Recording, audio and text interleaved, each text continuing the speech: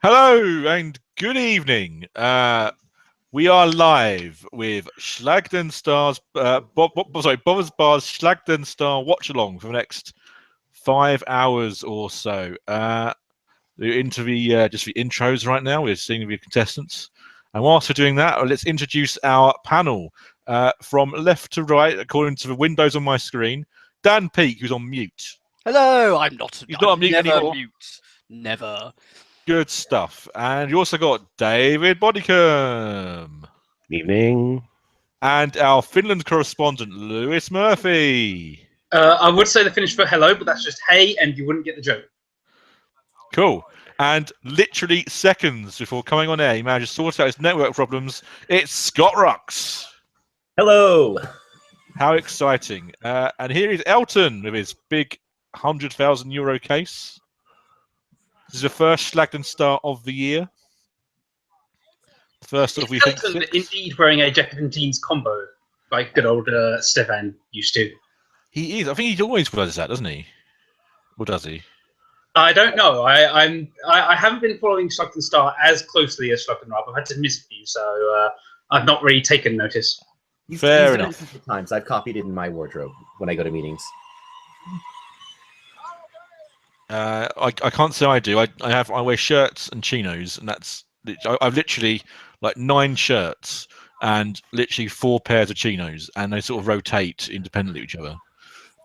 So that's 36. That must make them difficult to wear, surely, if they keep rotating. That's true. It's no wonder I'm so dizzy these days. It's not the blood pressure tablets. It's fact I have to keep spinning around on the spot to go over my clothes, unfortunately. Anyway, we are live. We are fully interactive.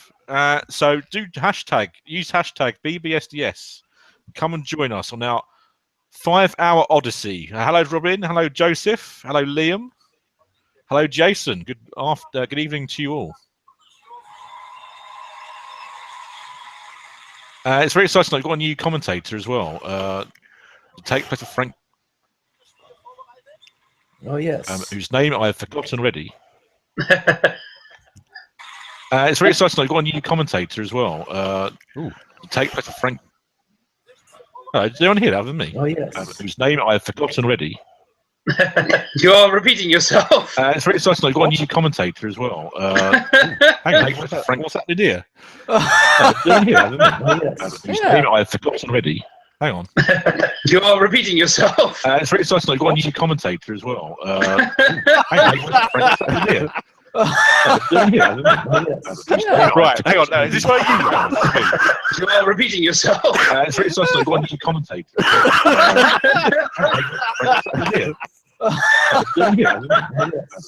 Right, hang on. Is this where you are repeating yourself? It's very exciting. I've got a new commentator.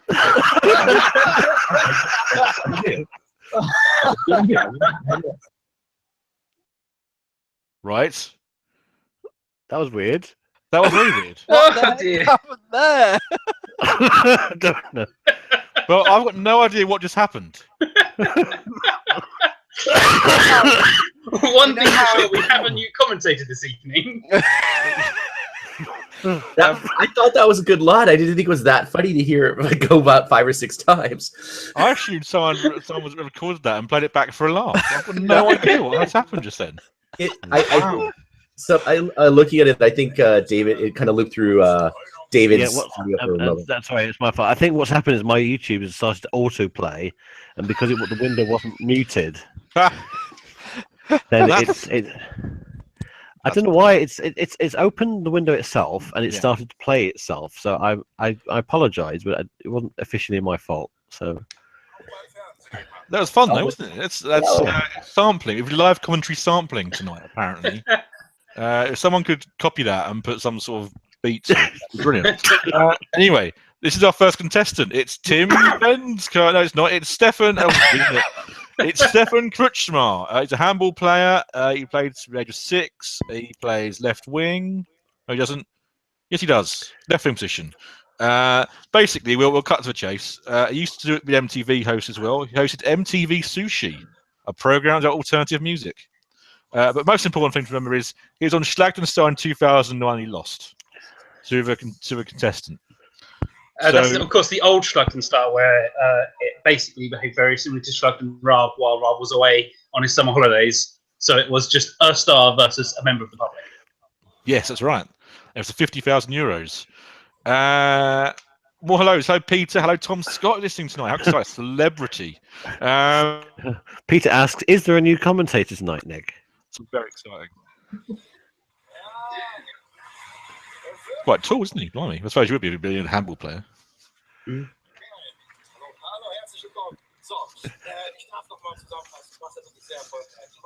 Well, you want someone athletic, and so.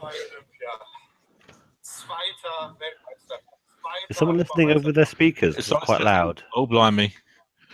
We're full of technical issues tonight, and that's quite exciting. That's better. That's better. Rotaro tweets us to tell us that the new commentator is called Elmar Polka. Yeah, he actually looks a little bit like Rio Ferdinand from the picture I saw a couple of days ago. Now you can decide for yourself if that's a good likeness description or a bad one when we actually see him live very soon. Do we know what else he has commentated? Because we know Frank Bushman, obviously, very prolific commentator. We talked about his accomplishments every time, but I don't know about Elmar Polka. Well, we did he's effectively the commentator that does darts, and also he's a commentator on the darts over here as well for the German audience. That's the the Premier League and the World Championship. I think he covers because they have coverage over there. Wow. This is Tim Bensko, a German singer-songwriter, born in 1985. He's so young. Achieved nationwide recognition of his song "Nur noch kurz die Welt retten" and becoming winner on the Bundesvision Song Contest. It was Stefan Raab's. Blimey, don't drop that. It'd be everywhere. Yes. Internal Song Contest. He played at first FC Union Berlin football and later studied Protestant theology and non-Christian religions. His musical career began with guitar lessons, which he decided to start taking when he was first 11 or 12 years old. Skip to the end. He registered for talent competition Sondergesucht of Cerner Mannheims. As a winner of a talent competition, he performed in the summer of 2009 for 20,000 spectators in the Berlin Waldbühne, one of Europe's largest concert venues. He received a recording contract with Sony Music and performed as an opening act for Silly on their 2010 tour. And he did very well. He performed as the opening act in Cologne and Leipzig on Elton John's tour of Germany, as well as being a support act for Joe Cocker during his Hard Knocks tour.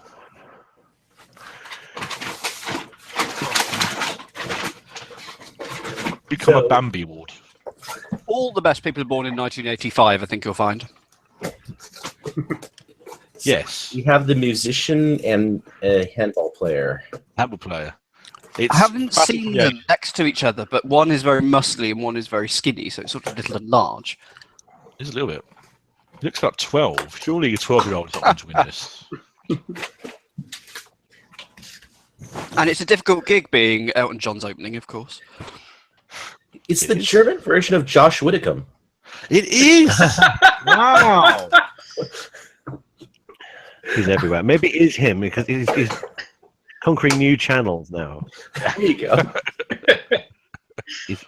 He's so ubiquitous on our channels. He's decided to go and raid other channels.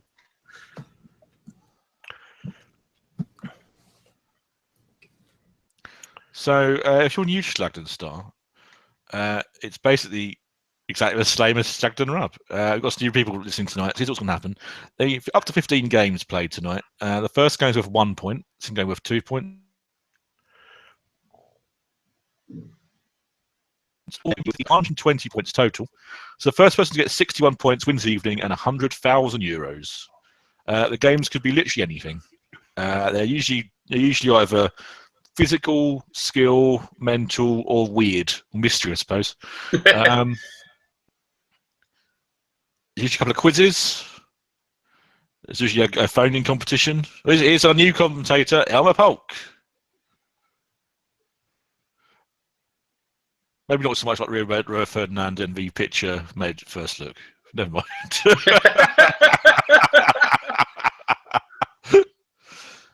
This is his first Shagdon star.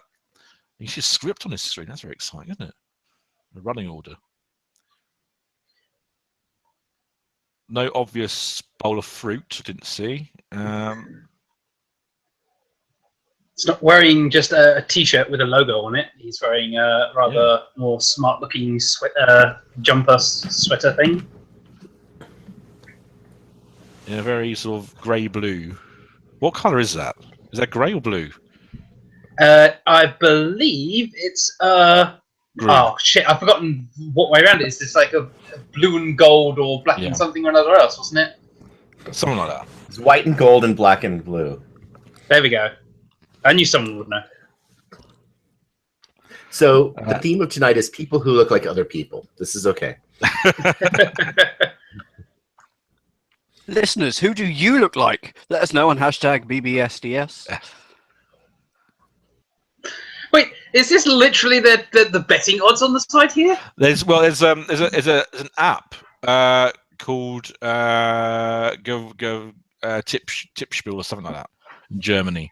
It's basically a play along for Schlagden Star, and you basically decide who you think is going to win all the games for points, and the winner at the end wins a big prize. It's the play along revolution. Anyway, here you go. Game 1. It's Drumometer. Wow. Or Drumometer, as Elton just pronounced it. Right. There's the app if you want to download it yourself. You're off in Germany, I don't know. Right. Is this going to be get as many drum hits as you can at a certain amount of time? It would look like it. Big old bass drums. I wonder if they're double pedal or single pedal. Probably single.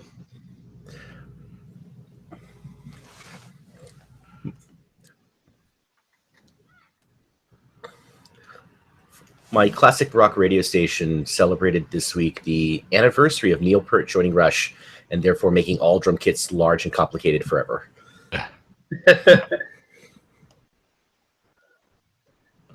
Well, these drum kits are very small and simple, I would say. Right, so this is the fun bit. We try and work out how weird games work. So Robin has said, yep, 60 seconds, hit it as many times as possible. Cool. In the official way, I assume. Does anyone here have any experience of drums and drumming? I listened to some music with a bass line once. Oh, look, proper counters. That's a drumometer. Wow, cool. Oh, it's I see. Just the other pedal is there to rest your foot on, but it's non. Or is it functional? I'm not sure now. Actually, it seems to be connected in some fashion. Could easily be a double pedal setup here. Yeah. We'll definitely get the question. Now, oddly enough, this game is 2 out of 3, not 4 out of 7. Wow, that's unusual. Yeah. I think last time it was like 5 or 6 games that were 4 out of 7. If there's one show it tends to make games a bit longer than it really need to be, it's Schlagden Star. Anyway, would you have to back the musician here because he's a musician, or do you have a handball player because he's physically more able, or what? I back whoever Tim has. Tim's isn't working. Yeah. Brilliant. So that's first round to step. I was just thinking, this is quite a delicate piece of kit. So I think so that's why they never let Stefan Raab get his hands on it. Yeah. Drums aren't that delicate. They're literally designed to be beaten. Now Tim's is showing 2,500. What's going on? Now Tim wins the round. It's going to be a technical difficulty evening, I think. So yeah. Well, we do have Tom Scott listening. Yes, Hey! it's probably all his fault. The technical difficulties, yeah. Right, the Right. bloke can't work it out to get the seconds up to 60. It's sort of stuck at 45. Yeah. They found the setting for 900 watts. This is good. This is where you earn your money as a live television host. It's not panicking during this bit.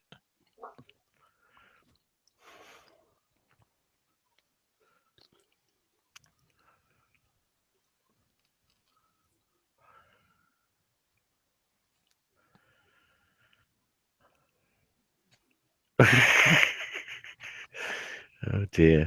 Get Surely they someone on who should- knows how to work the thing. They should hand over to the musician at the moment, because surely he should know how to fill. But Hold on. What? Yay! That's What right, they Leg. could You have sound effects tonight. How exciting is that? Apparently, the sound effects are going away soon from the Google Hangouts, so I thought I'd get the most use out of them. What they could do is just use the same setup twice, you know. Or back to the picture. Well, like yeah, use the left one, and each person takes a turn. Yeah, but it's a lot of these games look better when it's side by side. So Oh, absolutely they do. But sometimes you have to make a pragmatic decision, I suppose. true. I think that might be what they're Yeah, doing. what's going on? Oh, blimey. That's wrong songs. Oh, this is exciting stuff. We now have a second person coming on to try and sort it out. Is that a They're putting a spare on, I think. Yeah. That's amazing. They must have so many spares of everything in the background. This is this is very German, I'm afraid. That's Well, I can never forget the one time that they had a spare vehicle in the background for when one of the vehicles crashed in one of the driving games. I think it was a wheelchair-y type thing. yeah, Classic episode. he was warned, wasn't he? Like, if you break this one, then you lose the match. So they must have had one for each one, I presume, because one of each colour. Tom Right. Flynn tweets, "What's your technical problem?" Tweeting now. #BBSDS. Hi, David Cooper. Late to the party with pie, chips, and peas. There's also plenty of cider. Plenty of cider. Good choice, David. Oh, they're working now. Right. We're off. Right. Hooray. And it looks like Tim is actually winning. Just a little bit. He's able to work out. Yeah, he's winning about 20 beats at the moment. 15 seconds in. Yeah, it's about 13 beats a second, so not bad. That's pretty good. In fact, he's very definitely winning now. That is tremendously fast. How knackering is this? Yeah, well, that's what I'm thinking. I'm thinking you should sort of start slow and then, because he's catching up now, the other guy, isn't he? Yeah. Oh, he might even lead now. This is €100,000 leg jiggling. Yeah. Oh, it's quite close. It's quite close. Oh, it's just Stefan now, is he in the lead? I'm not sure. It's Yes, very close no, from my point He's of in view. lead. Yeah, he is by about 10 or 15 now. Yeah. If you watch the 700 go over, yeah, it's 25 in the lead. Wowzers, 25. How much pressure do you think you have to put on the pad to register? Well, as long as it makes noise, I presume. Like you'll feel it go slack. Is there a Slow motion leg jiggling. amazing stuff? Is there a? I'm trying to think. Is there a perfect pressure to speed ratio to not knacker yourself too much, but get the most? I think it's just with all muscle things, you start slow and you build up. A bit like if you're doing rowing or something. If you go all hell for leather in the first sort of 100 meters, your muscles will just tire too quickly. So you've got to pace yourself a bit. Yeah, because if you hit it too hard, you'll feel the force bounce back into it. So there's going to be you'll know instantly exactly how hard you need to go. Oh no. Tim started early. I'm surprised they haven't swapped equipment, actually. Well, it's color coded, so. Oh, there is that. That's true. But they normally will try and even it out if it's something like that. I have an appropriate sound effects for this game. Very good. I think that might be faster than the actual drum beat itself. Stefan up to a quicker start this time around. He's about. Oh no, he had a bit of a hiccup then, I think. Now Tim's in the lead. Looks like Tim managed to pace himself. I kind of like how Elton's just not looking at either contestant. Just the lighting on this is rubbish. Tim in lead by about 20 to 30. 20 seconds left. This is where Stefan fought back last time. But actually, it doesn't look like it's happening this time. I think Tim's increasing his lead, actually. He's about 40 ahead with 10 seconds to go. Up to 700. Tim using his hand there is interesting. That's the end. And yeah, Tim's 788 to 739, about 49 ahead. So Jason Cook has tweeted in failed quiz pilots, 1,000 drum beats. Given the pace here, that show would be over a lot quicker.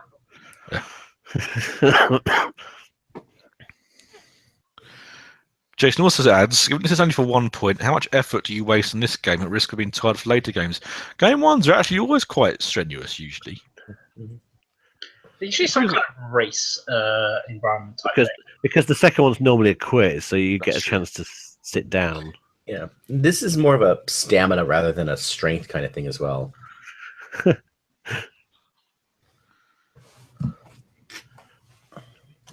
Peter Scandrick says, how do you count dramometers with a dramometer meter? Dramometer, surely. If I really want to annoy a fellow meteorologist, I'll call them thermometers instead of thermometers. It works a treat. Okay, they're off. We're not actually seeing the graphic here, so you've got no idea how well they're doing. Is that called Jeopardy? It's final dramometer. I don't have the Jeopardy theme in my sound effects, I'm afraid, so I can't. One of us could do it, but that's not going to be me. This is actually very close, this one, I think. Yes, they're about even halfway through the round. I think Stefan's slightly in the lead. It's quite difficult trying to move my eyes between both numbers at the same time. Yeah, Stefan's got it looks like Stefan's just taking the lead. Yeah, Stefan's just taking the lead there in the last 20 seconds.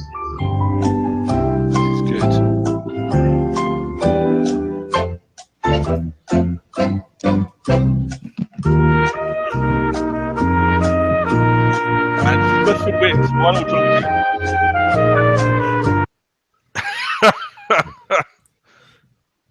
Was that you, David?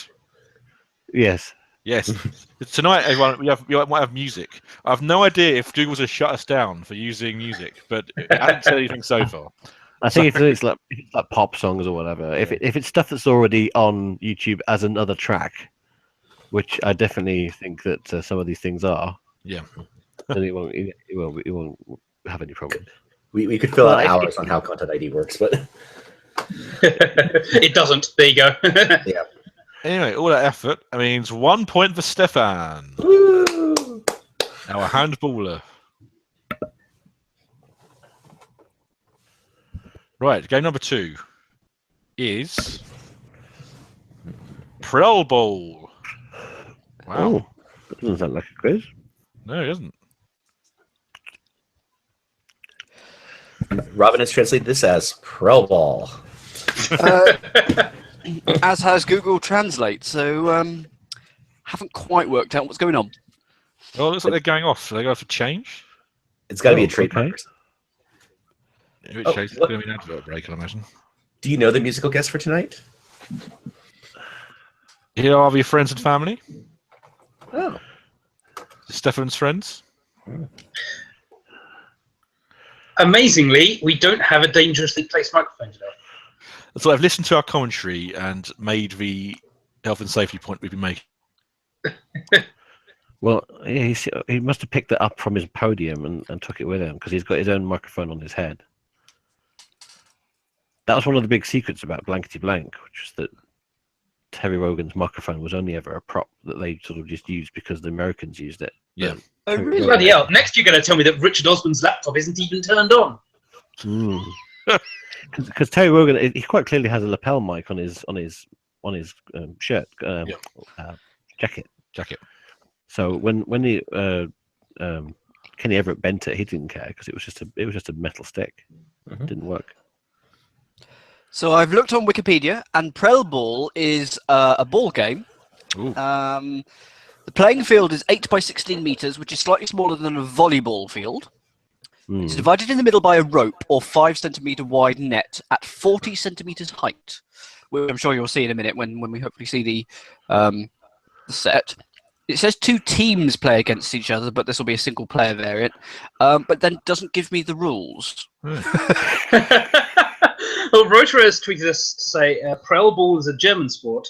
Prellen means pretty much bounce. Okay. So bounce ball. So is it a bit like sort of like a difference between volleyball and tennis that you allowed the ball to bounce once before you hit it back over or something?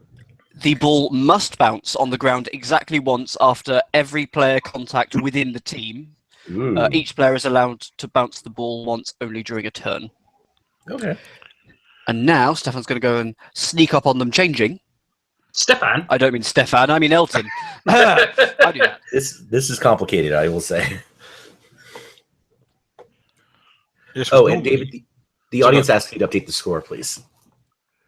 Oh, Everything but the actual score got updated. That's like traditionally Stefan plays in blue, but tonight he's playing in red. That Oh. Yeah, that's right. It's not been Schlagged and Rob for over a year now, and we still make these references. You have to think that the handball player is going to have quite an advantage here. Well, I mean, that was going to be the case in all the sports, but yeah, I suppose especially one that's effectively volleyball, but a bit different. Well, it's low to I mean, you would also hope that Josh Whitcomb has at least some level of athletic skill, or else he wouldn't be here right now. So We did see him playing footy in the VT, I believe. I think I was too busy listening to myself, to be honest. I wonder if this is a bit like Sepak Takraw, where it's actually mostly play with the feet. Must be, if the net's that low. I think it's meant to be the arm, the forearm, and the hand. Really? That is a teeny tiny net.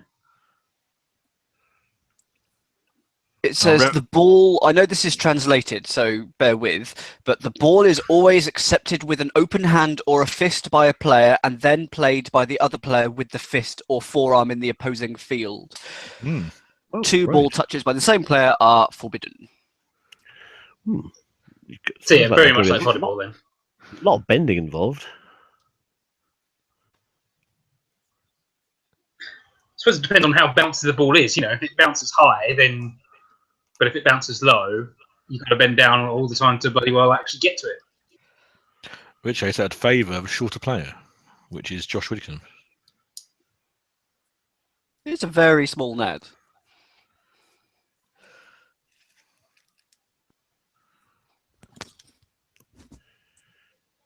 Oh, it's like table tennis rules. He's saying, yeah, that's right. Using void bounce. Pum, yep. The real question here is Stefan going to ask as many questions as Stefan?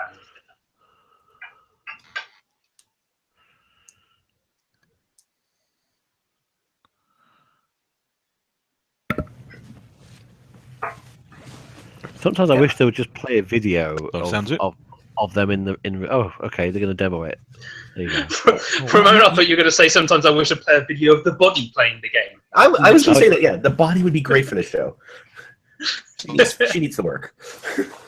I think he's saying there that you cannot. The ball should not touch the net.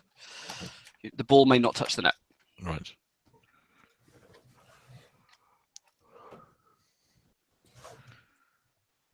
This is a very lengthy game to explain.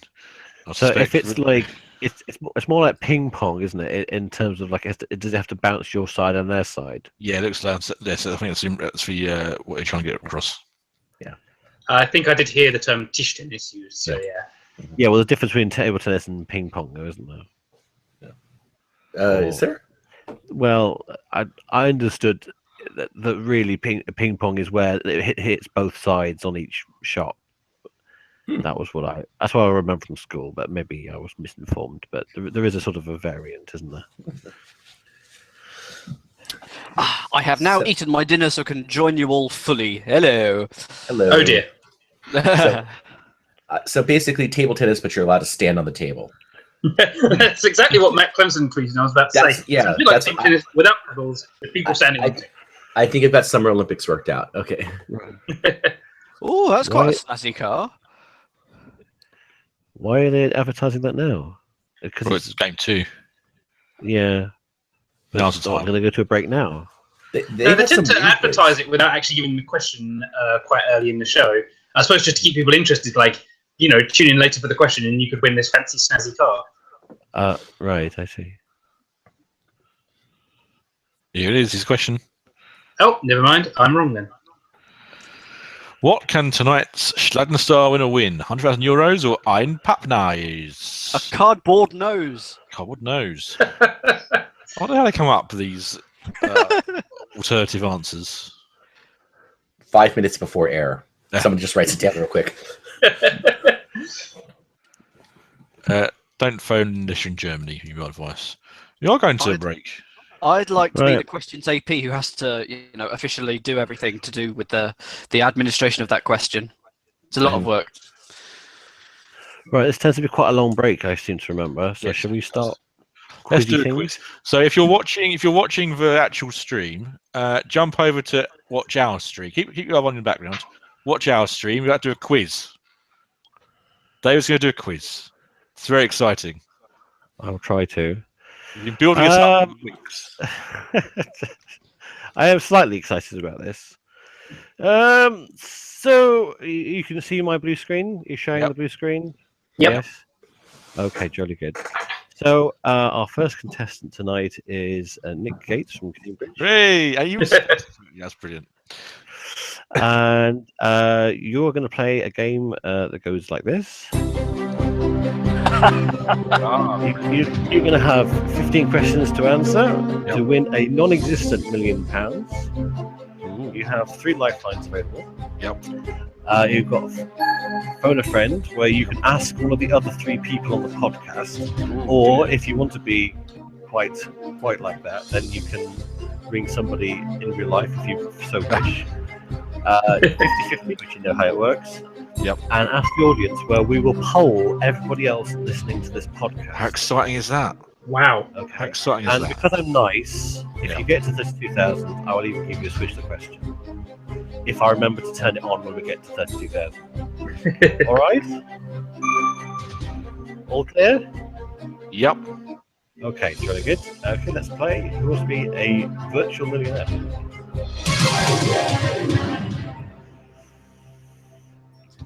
Jeans are manufactured from what cotton material? Taffeta, worsted, denim, moleskin. That's C, denim, Chris. Here's the right 700 virtual patterns. In printing, what is the spacing between lines of text called? Leading, silvering, brassing, ironing. I believe, although I'm doubting myself now. I think that's leading. Well, I call it leading. Lead. It used to be like strips of lead between the text, but it is. That's true. That's where other lowercase come from. But that's a different story for another time. I'm glad you got that question, Nick. I didn't know that.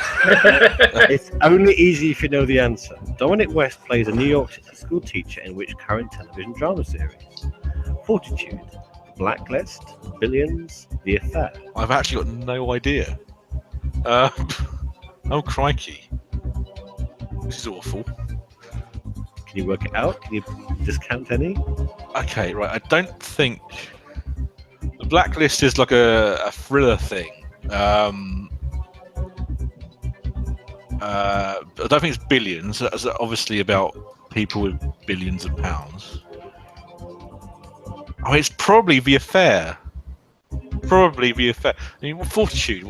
I've heard of that, but I don't. It would be so embarrassing to go out at 300 quid, wouldn't it? You go with The Affair? I'm going to go for The Affair, Chris. D. Okay. It's all right. Good for that. Hey! Yeah, you worked out. The fortitude's like set in the Arctic. Yeah. What is the name for a person who rescues a company from an unwanted takeover bid? White King, White Knight, White Bishop, White Pawn. That's White Knight, Chris. Right. £90,000 virtual pounds. The Stanley Cup is a major prize in which sports? Squash, ice hockey, golf, motor racing. I do know. It's B, ice hockey. It is right. Hey! This is the most nerve-wracking I've ever felt. See, it's a good format. They should bring it back and just do proper questions.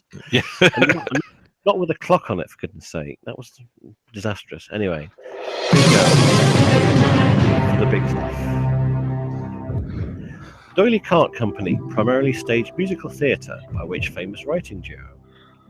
Gilbert and Sullivan, Rodgers and Hammerstein, Lerner and Lowe, Kander and Ebb. Oh no, I've got no idea. This is a £1,000 question. Blimey. 2000. £2,000 question. Blimey. Would the audience know this? Actually, the audience watching this is quite intelligent, so I shall ask the audience. Okay, you're going to ask the audience. Yes. Okay, audience, everyone listening to this live stream, this is what you have to do. Okay, go to this URL, tinyurl.com/bblifeline, and the other three listening on with us can also do it too.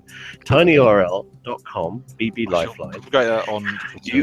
You will have 30 seconds from when I say go to answer the question. It's available now. You can start sending it now, and then we will look at the results when they come in. Okay, so your 30 seconds start now. So 30 seconds to go to tinyurl.com/bblifeline.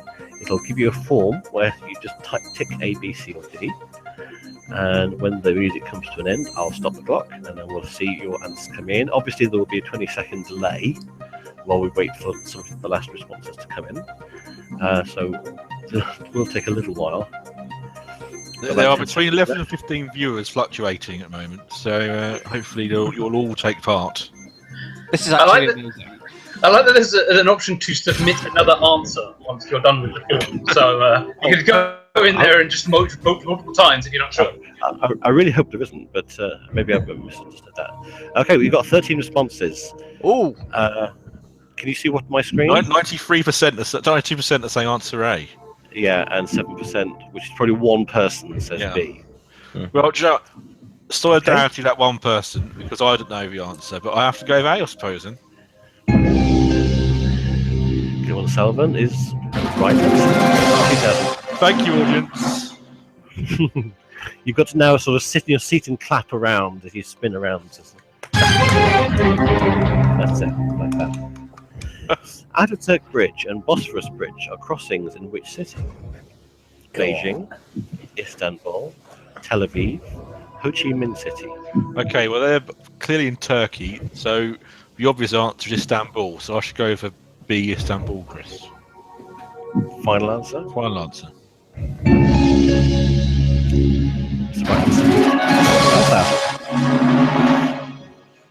How are you feeling? Oh, you know what? It's much easier when you're watching at home, isn't it? Yeah. Well, I have to say, I've toughened up the questions a level. Yeah, I've noticed. Yes, you have. From the ones on the show, because the ones on the show are quite easy. If you look back, because they're 10 years old, it is some are quite easy. Anyway, this is how hard I would make them if I was bringing the show back. It's US me in A level. Yeah, this is for £8,000. What kind of drink is Tokay? Coffee, wine, cider, spirit. I actually got no idea.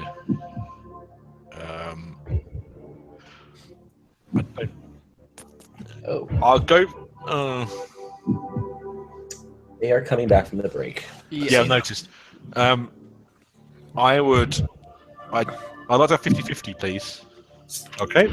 Peter, take away 2 wrong answers, leave 1 wrong answer, and the correct one. They are pretty much the 2 I didn't want to see. Oh dear. I don't think it's wine. Or is it? Well, you can ask one of your. Well, I'm pondering if any of my friends would know. Well, all the other 3 people listening. Well, I could go for 3 people listening. That's due. Ow. So I've got cramp in my left leg. That's how tense this is. I've got cramp now. I just don't think I've ever heard it associated with wine. D, spirit. Gamble. You would lose virtual. Are you trying to guide me here, Chris? No, I'm just warning you that this is the end of the game. All right, I'll go for B, wine then. You're going to go for wine now? You've changed your mind. Right, hang on. You're going to lose £3,000 if you're wrong. Yeah. So I'm trying to read you. I'm trying not to be read. My gut says spirit. I'm happy to. I don't think most people know this. I'm going to go for spirit. Final answer. All right. Shall we see how long this music cue lasts for? It's probably quite long. Get on it. Oh no! It's a wine from Hungary. Oh no! Yep, afraid so. Oh. Sorry, man. Ow! 1,000 to beat. I had a lot of fun playing. Oh Christ! Sorry. Okay, well, we've got 3 more games coming up, so we'll stay tuned.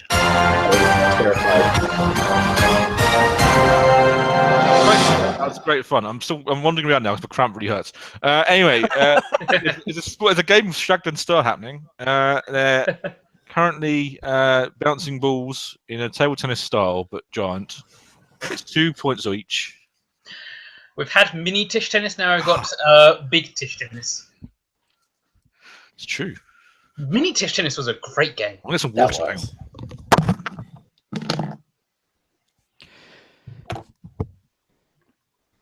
This actually looks like quite a fun game. It's sort And they're of. silently weeping about the number of questions I've written that we're now not going to use. Do we know what this is first to? Rotora, have you said anything? David Simons says, was hashtag WDWTGYT ever explained? Well, given that we're playing Who Wants to Be a Millionaire, and it was one of the catchphrases on that show, you should be able to work it out from there. So there's your hint. It's a catchphrase from the show. I'll give the answer in a couple of minutes. It also takes longer to say the acronym than to say the actual catchphrase. Daniel, But of course, we don't want to give you anything away, so Yeah. we're not going to say it. So what was How that many- score? How many days of agony did you take over that hashtag? It took me 4 days to work it out.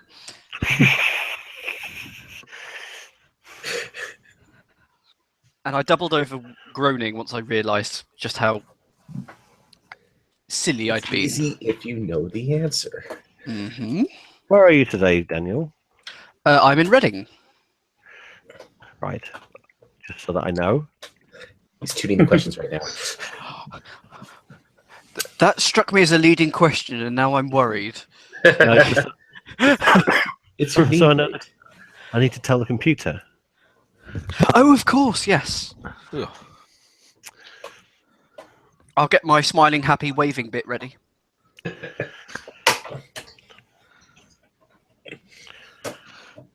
As a reading Twitter, I'd like to thank you all for backing me, especially David Cooper. I'm sorry I let you down, viewers. I'll let myself down more, but I'll let you down as well. I personally would have gone for Matt Clemson's choice of OKT. That's what I thought it was. So I thought it was a wine, but I thought it was wine from Japan, so that shows how much I knew. That's sake. All right, no need to be so sarky. Thank you. I didn't think it was Tokay if it was rubbish. That was good, wasn't it?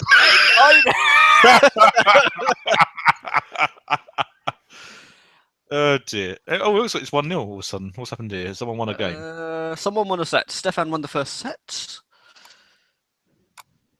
Is it how many sets? Is it the first of 2, I presume? It's probably first at like 17 or something. It's first to 7. That's usefully low. Sorry. Exciting. Let's see at the next game. Sorry.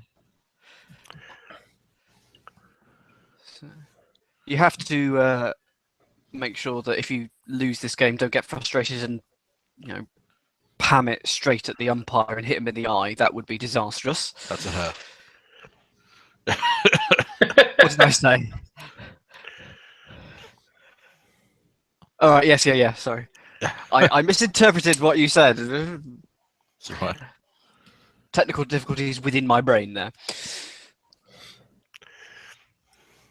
Your brain will be fine.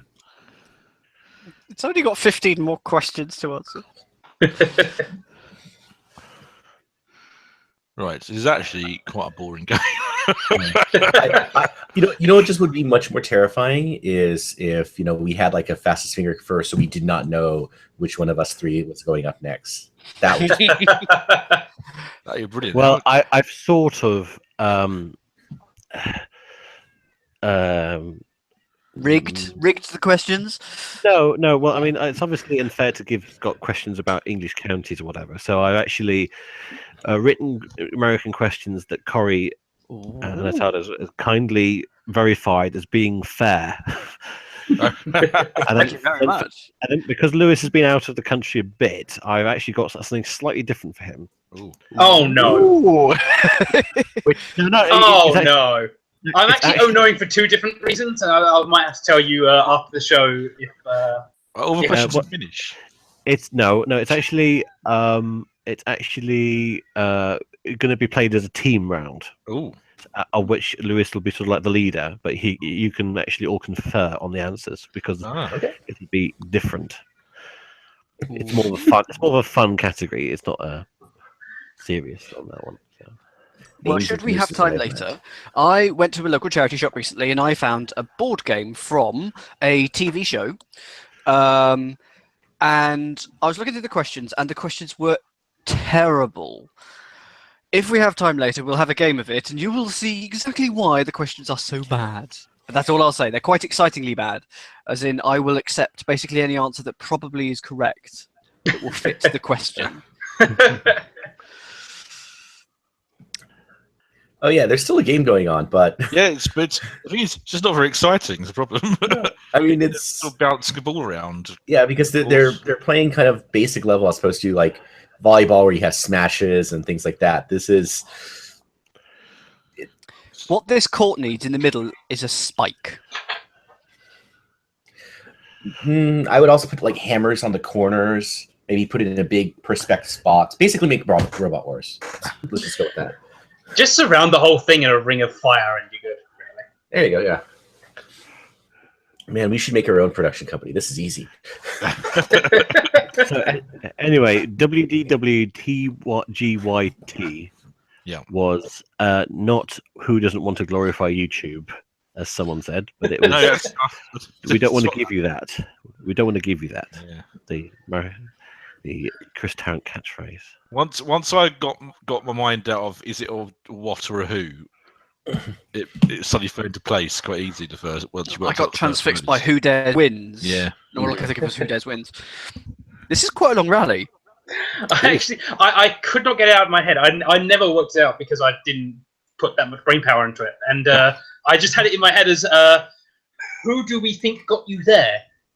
Which almost rhymes with Who Wants to Be a Millionaire, and so my brain was happy with that.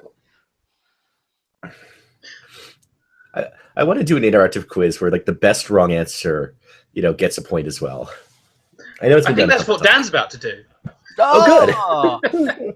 Oh no, I see. I thought you meant in my turn on Who Wants to Be a Millionaire. Yes, you'll see.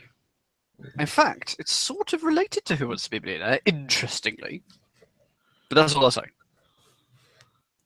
Is it Teleaddicts? I will neither confirm nor deny. Is it the TV Times quiz game? It's from an actual quiz. From an actual quiz. Hmm. Oh, I'm such a tease. Is it We Love TV?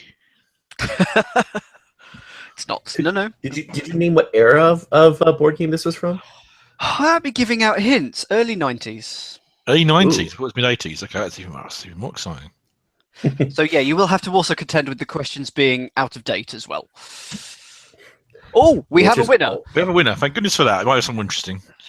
The answer is always Soviet Union, by the way, for those aliens. Oh, hang on. I gotta have a look now. That's one of the categories is called current affairs, which is just going to be brilliant. Goodness.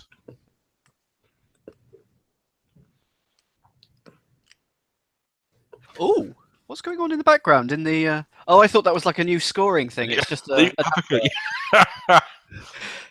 got me all excited. They decided to update their presentation package just an hour into the show. All right. Right. Game number 3 in a second. Here we go. That was a bit of a rough- play on the tape. Oh, it's it's Blabir Yeah. Okay, the Mirror of the Siren is basically it's a quiz you used to play on Stefan Raab's TV Total. It's literally just a general knowledge quiz.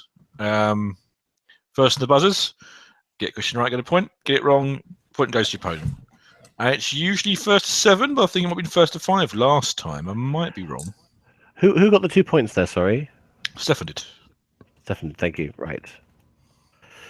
Now, At this point, does we're that going to mean go to a quiz because you can't really follow this on television. yeah, shall we do that? Then I'm ready with the next one. Let's do another. So we'll keep an eye out in the background for what's happening with the Siren, but it's much more fun with our own quiz, I think. So, quiz away. A similar proportion of questions will be answered correctly. To whom? To Nick. To Blabir and Odoclasirin. Oh, right. Okay. It appears to be first to 6, by the way. Just Okay. So the next contestant is Daniel Peak from Reading. You ready to play? Oh yes, you couldn't see me waving, but I was. Okay, jolly good. so before we start, there's yeah. a tweet from David Simons, who thought the hashtag was "Who doesn't want to get yen tonight?"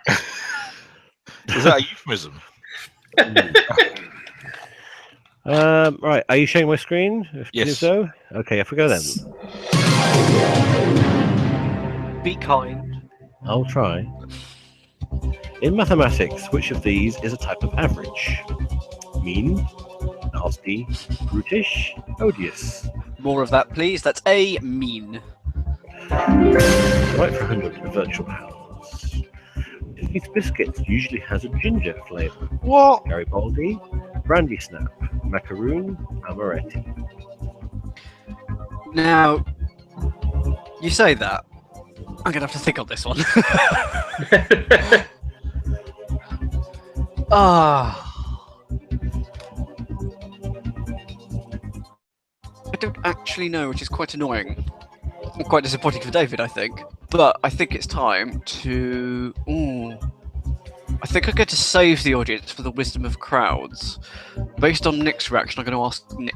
Oh, what made a mistake? Oh, no! Right. So you're going to phone a friend, all right? Yes, so you've got 30 seconds to chat with Nick about whatever you want to do, and then at the end of that, you've got to give me the answer. Okay, here we go. Right, Nick. Right. Which of those biscuits has a ginger flavour? It's not a brandy snap, is it? Well, it's not Garibaldi. That's Squash Tribe biscuit. Right. Amaretti, I'm pretty sure that's almonds. That would make sense. Macaroons don't have much of a flavour, do they? No, I don't think so. And brandy snap tastes of brandy, surely. So we've ruled out all of them. I think all the answers are wrong is the problem. Thanks, Nick. Good. I was expecting ginger nuts to turn up. That's a problem. Yes, I'm just going to say that Tom Plymouth Twitter has asked you to take the money.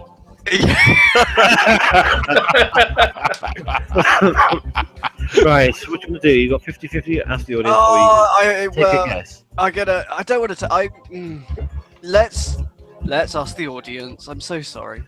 Okay, audience. Dan needs a bit of help here. Go to tinyurl.com/bblifeline. tinyurl.com/bblifeline.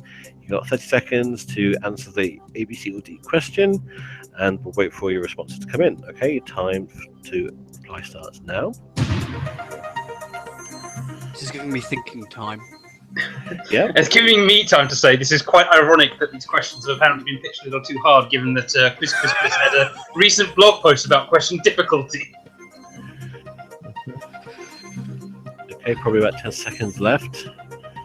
In first, I hate writing questions. It's the worst. I'm kind of writing them for something else, and I hate it. If it helps, me too. He says, as a question writer. Well, I think all the first 5 levels on Millionaire are much promotions anyway. Yeah. Anyway, okay, that's 3 seconds up. Let's see the answers coming in. Okay, so 50% say B. Okay. 25 is D. So that's Okay, I'll go with the bees. I'll go with Brandy Snap. Brandy Snap is Oh, yeah, they're quite heavily flavored with ginger powder as well as Brandy. fair enough. Which animated television character is associated with the phrase "I'm ready, I'm ready, I'm ready"? Stewie Griffin, Maggie Simpson, Charlie Brown, SpongeBob SquarePants. Let's go with. It's not. Maggie Simpson doesn't say anything. I don't think Charlie Brown says anything, and I don't think it's Stewie Griffin. So I'm gonna go with D. SpongeBob SquarePants. Answer. Logic. 500. Sergei Bubka broke the men's world record 35 times in which field event? Hammer, shot put, triple jump, or pole vault? Ooh. Which of those would you? It wouldn't be triple jump because you wouldn't break that 35 times.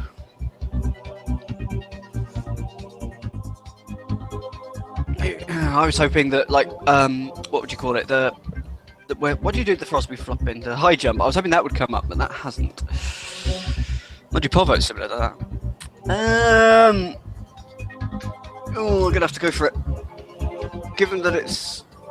Yeah, I'll go with the pole vault because I don't think the others you would break 35 times. Right answer. 500. Oh, give me As more. portrayed in a Michael Caine film, who fought the British at Rorke's Drift? Zulus, Sudanese, Hittites, Turks. Oh, it's a guess. I'll go with A, Zulus. Final answer? Mm-hmm. Is the right answer.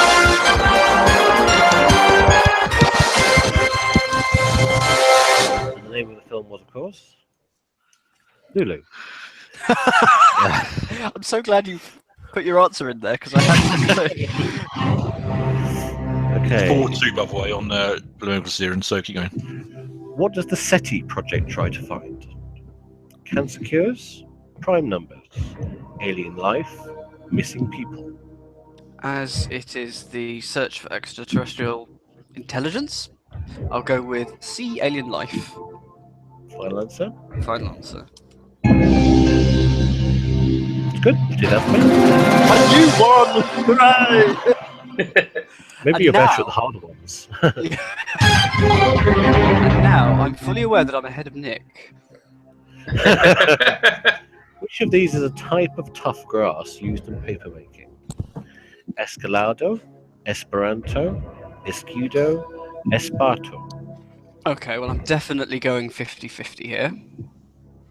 Wow, All really? right. Okay. Because I know two of them that it's not.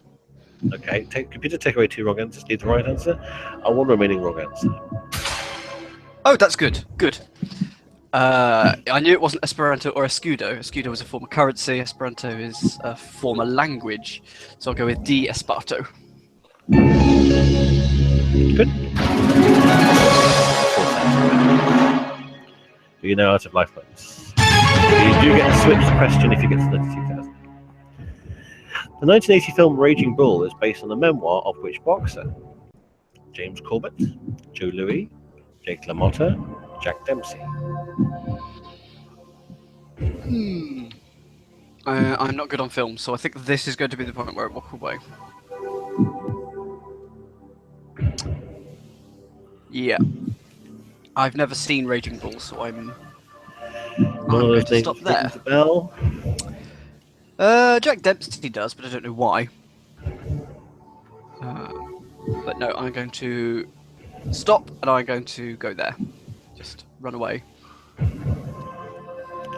that's where we're going to set our benchmark at 4,000. Yep. Final answer? Yes! Take the money and run! Okay. Well done, you want to set our Well done. So, if you were to be forced to pick an answer, which one do you have gone with? Possibly Jack Dempsey, just because he's the only one. I might have heard of Joe Louis. Yeah, Joe Louis. Joe Louis. Mm-hmm. Correct answer was. Yay! So you did the right thing. That was hard. I thought it was easy. Hang on. How can I get which of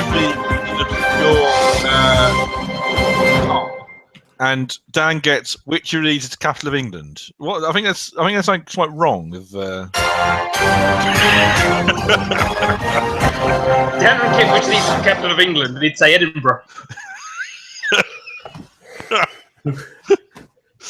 Oh dear. Anyway, that was quite well timed because Blumio Considerin ended. Stefan won it as well. Yep. Stefan won it at 6-0, and the next game is called Schweissen, which means welding. Welding. Mm-hmm. Wowzers. But we appear to be going into a break. What's the name of the game again in German? Schweissen. Okay, just making sure.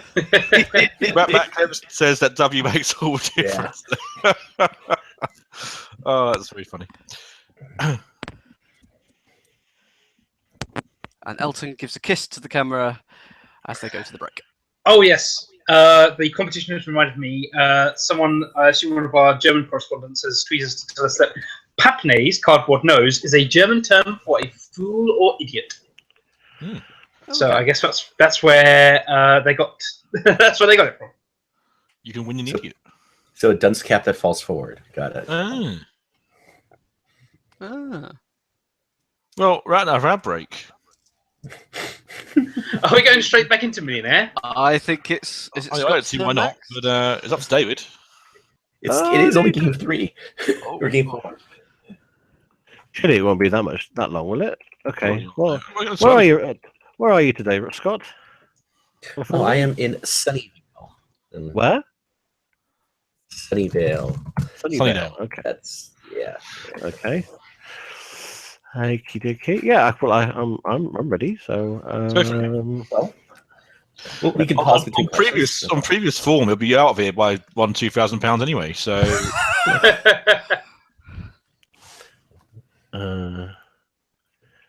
Okay. Just setting up the. Gotta go with that answer. Currently wincing on my biscuit knowledge. I was totally seeing that. I thought surely ginger nut's not going to come up, and it did. I mean, there's at least two. There were 2 questions that were you could eliminate the other 3. Which one's Wait, you can play the US Powerball from Germany? That's awesome. What's it? Sorry. I'm sorry. One of the German commercials was for the US Powerball. Apparently, you can play. Wow, cool.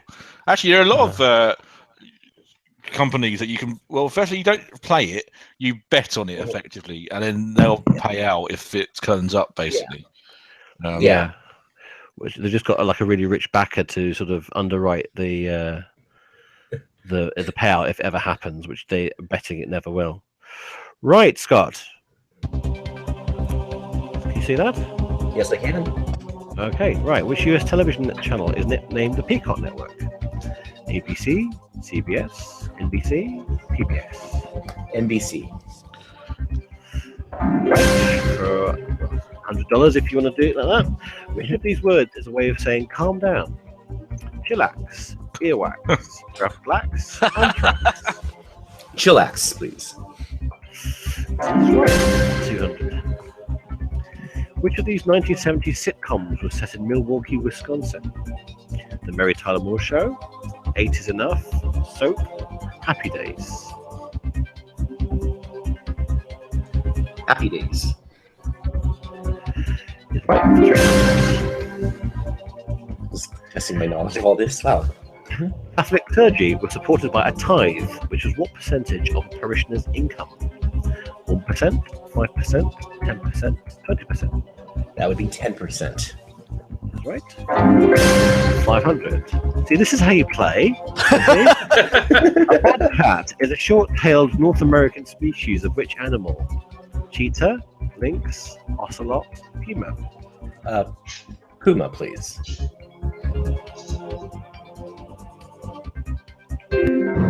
Oh, that's how you play. Afraid that's not right. Okay. It's a lynx. It's a puma. It's not right. It's not the right color for a puma. Puma's black usually. Oh. Scott. Well, that tells me that makes me feel really sad because you're going to play the sad music now. Like, well, That'll do. I don't actually know. Well, that's the sad music. Yeah, might be. Right. Let's pretend that Well, didn't that's okay. happen. Yeah. Because I want someone to get decent money. Okay. So, I mean, I'm happy to give all of us a mulligan on to just see where we would have gone. yeah, exactly. So I let me still just. can't remember which of my biscuits was correct. Hang on.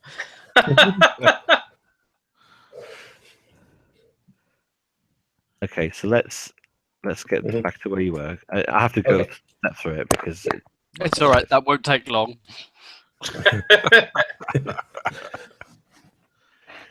I'm officially writing. Your official score there is 0. I'm just going to write that down. What's our average scores? What's our average money so far? not high. It's not great. Well, 1,000, 0, and 4,000. 5,000 divided by 3. one So- six There you go. six 7. All right. Okay, let's try again. I got to get my focus in. The USA's first national forest, Shoshone, was set aside in 1891 as part of the Yellowstone Timberland Reserve in which state? Wyoming, Texas, Ohio, South Carolina. Well, I'm going to assume that Yellowstone Timberland Reserve is near Yellowstone, what is now Yellowstone National Park, and that would be in Wyoming. There we go. Back on track. Gotta get my focus in. There we go. On a baseball scorecard, what is denoted by the letters BB? Double play, walk, stolen bases, force out. Stands for a base on balls, which is a walk. Choice B. Good. I have no idea any. Which 20th century disaster is the subject of Watchalong's book, A Night to Remember? The Hindenburg, the Titanic, the San Francisco earthquake, Chernobyl. All right, I'm going to go ahead and play with this a little bit because I'm all but certain it's the Titanic. Now I have that moment of doubt. I've already blown my one free. Okay, I totally messed up on an easy question. I can't do it a second time. Oh, and now I'm Sorry, now I'm you debating. you go ahead while I just just spin all these. Yeah. Okay. Hang on, just I memorized the question. I'm Yeah, not saying you have to. I'm just getting. yeah. I'm just talking my way through my Sure. this. There you go. Okay, so Night to Remember.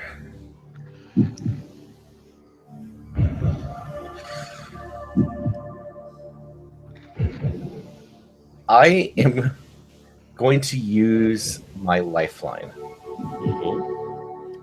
I would like to ask Daniel, please. Okay. Call Daniel. Get Daniel on the phone. You got 30 seconds to speak to him, starting from now. Is it B?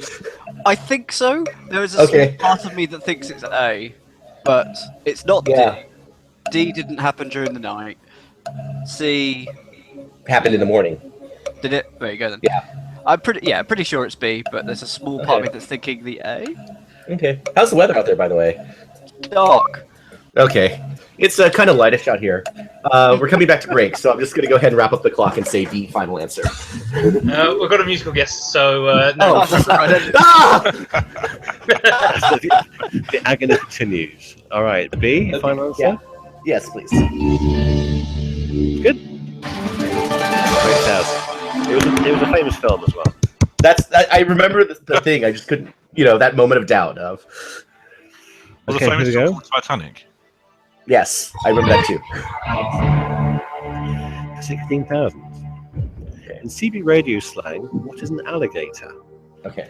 A UPS truck, a series of road cones, a flatbed trailer, or a piece of broken tire? I know this. Oh. I forgot where I read this, but I've always known it as a piece of broken tire. D. Final answer? Final answer, please. You did know it. 16,000. There we go. Doing well. Okay. Crashing away from a guarantee to 2,000. And if you remind me, I'll give you switch the question as well. Which Okay. might be for a British question, might be for an American one. Who knows? Which of these works of literature does not take its name from Shakespeare? Infinite Jest, Brave New World, The Sound and the Fury, The Divine Comedy.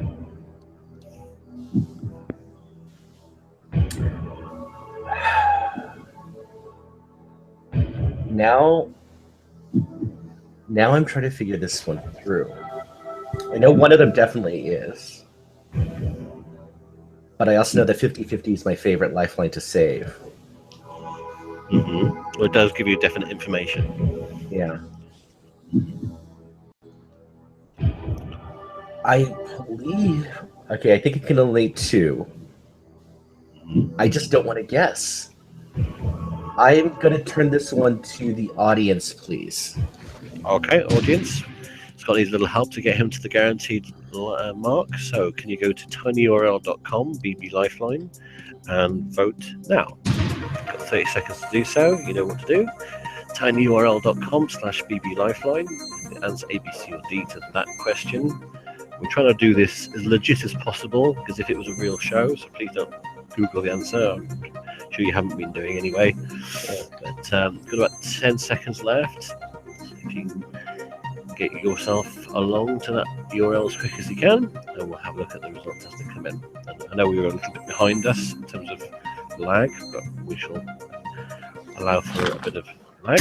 Okay, that's time up. Let's have a look at what we've got. 12 responses, and 61% currently says D.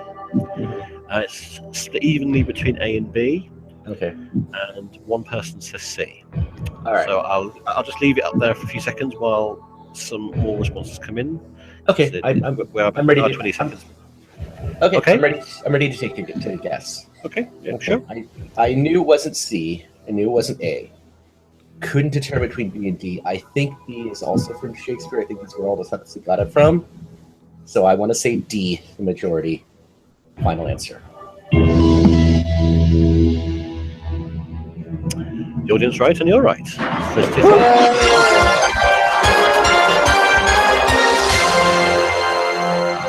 Now would be a good time to come back to that later, I think, because the musical act just finished. Right. Yeah. We'll leave it there. And if we could add that.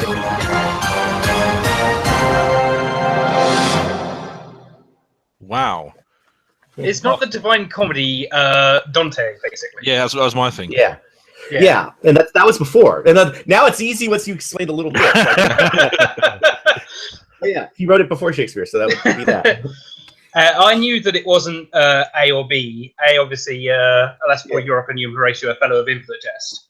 Right. Yeah. And Brave New World, I just knew was Shakespeare. I would have said D, but I wouldn't have been 100% on that one. Right, and I knew C was basically the Tempest. They've got the nice leather aprons, and they're ready to weld. Wow. Now, how's this going to work? Is it going to be weld a certain amount to get as close to something as possible? Or Well, how that would work? Weld a lump. Yeah, weld these pieces to make a lump of exactly 2.3 kilograms. There's a bell there, so there needs to be some sort of race.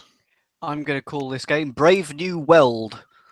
That's Uh, good, Dan. That's very good. yeah, fellow not of infinite jest there. See, the problem with the bell thing is that I usually don't assume racing with, fire and torches and welding. Because there's a little safety factor.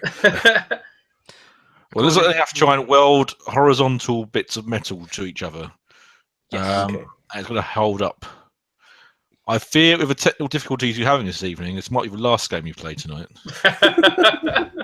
Studio. The perils of live television here. If the set burns down, we're all gonna know. This is probably a bit dangerous in live television, really. Yeah. It's good. Were you around for the last Schlag Star? Yeah. No, Lewis. I mean, I was not. I was at my girlfriend's parents, so didn't want to keep everyone else talking. They had a transmission failure in like game 14 at 1 a.m. Like literally, just the satellite, the studio just stopped transmitting, and that's hard to recover. Right, players have to weld 4 bars horizontally together. First to do it wins. Thank you, Robin. Okay. And the players have to hit the bell, and if the bars stay intact for 10 seconds, they will have won. Yes. And what are we I've doing never welded. first? 2? Yeah. Hopefully, first 1. I've never welded, so I've no idea how hard this is. Has anyone here had any experience of welding? I have worn a pair of welding goggles. I've glued things. I've soldered things. Yeah. That's probably closest, really. It's This is welding the closest skill. without going over. Here we go. A weld is. Have any of our listeners ever had much welding experience? Is this an easy or difficult game? Hashtag BBSDS with your welding experiences. So I saw a task on The Amazing Race, I think in the last season, season 28, where they had to do some welding. And they're in a dockyard or a shipyard of some kind, and basically they had to weld these 2 metal planes together at an angle, and then they would rub it with detergent and pass air through it, and if there were any bubbles, that meant that they hadn't welded it correctly. Mm-hmm. And it took some teams hours, but then that was 2 metal planes, if you know what I mean, rather than, these look like serious torches. Yeah, that's why the bell thing kind of worries me a little bit. Whoops, soldered the bell to the rod. If you melt the bell, I think that counts as a forfeit. We're off. How do we commentate on this? There's certainly some good welding there. They're definitely welding. Those torches sure are hot. I'm glad they're wearing gloves. Yeah. Well, that's part of the thing is that, you don't want to get it all the way. It needs to be a strong weld, and it looks like the metal is probably some kind of iron. So Stefan's technique is quite good. That's pretty much the right way to do it. You want to heat up both sides evenly, make the contact, hold the contact until it binds, and then let it go. Very like soldering, I guess. Yeah. I mean, Stefan's actually doing very well. He's on 3 now, and Tim's on 2. We've had some responses on Twitter regarding welding. Peter Scandrick says he's done spot welding, but that's a bit like stapling. that's still pretty important. And David Simmons, or is it Simons or Simmons? If we ever got confirmation on that, I'm not sure. I'm his friend, and I can tell you that I've currently forgotten.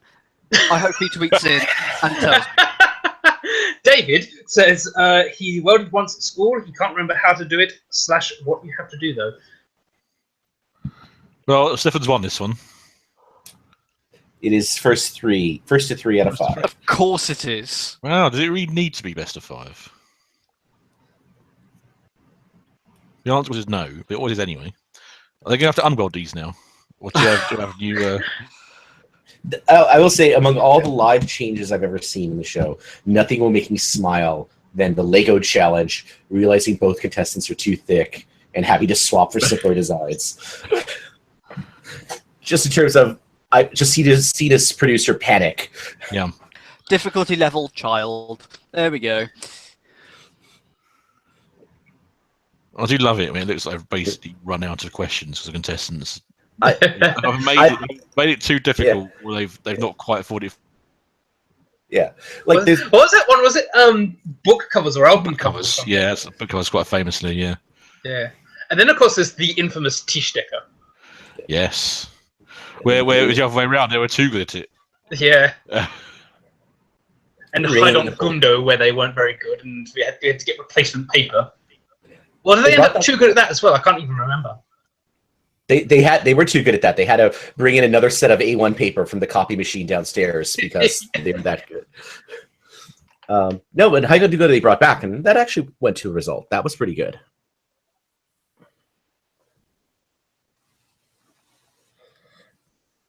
And who can forget Ringing the Bull in terms of disaster games? Mm-hmm. So how does these just weld together without any sort of form of, like, solder or whatever you do? It's just literally melting the metal, is it? Yep. Mm-hmm. Yeah, Okay. the metal's soft. The more precisely the technical difficulties on the right-hand side here. His torch went out. Yeah, the temperature of the torch has to be. It looks like it's an oxyacetylene torch, so the temperature has to be high enough to literally make the metal that hot. So.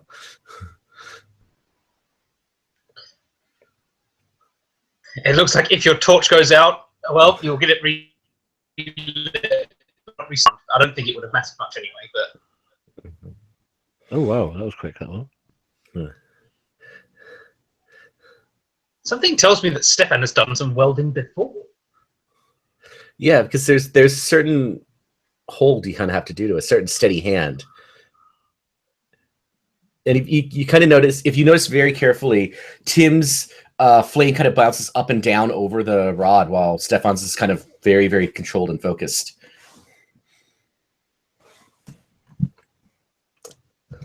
So, yeah, thank you, Peter. Go ahead.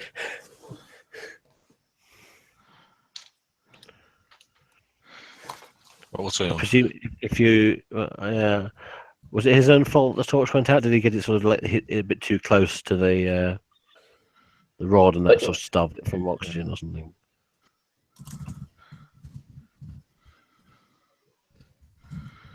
It looks like the I just assigned the points. I'm gonna guess it's just one of those things.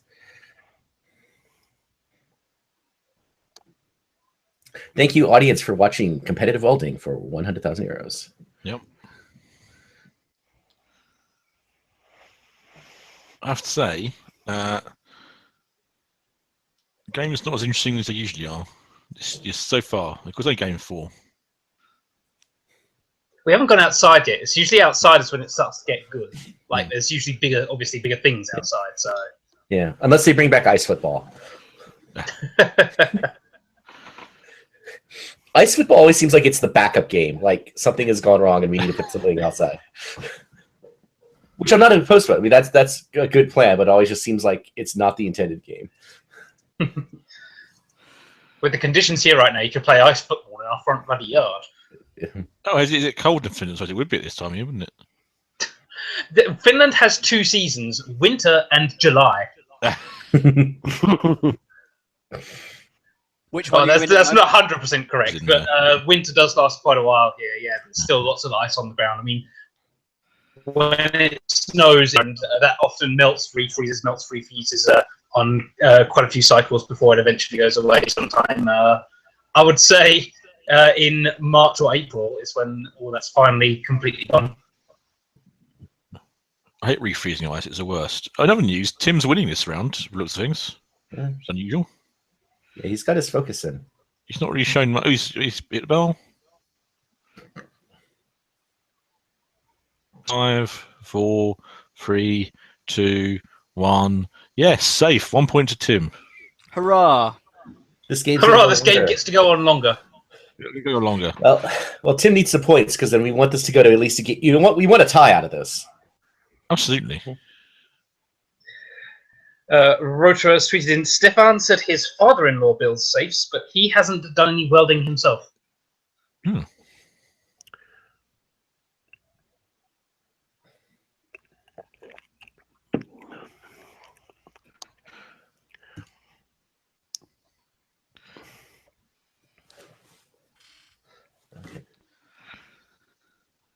Good evening to our viewers who just joined us. Well, we got quite a good level tonight, actually. 15, 16. That's pretty good. Welcome, everybody. Apparently, the weather tonight in Cologne is 6 degrees C, cloudy, no wind or rain. I'm impressed by the TV cameras having to handle a flame and all these sparkles and still do quite well. Yeah. Well, if you take a picture like this on your phone, the hot spot and the bright spot kind of drowns out everything. So they've done something. Mm-hmm. I wonder if it's as easy as just putting some kind of filter over the lens. No, they have a thing called racks, which enables you to dial up or dial down the intensity. But the other people aren't, that saturated. So just Maybe it's not very good cameras. or at least they figured it out during rehearsal. That might be. Yeah. Oh, this is what they should give away for the viewers competition. Welding set? What? Yeah, no, just the used. If you win the viewers competition, you get one of these welded sticks. What are they going to do with them otherwise? Win a car, a phone, and a welded stick. If it's iron, you just recycle it. So. Stefan's gone for it. Yeah, Nope. dropped a little bit earlier, but he's back. It's looking good. And Stefan's a winner. Oh. Well, we always talk about the dream being the draw, which it is. Yeah. But I think the secondary dream, if we can't have a draw, is the whitewash. Yeah. We haven't seen one of those in a very long time. So, not to put Tim down here, but I am now looking forward to a whitewash. It's on. You're 4/11ths of the way there.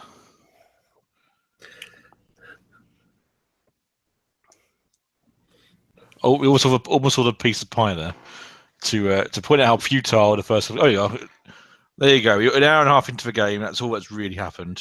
Everyone's favorite shirt. I love pie charts. Absolutely.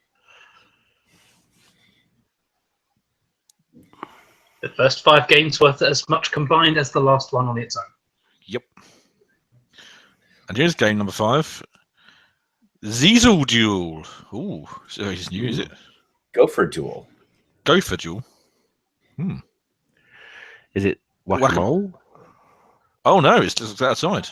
Ooh. Oh wow, what are they? I'm lagged a bit, so I'll see. There's easels. Oh, these are the things that they had to get. They're like sort of all-terrain, single-person. This is what I was thinking of when I said someone managed to ruin a vehicle and they got in a replacement. I think, but now that I look at it again, I don't think it was these things. But nonetheless, yeah, I think we've seen those before. The little sort of all-terrain, single-seater things. Right, they're going outside and they're going to a break. Okay, so should we go back to Scott's amazing?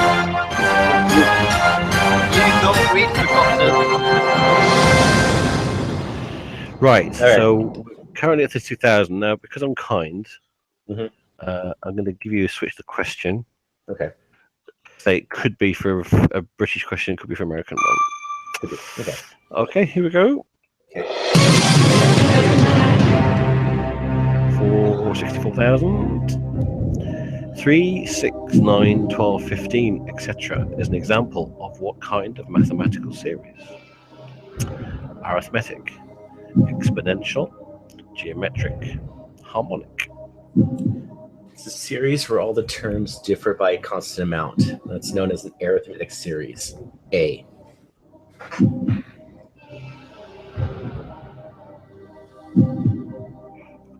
I'm just wondering if I've got the right answer now.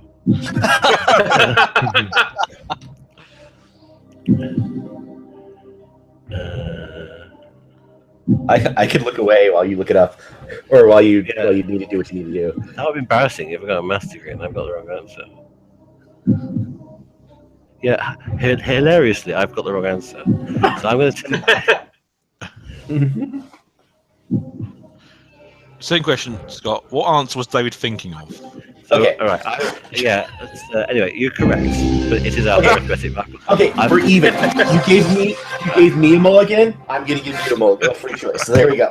No, you still score. We have to invite you back to the next episode. There you go. All right. What might approximate? No, the reason why is I've not moved the yes to the right right thing when I rewrote the question. What might be approximated using Nagel's rule? Okay. Dividend of a company, lifespan of an animal, area under a curve, due date of a baby.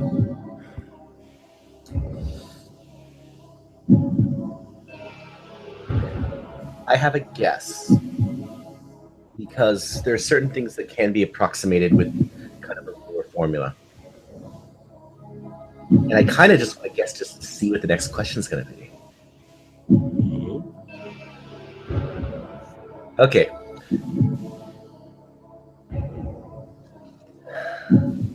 I would like to use the 50-50, please. All right, computer, take away 2 wrong answers. Okay, the answer I was thinking of is not here, which has happened, which is wonderful. Then, okay, so the thing is that a dividend of a company, I believe, is just set by the company as a matter of profit loss. However, due date is more predictable. Like it's actually something that you could approximate with a rule. I want to save my switch the question. I'm going to go with it. I want to say it's D. Final answer. What do the others think? I would have gone with D as well. I think he's worked. He's certainly his logic seems fairly sound. The right answer. I thought it was one of those area under the curve things, like a Simpsons rule and all the others. That's so. what I wanted you to think. That's why I wrote it. Oh, okay. Okay, 3 questions away from a virtual million. In Greek mythology, which son of Zeus and Electra was the founder of Troy? Perseus, Hermes, Minos, Dardanus.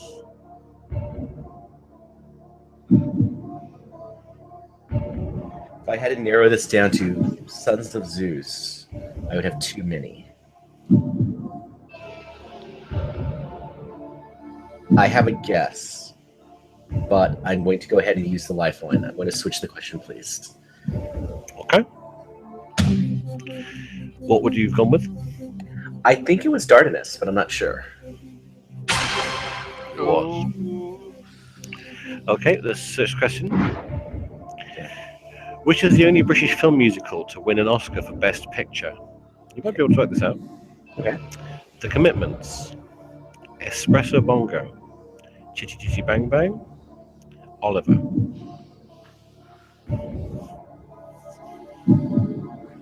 One of the things they ask us to memorize is the list of all the Best Picture winners. The problem is that I usually defer to my film expert, so I actually have never memorized this list.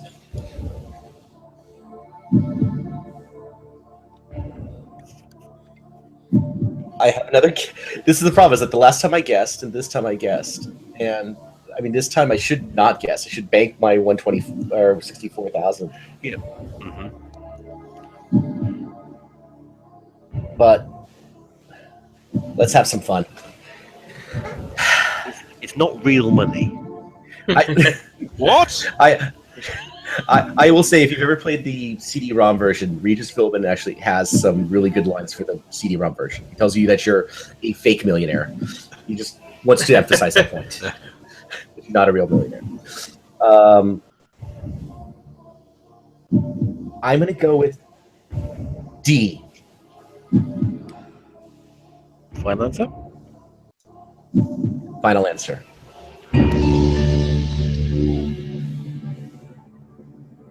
You worked it out.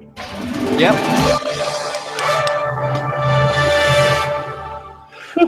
You're going to bloody well do this.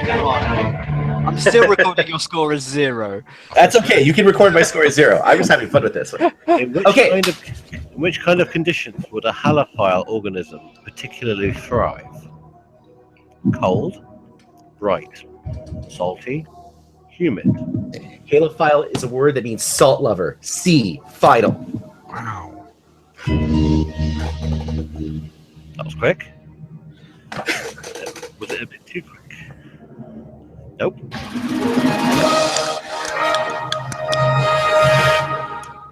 Oh, this isn't fair.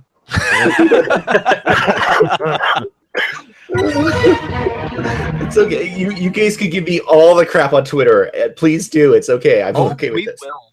Thank you. Which of these is officially named a Commonwealth rather than a state?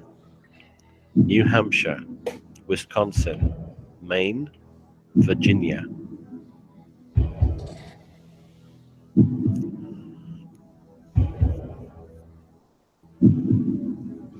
I think I know this.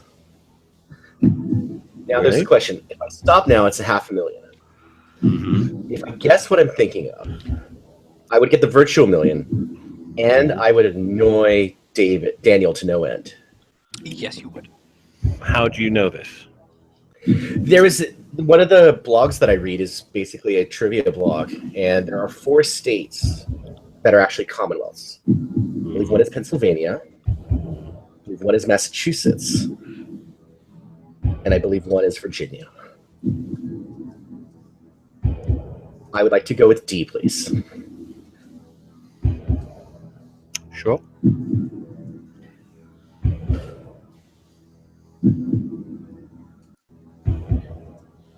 If I say final answer and we go back from break, you're going to make me wait this out, aren't you? No. Okay. I am going to go with D, Virginia. Final answer.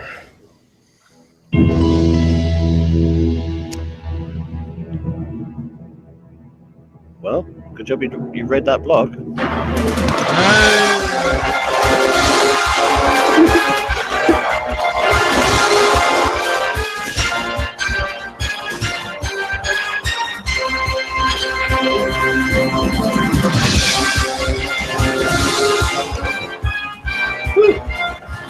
Roger and fireworks. Yeah, I would. Anyway, it's like a rubbish with a Slumdog Millionaire. That all questions seem to relate to blogs you've read recently. I read a lot. I've actually joined a trivia competition league, so I can get more questions to answer every day now. Wow, cool. So, Is that Anyway, who the it's a they shame- is when you say they asked you to memorize the Oscar film list or something? I have a pub quiz, and those are Shakespearean films come up a lot, and British punk for some reason. Anyway, Shane got question 4 wrong, wasn't it? That's true. Yeah, real shame I got that one wrong. But David, I want to thank you for writing very good questions. And then you got to display them all, so they weren't voiced. Yeah, that's how we play. That's better. Yeah. That's Which state is it that doesn't in the election is not winner take all? It's based on percentage of votes. Isn't it Massachusetts isn't there 1 and 2 or There's a couple now. I think Are they all Nebraska split. Commonwealth Yeah. ones? I was just- Hmm? one different Yeah, one. they're split for different reasons. Yeah. But yeah, I believe Maine is also split. So That's why I was Oh, going yeah. for Maine. Wasn't it? yeah, I knew it began with M. yeah. Mhm. All right. Meanwhile, The we're worst- back outside on Schlag and Rob. I will say the worst part about that whole thing was that I knew that the remaining Commonwealths were all part of the original 13, and I said my answer, and I realized that New Hampshire is also one of the original ones. So you probably should have read it again. but that's okay. So back to this racing. It's like the race. I like the comments of it's a hybrid of a wheelchair and Johnny Five. Short Circuit was the best movie. I will think of the early 80s. I agree. If I'm ever paralyzed from the waist down, I want one of these. Well, that can be arranged. I was going to say that, and I thought no. It's some sort of silent course of it, things. But wouldn't people get out of the way on the sidewalk and all that if you had one of those? Well, there's one way to find out that as well. Okay. Thanks to Robin. First to 5 races wins. Knocking over a pole loses a race. Looks like some of the poles have something on top of them? Or is that just my line of sight? They tend to have It's little also something changing. on top of the poles to let you know that you've hit them. Okay. It's almost a shame, given the all-terrain nature, that it's such a flat course, really. Yeah, I recall last time they used these, it wasn't a flat course, which could be why one was broken. Yeah. Here we go. Game number 5. Slaloming in a Ziesel. Oh, and already Tim has run into a pole. So. But There was an advert for a Wolverine movie on during the break, and that's made me realise that these are basically what Professor X uses to get around when it's not just a parking lot that he needs to travel across. why has he knocked over a red pole when he was meant to be going through the blue gates? I assume. Poor aim. Poor life decisions. I'm going to swap.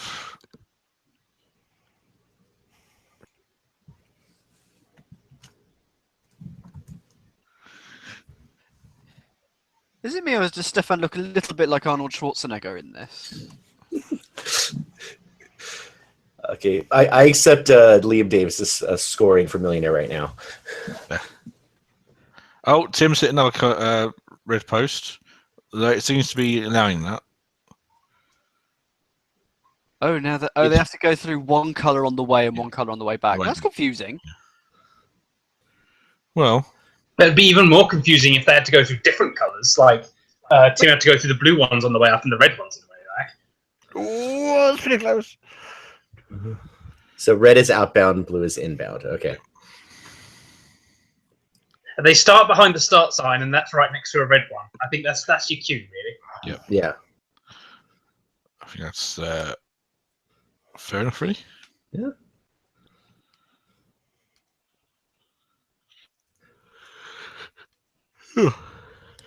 Race number 3.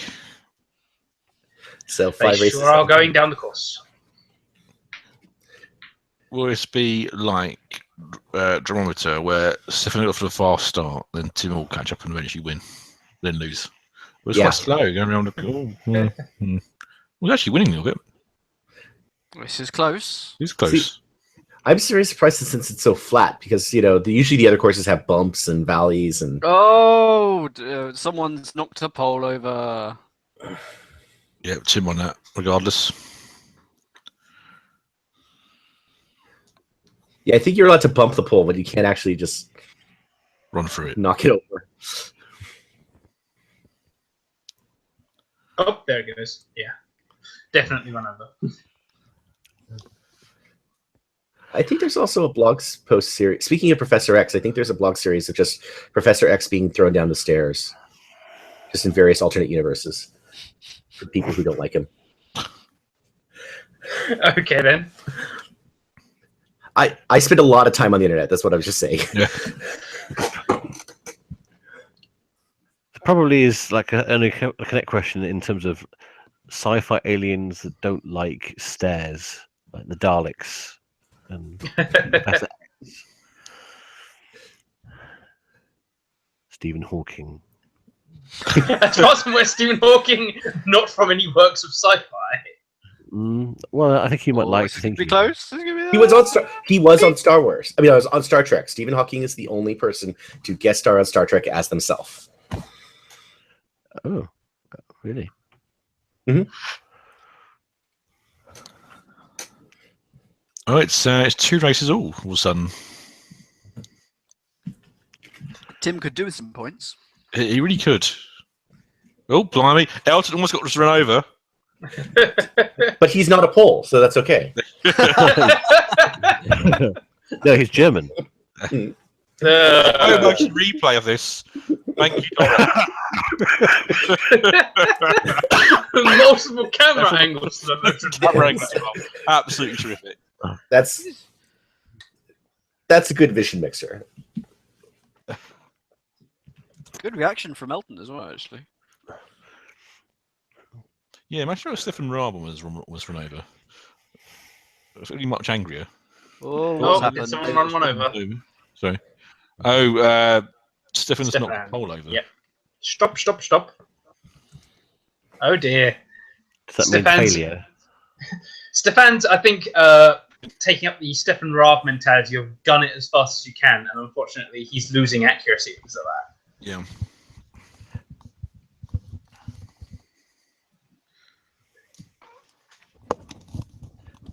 If I recall, wow. Stefan used to win the sorts of time trials where you go around for 10 minutes and record a fastest lap, but he didn't do necessarily as well on these sorts of head-to-head things because of that mentality, where you can afford to make mistakes on the first way of doing it, but on this, it's a lot more strict on you. You know, if you make a mistake, you've lost that round. That's an interesting observation, and I think a correct one as well. And now it's interesting because Tim is now winning these by quite some distance. Yeah, his straight line speed, he's really going for it. Yeah. He's taking the corner slow, but the straight line speed is pushing hard. I think Stefan's slowing down a little bit too much. He's overcompensating since he's knocked him over a couple of times. This could get interesting. Well, it is interesting, I should say.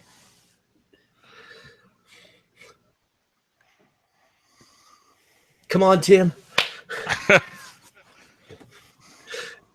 I'm trying to think of a joke I can make about Tim and Dan and Tim Peake the astronaut, but I can't quite put something together that makes sense and is funny. So just imagine I did and laugh. Oh, that was great.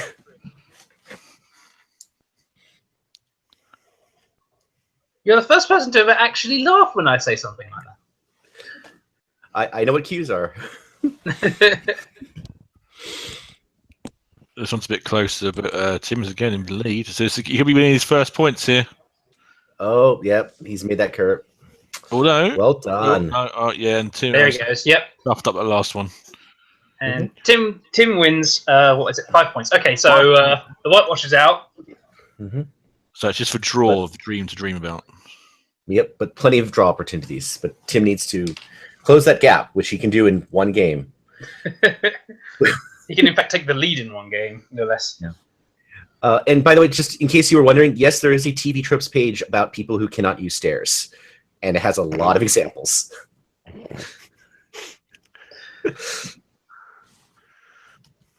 Such as? The real C-3PO, because the costume was too heavy. they had to do the cut where the human characters walk through, and then he's suddenly at the bottom of the stairs behind them, just mysteriously. Skiddo from Pokemon X and Y, and that one episode of The Simpsons. So hold on. Bart is in a wheelchair. What that means is that R2-D2 is better at handling stairs since he has those rocket boosters than C-3PO. That is correct. That is correct.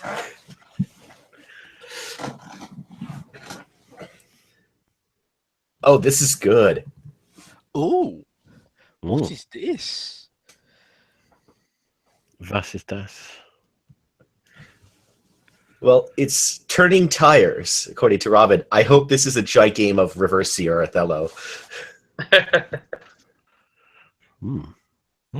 Whoever gets to 4, you have to make 6 in a row, but you can only turn the tires over, and you just have to run around. No, what you have to do, it's just a matter of you've got to just turn over the tires as fast as you can, so that as many of them are your color, I think. Oh, Yeah, God, yes. See, if it was something like Reversi or Othello, and they were doing it with tires, they would make some kind of go-kart one.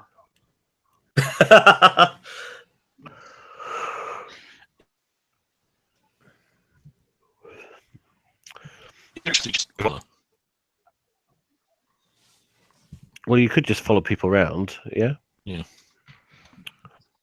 That would be... Would that not always leave you one behind? Possibly. Ah, it's got to go back on the little knobble.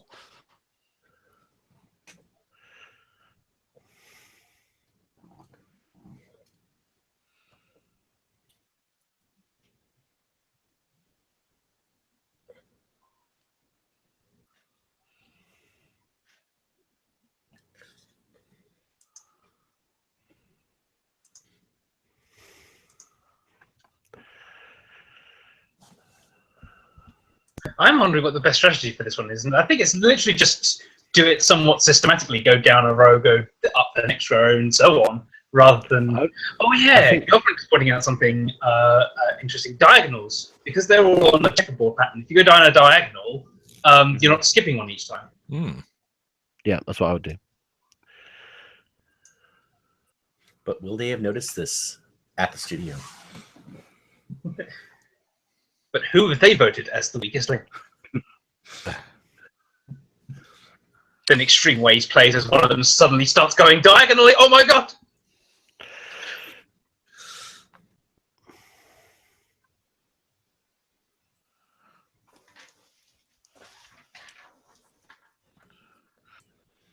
Yes, Rotary confirming that that's True basically plays. Oh, sorry, go ahead.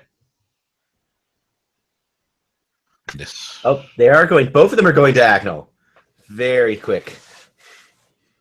I would go diagonal, and then after 5 or 6 seconds, head towards the area that they've done, which of course is you no longer need to go diagonal.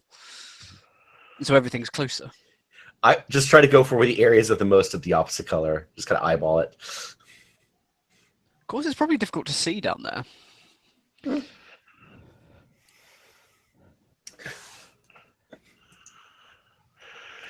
So to borrow from Daniel Simmons, which he has confirmed his pronunciation, I will ask the audience if they're on Team Stefan or Team Josh.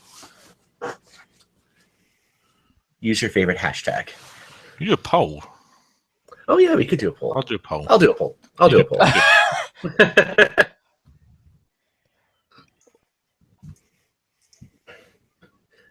Let's see. Let's see what they Well, Tim, or Josh, is trying to do 2 at a time, and I'm not sure it's working. I don't know. I would say it is compared to how fast the other guy's going.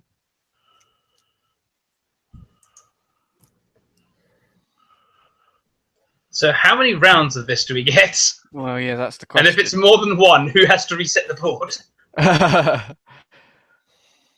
Last 10 seconds.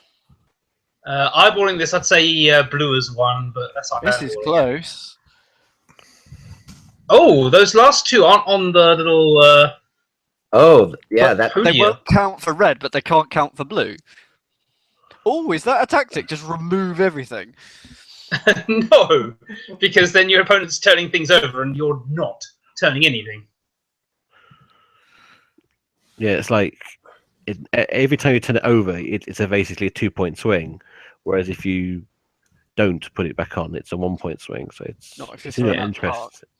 Looking at this, it reminds me of every match of Splatoon I've ever played, where you look at the end and you try to eyeball who's won before the game tells you. I believe they're letting Elton count. Count them. Yeah, I was surprised at why you're doing it as well. They probably have an independent verifier counting them as well. Well, everyone's on. And I hope they're not letting that guy who counted the dice that one time do the counting. That's for sure. Red wins on that one. Best of 5. So I assume they have several courts of this setup rather than getting it reset each time. No, they just have people that go down each row, I presume. So while this is being shown, I bet they're resetting it. Yeah, because someone could do 2 at a time, so you only need to do 4 passes, and 2 people's not too bad. Loads of people. Oh, yeah. All right, I put the poll on the Twitters. Who do you have tonight? Team Stefan or Team Josh?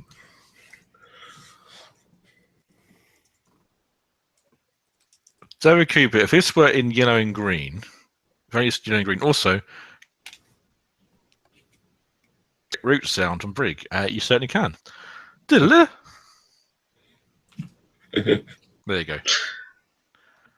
Diddle-a. I thought you were going to do the whole 60-second thing. Who is Team Josh? Tim. That's Tim. him. John Sugar. What? He looks like Josh Whitcomb. Oh, I see. Right. I'm just going to call him that. Diddle-a. Oh, I wonder if there's any sound effects you can do from the quiz I've got coming later, because that was from a real show. If it's from early 90s, isn't that like Brig specialty. Can you say it again? Because my commentary feed keeps cutting out a couple of seconds. I miss a couple of seconds every so often. So what do you want? Nothing. Just okay. there may be a sound effect later. Yeah. Oh, for your quiz. We're saying early 90s. Well, I reckon is it Give Us a Break or that's supposed to be good, wasn't it? I mean, if it's Give Us a Clue, that's going to take a lot longer.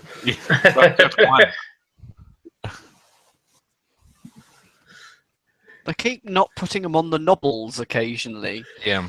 Like there's 2 from Blue that haven't. Oh my gosh, there's a lot of them not on there. Yeah. I'd leave them. I wouldn't turn them over to your colour. I'd just leave them. Well, they don't count for either player, so. I guess.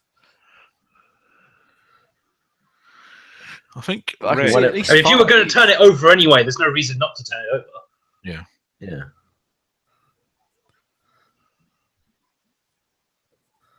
Okay, those two. Oh, I thought Red was winning, but now I'm not quite so sure. Yeah, I think Red is winning. 2 very strong entire rows there. No one without the single one. Every time I'm just waiting for this cat to come up on the screen, do a little dance and point in one direction or the other. Yeah. Wii U owners will get that joke. Oh, sorry, I was thinking of Foursquare again. Yeah, that's John Sachs. That's a bit different. Oh. John Sachs waved the flag from the other. Yeah. Turns out John Sachs also cryogenically frozen for 10,000 years and wakes up to judge matches in Squid Wars. Yep. Or Michael Groff, were you really old school Foursquare? 2-0 to Stefan. Anyway, it still was 2-0. Yeah. Which is weird because the poll is very much tilted in favor of Team Josh. So. Team Josh.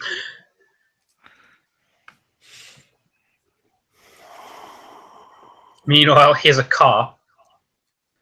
It's a nice car. We're going to break. Going to break. I kind of miss the old days when it was multiple cars for multiple rollovers. Yeah. Yes. 7 cars and a phone. 7 cars and a phone is great. I still don't know why it was never 7 cars and 7 phones. Should we get through the easy questions for Lewis's go? Let's do it. All Okay. one of them. Right. So I've done something different for Lewis. Basically, you can all answer as a team, but Lewis is the one that gives the final answer. Okay. And the other thing is that these questions are all about game shows. Yay! Okay then. Can I have a stack? You can't switch off. Okay, here we go. So, like I say, it's team effort. This one. Which of these has not been the name of a British game show? Beat the Boss, Beat the Crusher, Beat the Nation, Beat the Meat. Well, great. You've stolen the name of my next show. Now. It is. I'm sure we're all agreed that it's Beat the Meat, but I will double check before finalising. Okay, go on. Yep. Check. Yes, Yep, yes, yeah. yes. It's Beat the Meat. Yeah. Okay. Yeah. Dale Winton makes a cameo appearance in which film directed by Danny Boyle? Trainspotting, Beach, 28 Days Later, Slumdog Millionaire. I don't know. Does anyone have an idea?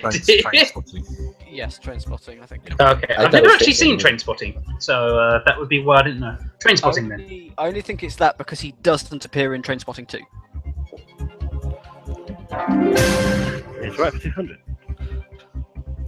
Which of these has not been used as a millionaire lifeline in the US version? Plus One, Double Dip, Three Wise Men, Gang of Four. Scott?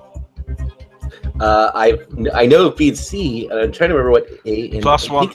is one. It's one of the more modern ones. It's Yeah. the audience. Yeah. Yeah, There's been no yeah, Gang of 4. That's China thing. Would Three Wise Men have been used on some kind of Christmas special or something like that? Then? It was the Super Millionaire. They had a secret room of 3 experts in it. Okay, so Gang of Four then.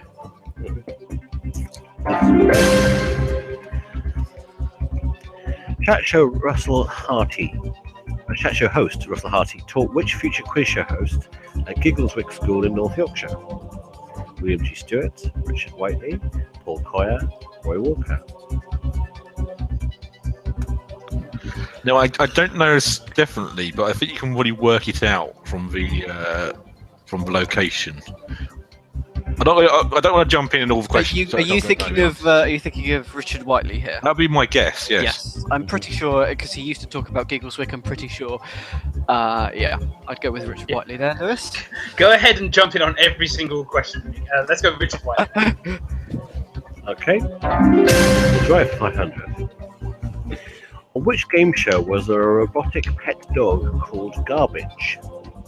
Robot Wars, Scavengers, 3, 2, 1, Don't Scare the Hare.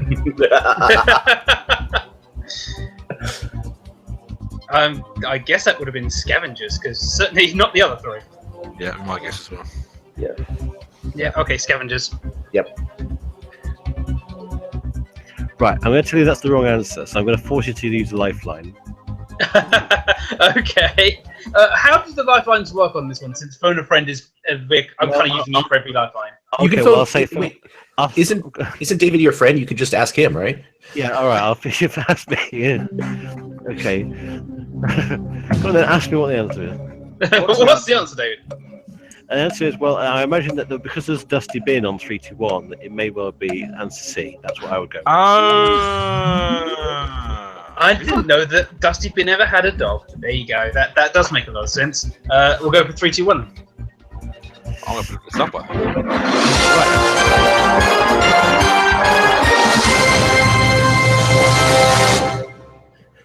Wow. Yeah, do you get brackets on your score at this point?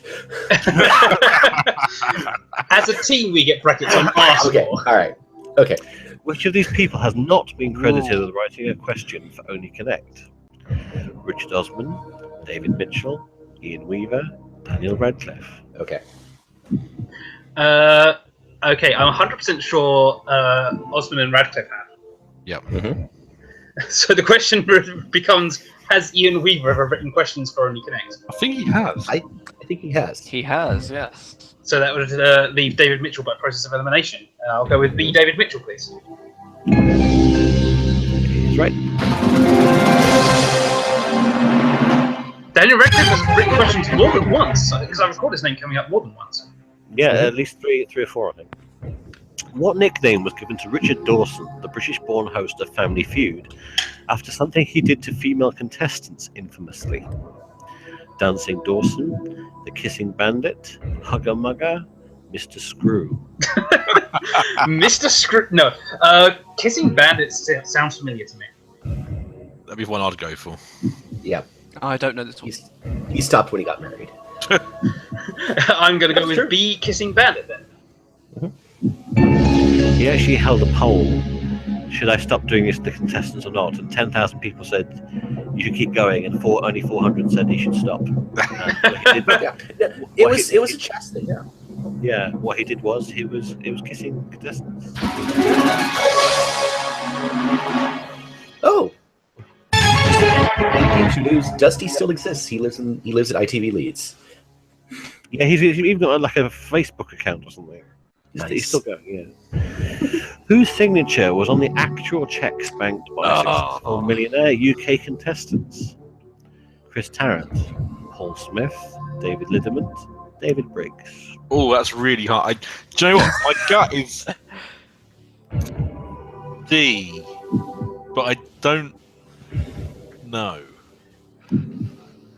I know David Lidderman's controller of the channel, so I don't think it would be him.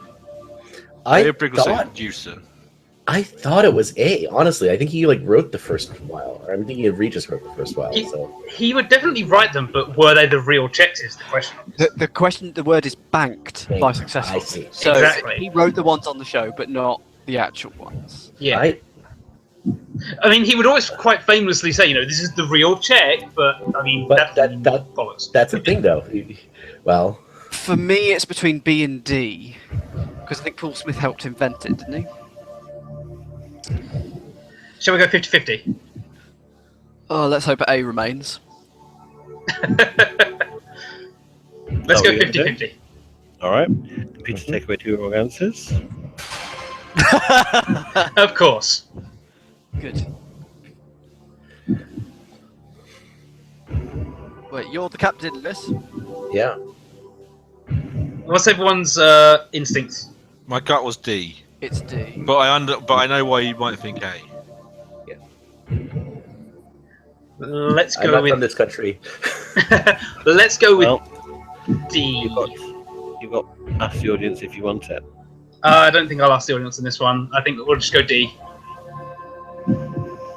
Right, I'm going to tell you that's wrong answer. Wow. So I'm going to say that's give you the audience lifeline, okay? Audience, vote D now. He did say, like, you knew it. He said this is the actual check, you can bank it tomorrow. He often said on the show it was terrible. Yeah, I know he said that, but I mean, It is acting. actually true. yeah, I had always assumed it was acting. Well, once I grew up past the age of 13, where I believed everything everyone said on television. I can't assumed say it was a Wrong prom. things on television. Alex Trebek was denied his pay for hosting 13 weeks of which show when the production company went bankrupt? Pitfall, High Rollers, Wizard of Oz, Battlestars. I know this one. I know this one too. Go for it then, guys. It's Pitfall. It's Pitfall. Let's go with A Pitbull. Yeah. He still remembers that. He's still slighted. Which of these was not one of the categories when Cliff Clavin from sitcom Cheers went on Jeopardy? Over to Scott. Civil servants, coin collecting, beer, celibacy. I know this. Do you know this, Lewis? I have no idea. I'm with Dan when he says over to Scott. Oh, okay. Categories were civil servants, beer, celibacy, stamps from around the world, and I think the Pony Express. So the only one that's not there is B, coin collecting. Go with that. Let's go with that then. I take it, Nick, you didn't know either? No. Good. Here's a question, not a Jeopardy. Well, given that he's a postman, you'd think he would do stamps. So it is coin. They a few years after that episode, they made a real Jeopardy board with those categories just for the contestants. Like they were it was a proper game, yeah. Did they ever do a Jeopardy round with months beginning with F? Yes, and they did one on famous black presidents too. They've done a proper board with celebrity Jeopardy categories. Meanwhile, we're back to tire flipping. Well, we're back to quite another question. Right. We'll just do one more. Yeah. Why is Suzuki contestant Shingo Yamamoto particularly notable? He's beaten the final stage twice. He's partially blind. He's appeared in every series. He's over 70 years old. Lewis, hopefully you know this one. Well, I can't imagine it's. I can't. Yeah, of course, I'm a huge fan of Ninja Warrior. I can't imagine it's appeared on every series because there can't be only one person who's done them. Is my thinking on that? That's not what the question's asking. It's almost 40 series.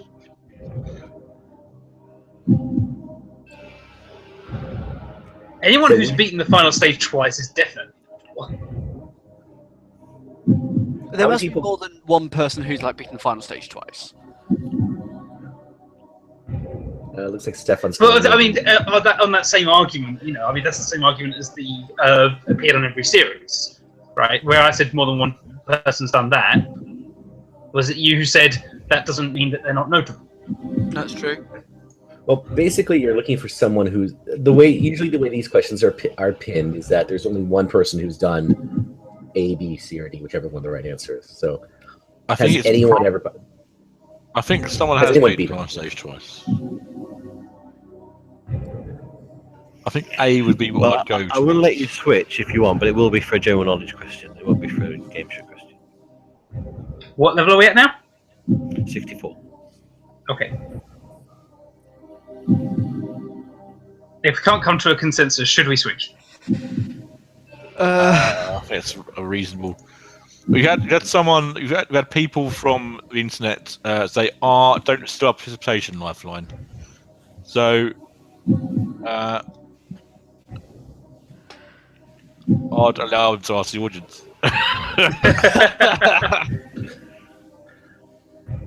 Are you allowed to what? Ask the audience. They're annoyed that they didn't get to join in. Yeah, that's basically it. Yeah. All right, let's do the ask the audience. Let's ask the audience then, yeah. Okay. Okay, because it's just for larks. tinyurl.com/bblifeline. You can help them answer this question. Why is Suzuki contestant Shingo Yamamoto particularly notable? Answer now. Has he beaten the final stage twice? Is he partially blind? Has he appeared in every series? Or is he over 70 years old? You've got about 20 seconds to answer. If I had to guess, I reckon C or D. I reckon he's either old or he's appeared on every series. If Well, it's Ninja Warrior, that's a good way of skewing the poll. Well done, Dan. So, that's test suitable. I'll speak to Sorry, either, yes, that was. either C or D or A or B. Okay, just a few more seconds, and that's it. Time's up. Okay. Let's have a look at the answers. We're going to take 20 seconds or so for that to come in. And that's what's coming in. We've got 16 responses so far, 17. I reckon It's- it's the question. It's split. Great. You got one of those. So you've got 6 for C, 6 for B, 5 for A. Yeah, well, there you go. No one thinks D. So that's sort of. Can you hear me, by the way? My microphone Yeah. is... Yeah. Okay. What do you reckon, Lewis? Do you think we should swap? I think, given those results, we should swap. Okay. All right. What would you have gone for? If I had to go for something, I'd go for A. He's the only person to have appeared on every series. Wow. So there you go. Okay. Thank you, audience. What was the American cartoonist Rube Goldberg famous for drawing? This is a 64,000 question.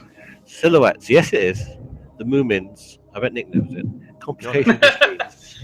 Mad Magazine issue #1. Well, I'm 100% sure it's not the Moomins, You don't because know that's Tove Jansson, who is, of course, Finnish, and they love the Moomins over here. So, no, it's Complicated Machines, because obviously a Rube Goldberg device is a complicated machine. That's why I was questioning the level of this question, Yeah. So. Yeah. Oh, okay. Sorry. because it seemed like a particularly easy one to me. I take it everyone's agreed on Complicated Machines. Oh, yeah. Yep.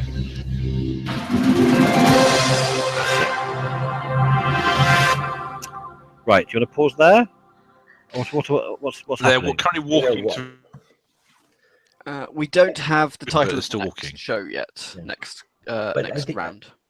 Yeah, but I usually Okay. go pretty straight in afterwards, so it's up to you. All right. I think We're doing all right. Which of these has not been offered as a prize on a US game Okay. show? Plastic surgery, a goat, your father's identity, a date with Amy Schumer. A goat hasn't. A That goat was is, one of the- is famously the Booby Prize on what's its name? let's make a deal. Yeah, I think I have a guess on this one. go for it. Okay, there was a show called Who's My Daddy? And that was where the contestant would learn their father's identity. I believe it was canceled before it was aired. I think before even production had completed. So that's why I think the question is like that. It's never been offered. It was never on a real show. It may have been a one-off Well, special. Oh no! Wait, no, it wasn't a one-off special. Discount that if my research is not that good, Okay, because that's the Okay. show I was thinking of. okay. So that is there. So definitely go for Father's Identities was a thing that was offered. It was a one-off special. Plastic surgery, I think had to have been offered. I think it's happened as well, but I couldn't tell you where or how. Yeah. I think it might be D. This is the point where I double guess myself because D sounds really specific. Obviously. Yeah, I know what you mean. So is it so specific because it was a thing that was offered, or is it so specific because it's a thing that's made up? This is where we're trying to play the question setter now. We will be beginning Game 7 soon. It's a game called The Hearing. listening game. So Yeah. Yes, game called Hearing. Oh, it looks like it's some kind of memory game.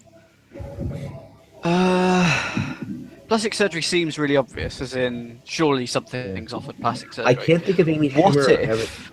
Yeah, I What can't if think of there Amy was a Schumer 'cause- medical reason why they couldn't?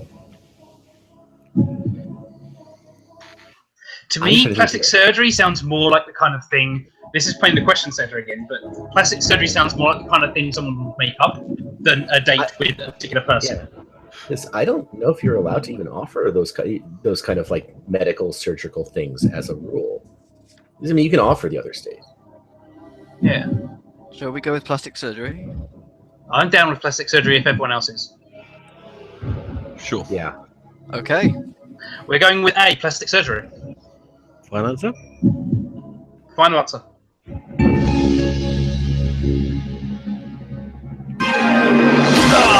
Oh. What were the other questions out of interest? Well, I'll rig that up later. Sure. Okay. Oh, I'll so reboot. Robin's rules are it's a listening game. You see the objects on the background. Elton's going to drop one of them on the floor. You have to name that object. That's quite good. That's a good game.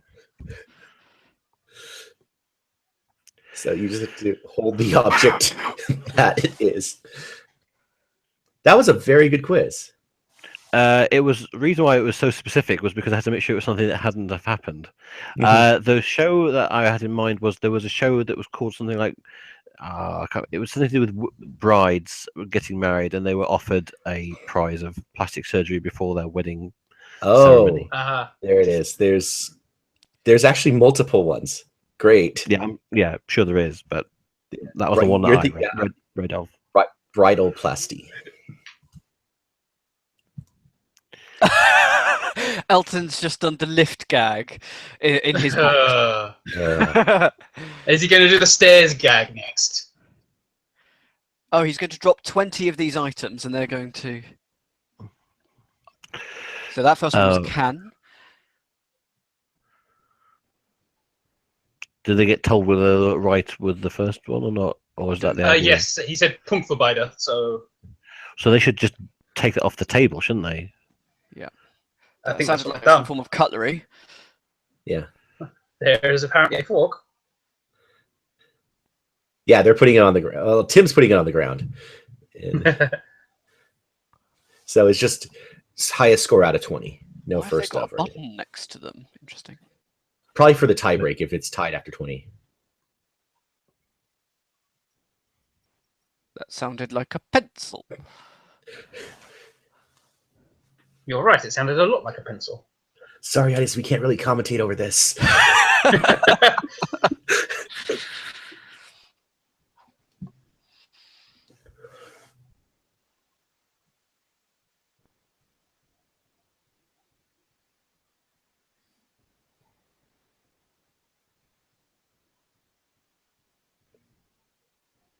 Ooh. Ooh. They've both gone for a toy car. It's a toy car! Yay! Yay! They're very good at identifying what things that have been dropped.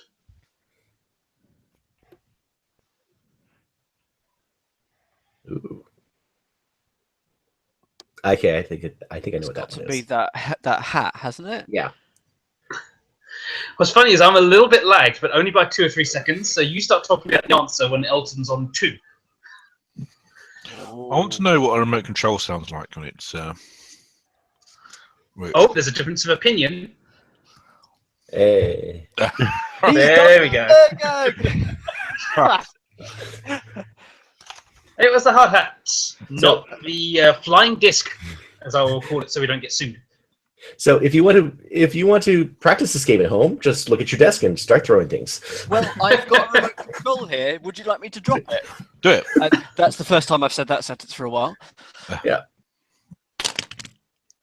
Okay. Right. That's quite unique. Yeah. And now we'll drop this phone. lift, and then the car. Another ad break? Really? They've done ad breaks in the middle of these games. It's But just a lot. there's a lot today.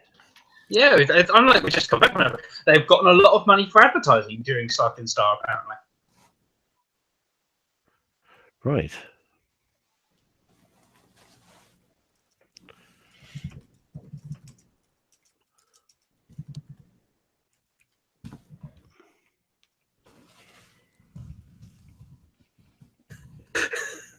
Good job, Dan. You broke your remote control. Good Yes, I did. Never mind. Now you'll be stuck watching ITV2 forever. No.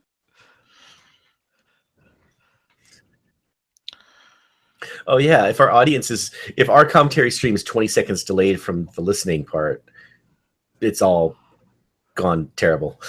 We have intelligent listeners. It'll be fine. Yes, we do. But do we haven't? Has he done the elevator? Yes. Right. What are they doing now? They're doing a commercial break. All right. Well, I'll finish off the finish off the questions. Yeah. the other questions Okay. then. Okay, here we go. Okay.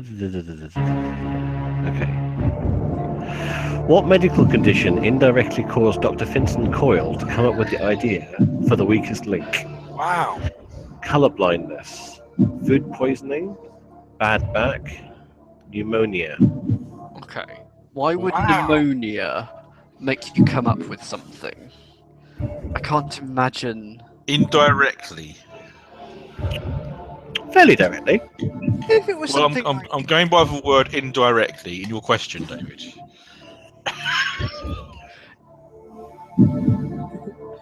But we This is don't why- want to give you that. This is why we don't want to write these questions. Everybody picks on you. Okay. It's got to be a series of things, and Bad I would- back? if I had a Like- guess, go ahead. No, go on.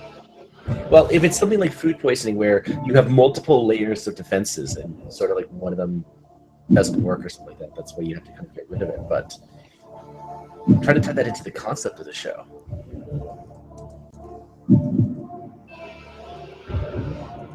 So bank. Why would you keep saying bank? Bad back. Bank is like the word back said really badly. Maybe the little columns, you see with all the money ladder. Okay. Maybe I'm it's like your vertebrae. thinking honestly, I'm thinking of an infectious disease like pneumonia.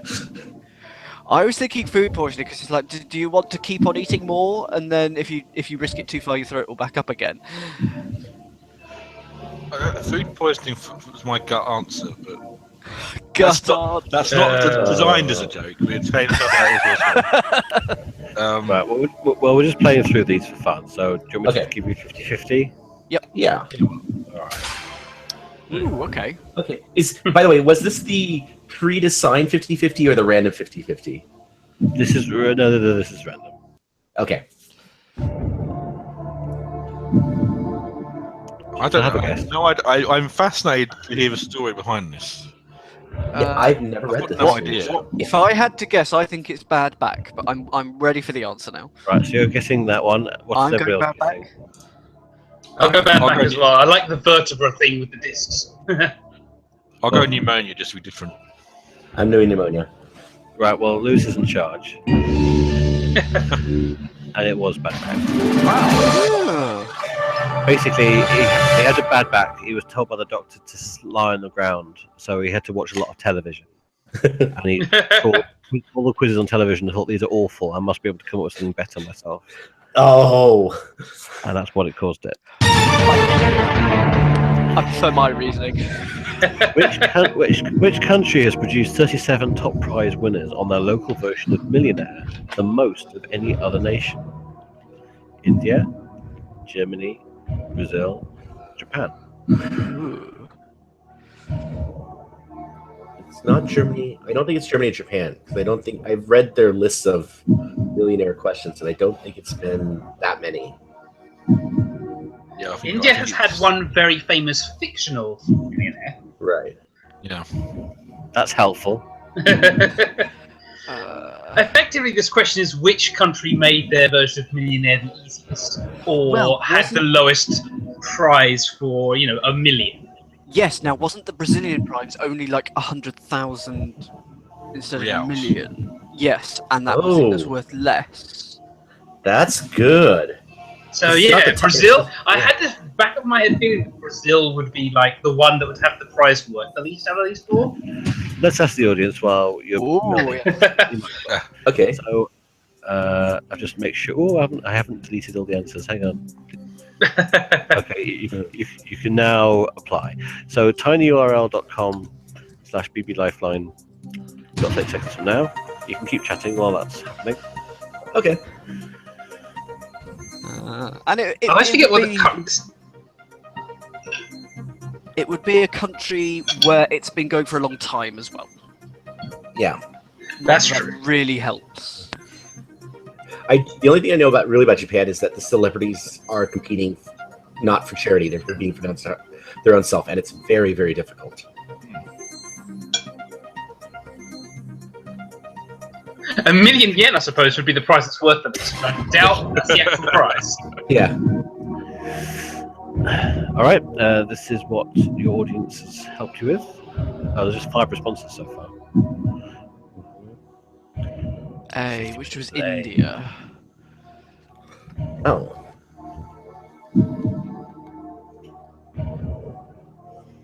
No, I think it's B. No, I think it's all jumping. Everyone's jumping in now. Yeah, no one thinks it's Germany now. Increasingly more people think it's C. Only by 1. To be fair, I think that's again us swaying the polls there with our discussion. Yeah, but that's again, we're having fun with this. Yeah. Yeah, well, I'll give you 50-50 again, okay? Go for it. Yeah, let's go Brazil. Yeah, well, it's actually the wrong answer. Well done, audience. Yes. Okay, and finally, to finish this off, which of these is the title of a genuine NBC game show Come on, Scott. from 1965? The Birthday Cake Game, Let's Play Post Office, All-Star Hopscotch, Who's the Fanny? Well, I know the answer to this, so I'll let you have a fun bit first. I don't know. For some reason, I'm convinced it's All-Star Hopscotch. I don't think they've used All-Star. I thought it was A. There's a puppet of Elton. We're back for the break, and there's a puppet from Elton hosting the show right now. Yep. So that's our competition tonight. No. Oh, there's real Elton now. That's a really good puppet. I thought it was. I think it's A, just because. I think either A or D. Nick, what is it? Really? It's Let's Play Post Office. Really? Yeah. Since Nick sounded the most certain, I'm going to go with B. I think it's right anyway. Sure. Yeah, I think I am. £72,000, whatever, sure. Yeah, I would go for it. Can I let myself down earlier questions? When it comes to things that matter, I don't.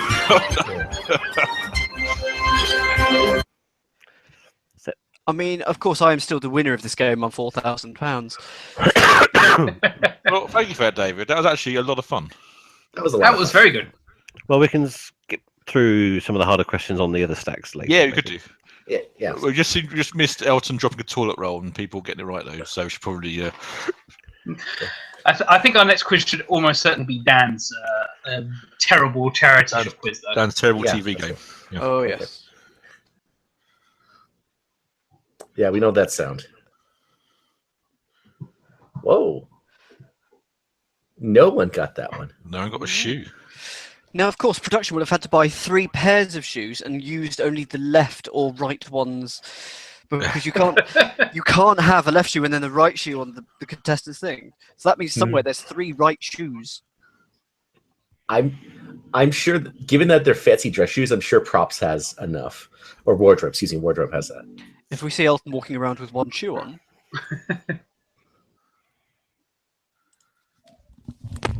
Is that a VHS cassette tape box in the bottom left, bottom right corner? It's a Blu-ray shape, isn't it? Oh, it could be Blu-ray, yeah. I thought it was a diary or something.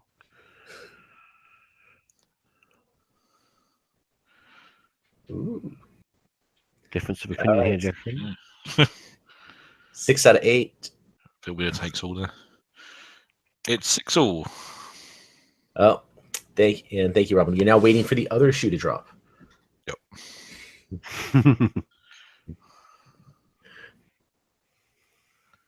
Okay. Oh, that sounded like a pen or something. No, maybe a pair Maybe of that glasses. poster. That's what it'd be. Oh, I think it's a pair of glasses. No, it's not. It's not a clothespin. Definitely a pair of glasses. Yes, yes, pick it up. it's not the scissors. Not scissors. Oh my god. Oh, it's just scissors, all right.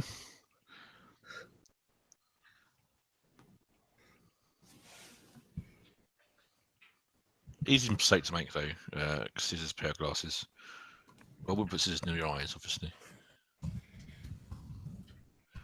Is Elton picking these at random, or has he got a list? Do you think? I would imagine that production's given him a list. Yes, that sound like keys. Yeah, easy one. Schlüssel. 10 objects down, 10 to go. It's definitely 8, 7 up.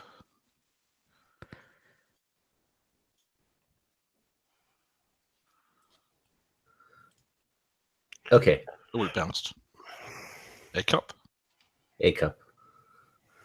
2 Rubik's Cube. No, that has too many pieces. Fair enough.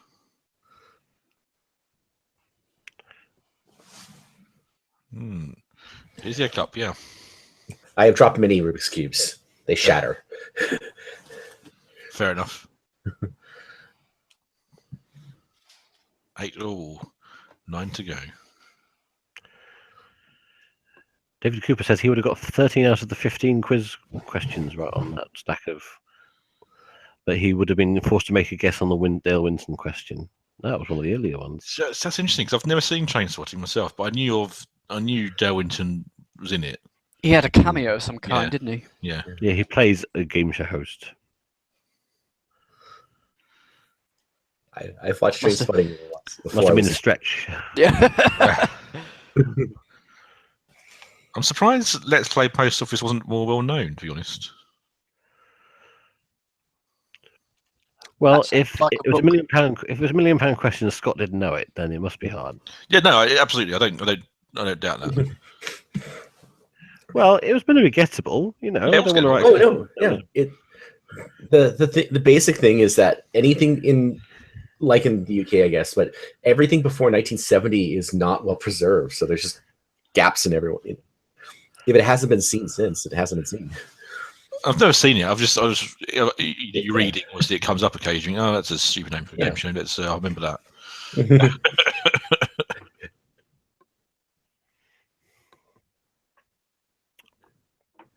See, the problem is that I spend time on some sites that have unaired pilots, and so the threshold of that's a stupid name really comes into a new play there. I think you're thinking about possibly the same places.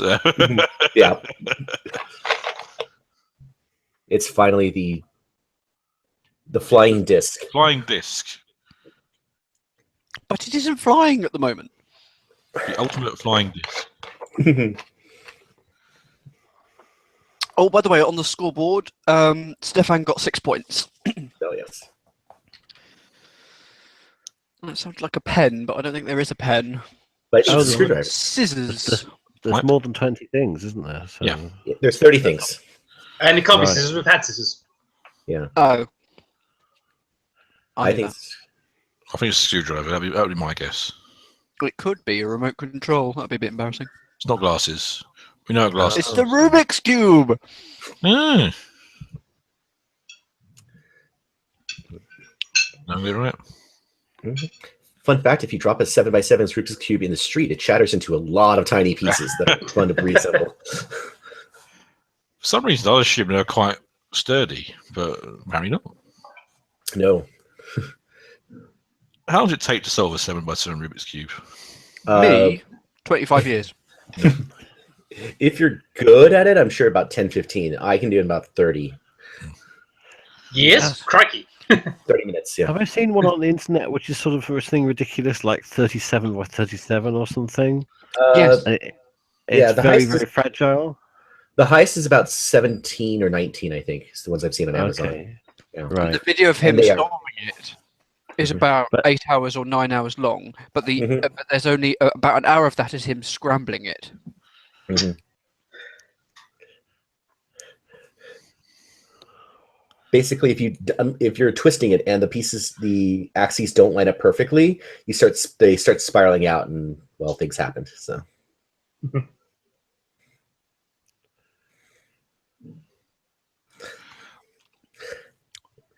See, I was going to ask, do they get told what it is if only one of them got it right?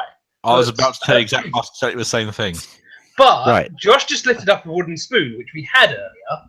So if he was told what it was earlier when it was a wooden spoon, he obviously wouldn't have said that because he would remember. Yeah.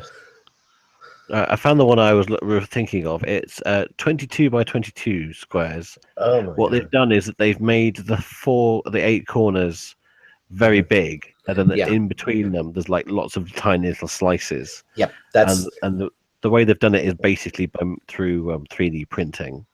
yeah, because if you turn the top layer like 45 degrees, you don't want that last bit to overhang, and that's kind of an engineering design. Meanwhile, at least on my screen, it's 13 all. 13 all, 2 to play. Yeah. So you might be going to tiebreaker. I think that was a coat hanger. Yeah, sound like I it. think Yeah. you're right. What's your favourite size Rubik's Cube? Hashtag BBSTS. Mine, I know what mine is, but I won't spoil the fun. Mine's a 1x1. I'll Just give you a that hint, sort of mine was size. slightly That's smaller. got to die. Right, 14 all, 1 to play. Yep. I have been able to solve a 3x3 in the past. I don't think I could do it now. I can remember the first few steps, but not the whole thing. Yeah. And I've never tried to solve a 2x2, but to me it looks really difficult because everything you do basically changes the entire cube state. So it feels like it'd actually be harder than a 3x3. It can be. They've both gone for the glasses. All right, we're going to tiebreak. For Mini Dream. Mini dream. Rotra confirms that the players aren't told what the correct item is if one got it wrong. Thank you, Robin.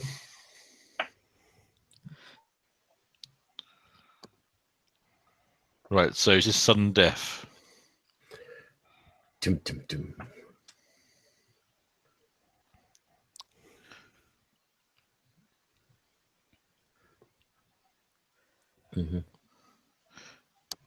I think is there a bell there as well? This is a race. Yeah. Yeah, that's a race. It's a race. It's a race. Oh, I like his strategy of hitting the bell. They're both doing it. Well, because it's ring in and then say the item, I believe so.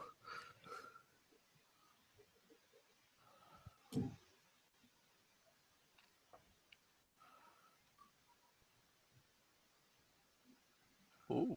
Remote control. I think it's remote control.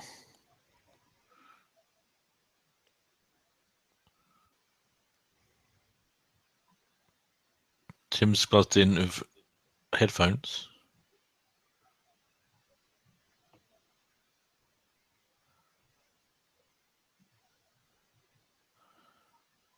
Oh, Hey! right. Wow. Well done. I thought it was remote control, but I thought it was remote control. no. Stefan got 6. Tim has 7, so it's 11 to 12. Sorry, what? 16 to 12. 16 to 12. Oh, 16 12. Am I off by a whole game? I'm in the future. Yeah. I'm sorry. My bad. Stefan's on 16. Stefan won game 6. Sorry, I thought we were in. Yeah, it's 10 to 11. It is 10 to 11, or whatever. Someone correct me. Like that. Yeah, Yep. that was game 7. Perfect. Yeah. Yeah, That's what I thought it was. Yeah. I've got too many screens going here. Sorry, it was just we've been going so long and we're only in game 7. I've totally lost track of time. That's how this works. But we have had a whole lot of ad breaks. Yeah. Game 8. Yeah. Torvand. Goal wall. Gate wall. Tor Van Dien. Wow. Is it that one where you have to kick footballs into the holes or something? Is it? That's what it sounds like to me. Let's see if you're right.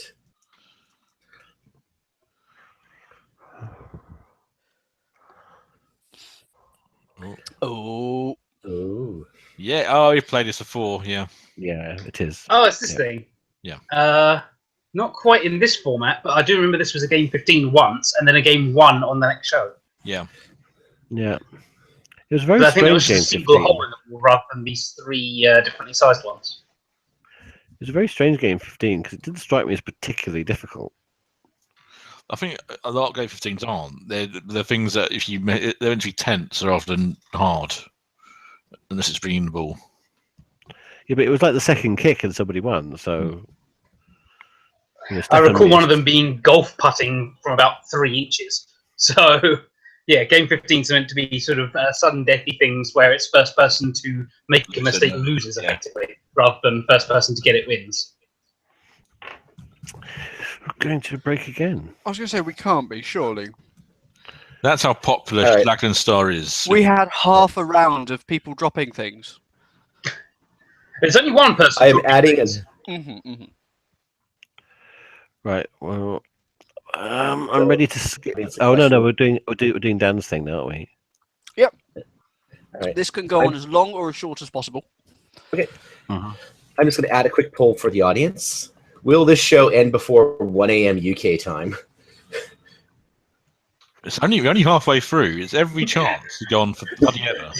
The answer is I bloody well hope so, because that's 3 a.m. here. I only wrote yes and no. I didn't write bloody hell yes. So, the show... so I went to a charity shop and I bought a board game, and it's funnily enough is sort of the spiritual predecessor to Who Wants to Be a Millionaire. So if I said, what would you say was the spiritual predecessor to Millionaire? What game show Everybody's from the Equal. 90s? Raise the roof. No, Countdown. but I could, no, none of those. I would have Sale of the said century. the $64,000 question. Oh. I'll present you to the panel. Yep. Da, da, da, da, da, da, da, da. Yeah, a great theme tune actually. A good Ed Welsh theme. And everyone remembers it for that isolator, is what it was called. It's like the aerial ultra ball that you put in the washing machine. Yes. That's that. So, I thought, oh, let's play this. And then I started reading the questions, and they are terrible. They're either incredibly vague or they're just or out of date or wrong. But it should be a bit of fun because I will be lenient with my questioning. So the money ladder. So this is the board. Can you see that? Sorry, the board game that I bought with Mr. Monkhouse there. That I will be shortly returning to a charity shop near me. Here is the official board. So that's not at all ripped off. But that was the money ladder. So I've got a bigger version of the money ladder. But essentially, what there were in the box was 10 different categories, and for under 10s, a section for just under 10s as well, just called under 10s. I'm putting them to one side because they didn't actually use any new questions. They just took easier questions from everywhere else. So there are 10 categories, and essentially what you had to do, I'll get one of you to pick a category, and we'll be starting with Nick. Oh, good. And for the money ladder, it's one question for £1, 25, 50, 100, 200, and 400, which is very subtly different from the show. And then what happens from £800 onwards is you have to answer more than one question, and they're usually linked. Yeah. So when you get to 6,400, you have to answer 6 questions, and they're all on a theme. So Nick, pick. We'll I'll give you a go, and then you'll just answer the £1 question, and then I'll go through the line and do everyone else. So Right.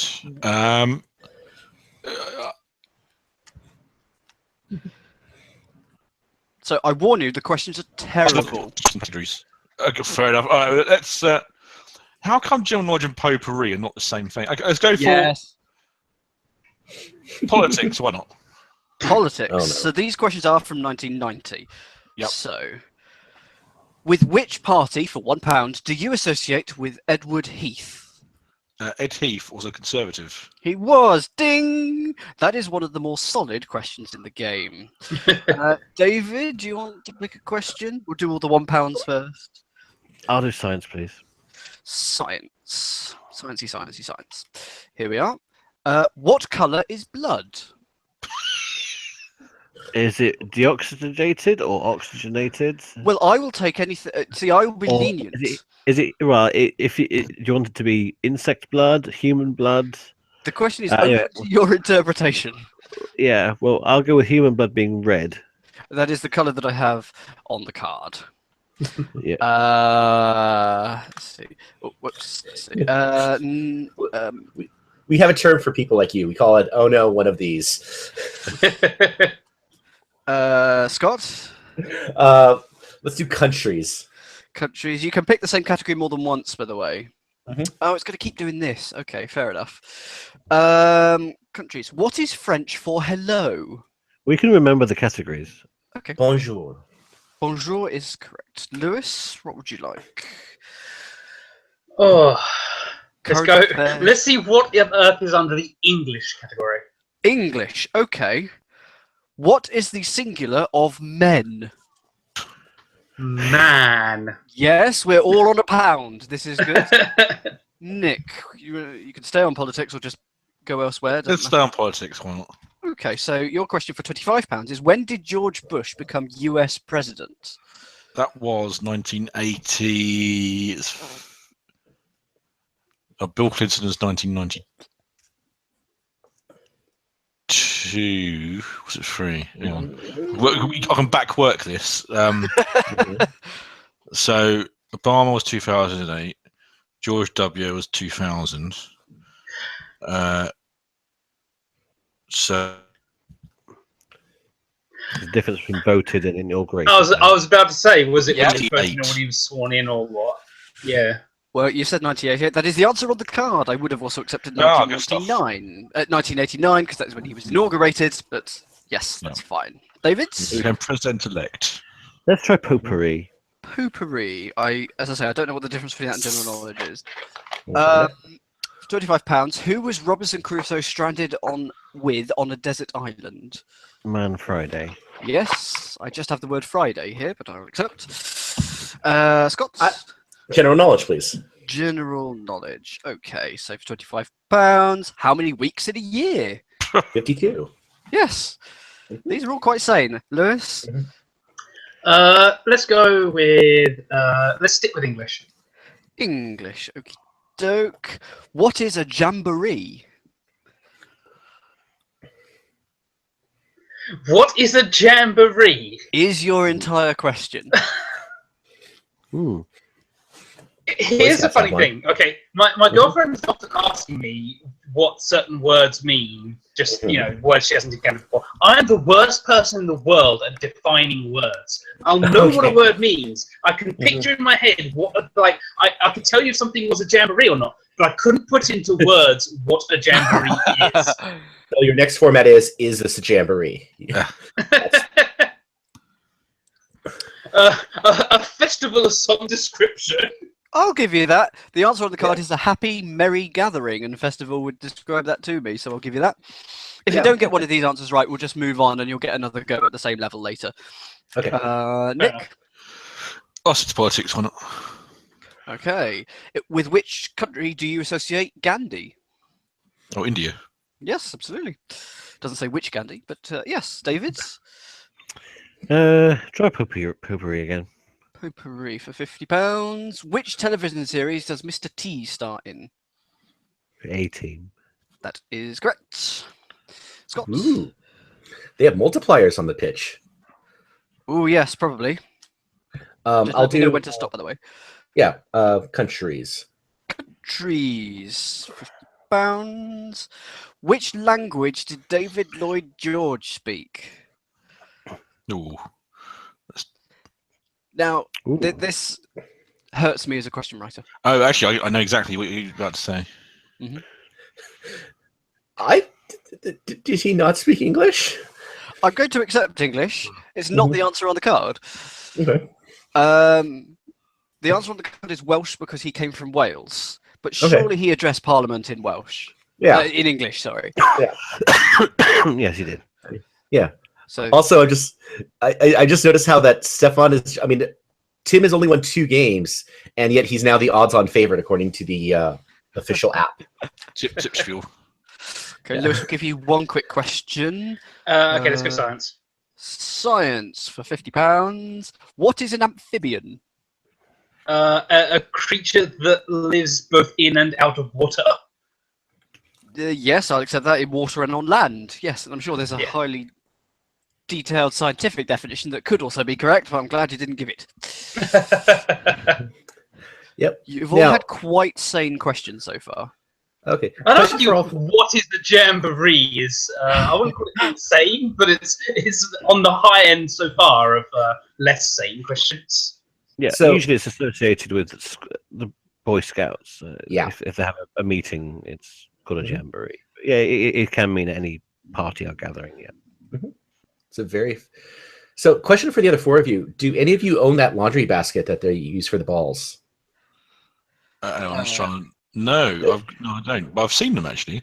Yeah, it's the IKEA one, according to David. Yeah. Oh right, we've got one for our car that's a bit like that, so like a pop-up one. David Cooper says people knock 500 questions for not having 500 questions, but no one ever knocks the $64,000 question for only having £6,400.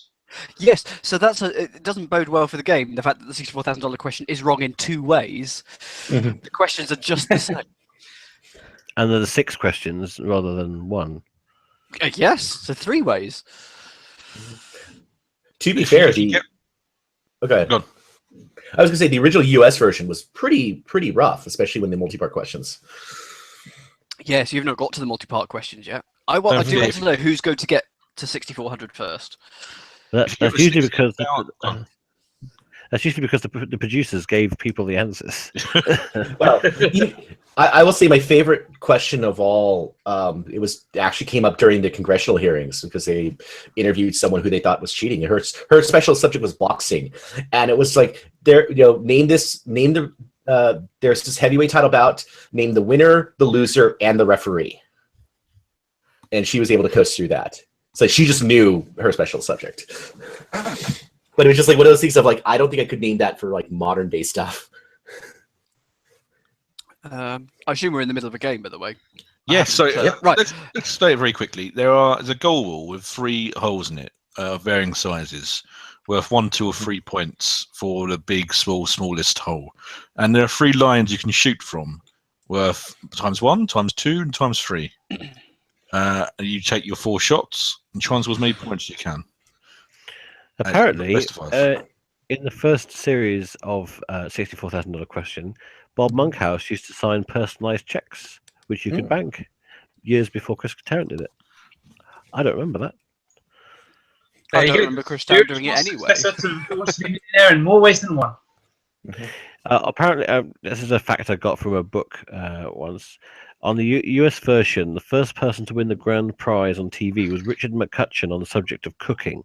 He had to answer the question, name and describe 5 dishes and 2 wines from the menu of the Royal Banquet given in 1939 by George VI of England for President Albert Lebrun. Wow. France. That's a £500 question in David's Who Wants to Be a Millionaire game recently. Oh, Stefan's winning, by the way. It's 7-0. Interesting. yeah, but this is the second game. Sorry, go on. Did you win the first game as well? Tim won the first game, 3-4. Oh, right, okay. Cool. It's interesting. You wouldn't get that sort of question on the TV now, would you? About the Royal Banquet. No.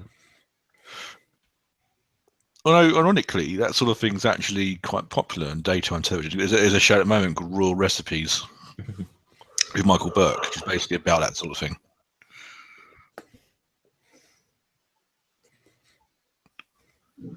I wonder what the best strategy is to go for here. And I think going for the 2-hole from the 2-line is probably best. Yeah, I would kick the ball through the hole. That's my strategy. Well, every time you go back a distance, it's sort of like if you go back half a distance, it's actually a quarter. The target is a quarter of the size because of the way that maths works. Oh, so I think you should always go from the same distance because changing left and right is easier than changing forward and back. I'm just thinking, just in terms of like, say there's 3 options you're confident you can do. 3 from the 1-line, 2 from the 2-line, and 1 from the 3-line. Mathematically, obviously, 2 from the 2-line is the best of those 3 options. mm-hmm. Matthew Clemson asks, after 4 shots, what's the lowest score that can't be attained? I've been working this out. The McNugget number of this goal. 43. So every shot has to score at least 0, 1, 2, 3, 3, 6, 9, 2, 4, 6. So 1, 2, 3, 4, 6, 8. No, and 9. 1, 2, 3, 4, 6, 9. Those are the only scores, right? You can't get a 7. You can't get an 8. No. Okay. But out of 4, 0, you can also get 0 as well. Yeah. So yeah, you can also 5 is also out. So I'm working this out. You can get at all the numbers up to 16, and I'm working on the next tier. You could definitely get 18. Yeah. I've been nerd sniped.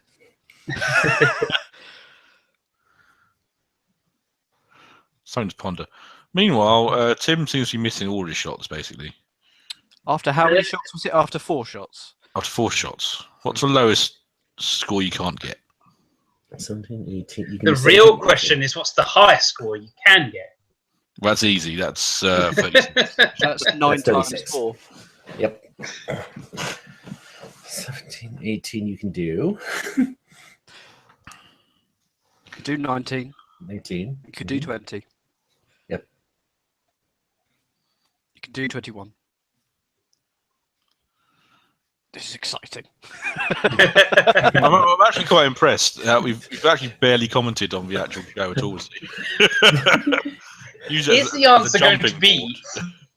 Is the answer going to actually just be 34 in that you can't score 9997? But then you can't score 9995. Well, yeah. But can you get to that from a different way around? Like we're working on it. I'm on 22. 6662 is 22. No, 664. Mm-hmm. I have no pencil and paper. I'm just doing this in my head. It's harder. 9941 is 23. 6666 is 24. So we're up to 25 now. 9943. 9, 9, and 7. Yes. Mm-hmm. 26. 9944. Ooh, is it 26? 18, and we need 8. Oh, 4 and 4. 9 and 4. 9 and So 4. 26. I'm like, sure, that's 6668. Yeah, because you did 6666. No, wait, you can't get 8. What am I saying? Exactly. So we're up to 28 now, folks. Oh. Whilst you're working that out, Stefan's second game. It's 2-1 Stefan.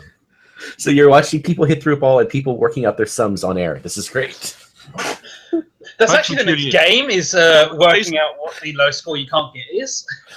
Amazingly, our viewers haven't dropped. 27, 28 is doable. What number were we at? How's 28 doable? 9991. Oh, yeah, of course. And then 9992. And then 9993, 9994. 9995 is a good So shoot. maybe it is 32. How do you get... Yeah, there you go. 32 is your answer there. Aren't you glad Mystery you solved. asked? Thanks, Matt. Thanks, Matt.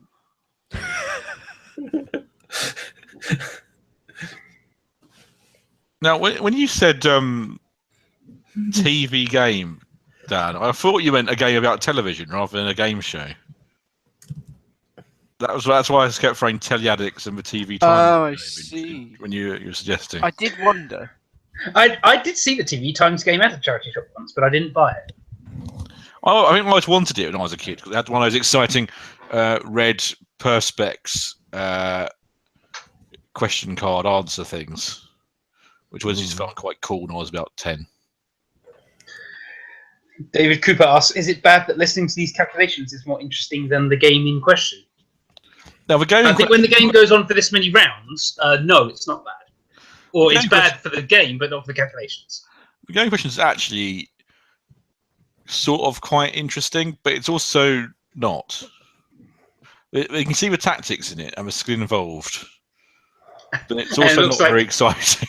And it looks like getting the 2 shot from the 2 line has become the preferred strategy. So the strategy du jour. Right, because if you don't do it, you kind of put yourself at a disadvantage. So.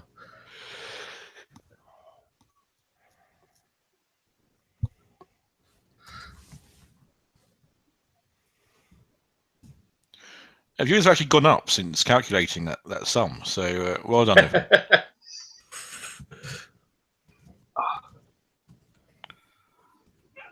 Right, so Tim has got to get at least 4 points here to just draw level, otherwise Stefan wins the game. How many rounds has everyone won, and how many rounds is this up to? It's 2-1 to Stefan, so this could be over in a minute. So it's first to 3. Best 5. First to 3. And it's over. Stefan wins 8 points, taking his total score to 24. We're getting there slowly.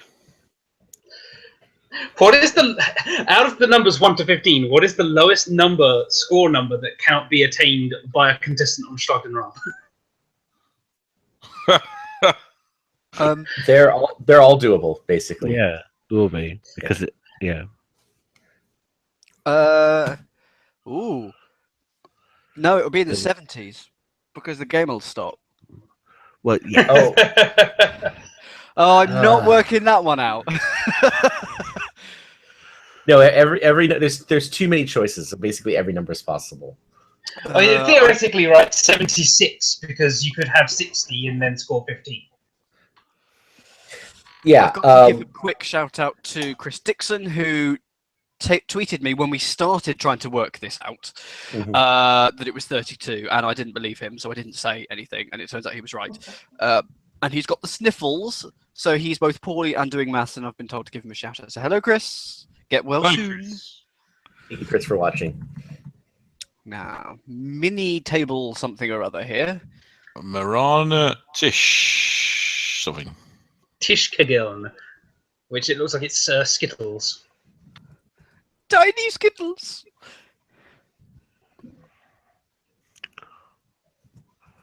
Ooh, but in a diamond. It's 9-pin. But with a spinning top. Interesting. I hope they do the really interesting scoring where you get a score out of 9 and you get to choose where to... It doesn't look like it because the middle pin has a little thingy on it. So perhaps you're not supposed to get that one and you have to get the others or something. But they used to do 9-pin bowling in a side set. And the way it worked was you'd get your 2 goes. And obviously after that you'd have a score out of 9 and how many you knocked down. And you choose whether to put it in a hundreds, tens, or ones column of your score. And obviously the aim was to try and get the highest score. So if you'd gotten all 9 down, you obviously put it in the hundreds. But if you'd gotten 6 or 7 down, you got to determine if you're going to ever do better than that, and place it accordingly. And that was a really interesting way of scoring. And they've only done it like once or twice back in the old days of Schlag and Rahm, and never again. And it's a shame. Yeah, I remember commentating on it at least twice. So it must have been in the fairly. It used to be with 10-pin bowling that they would do it. It was definitely 9-pin because you'd get a digit from 0 to 9 to stick in your score. Yeah, yeah. Oh, I haven't heard this music in ages.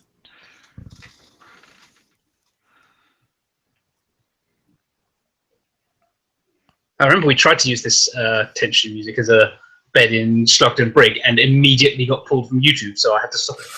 That's why I was surprised it didn't come up when David played Millionaire music, to be honest. Yeah, but there's loads of YouTube videos that've got the Millionaire music in, and they haven't been twigged. So Rotra has given us a rules outline. Players have to knock down all pins with the spinning top. The fewer attempts a player needs to knock down all 9 pins, the better. No idea why the middle pin has a hat, as Matt Thompson puts it. Well, in the game, it's probably with 2 points or something. Yeah, I don't know.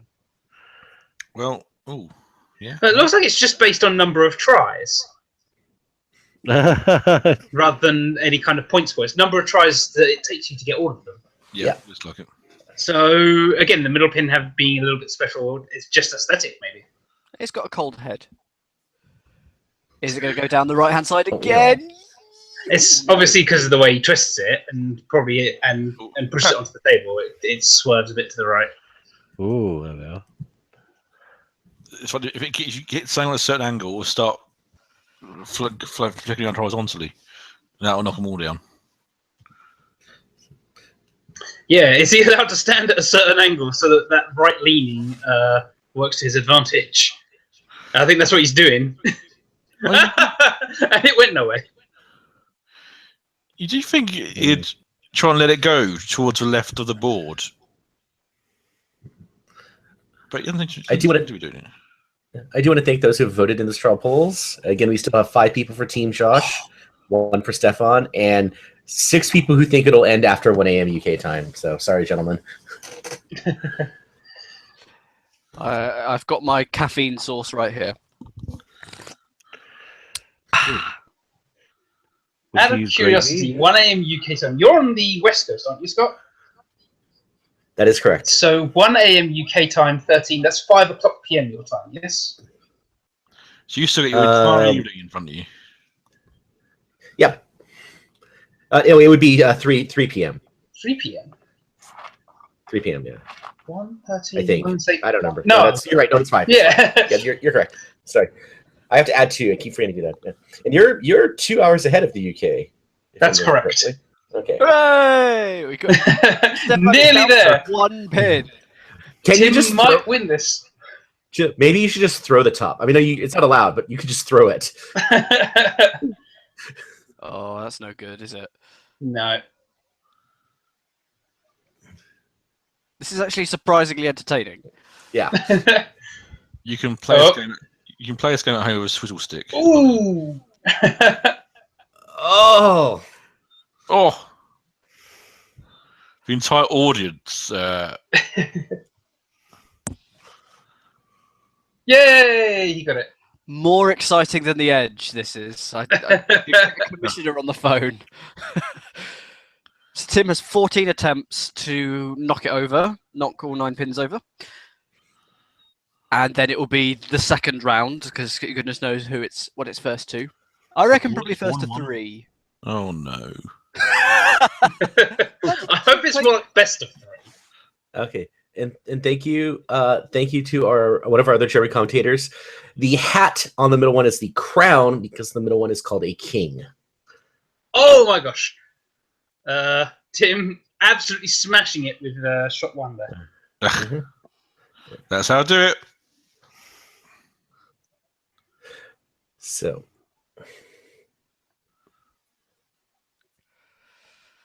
Hello, Mickey01, by the way. I think I've heard of you before. Thank you for joining us. Mickey01 gave us a clarification on something earlier as well. I just forgot to mention the name.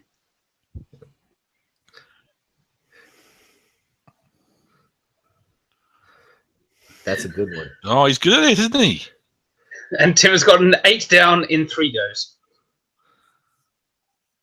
You can certainly aim it. Yeah. Oh, no. Oh. 10 more goes. That's it. Getting the last one might be quite hard because you have to get it pretty much bang on. You don't get it by the spinning cane bit on top. Peter Scandrick tweets in to say, I presume the board is slightly slanted away from the contestant, and it certainly looks that way from these side-on shots. Yeah. I mean, I'm laughing now, but last night I was watching Celebrity Bowling at the restaurant, so, I'm not here to judge. Yeah, there we go. In 6. And then let's set up again for another game. Well, I just said erste Punkt, so that's first point. What's it, first 2? All the tension. It's first to 3. Okay. Really? 3 out of 5. I think the game's quite entertaining, but not 5 games entertaining. Oh, it curved around there. Oh, blimey, that's unlucky.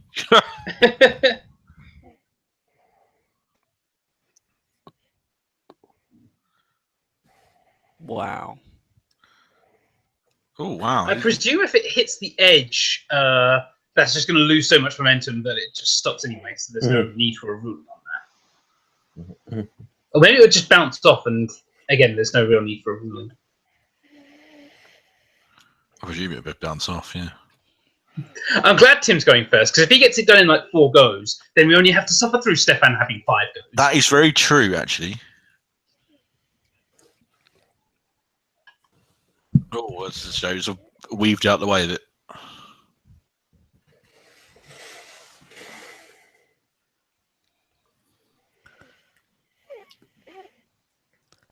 Oh, made a beeline for that one. I almost feel like this needs the pointless column music as it goes down.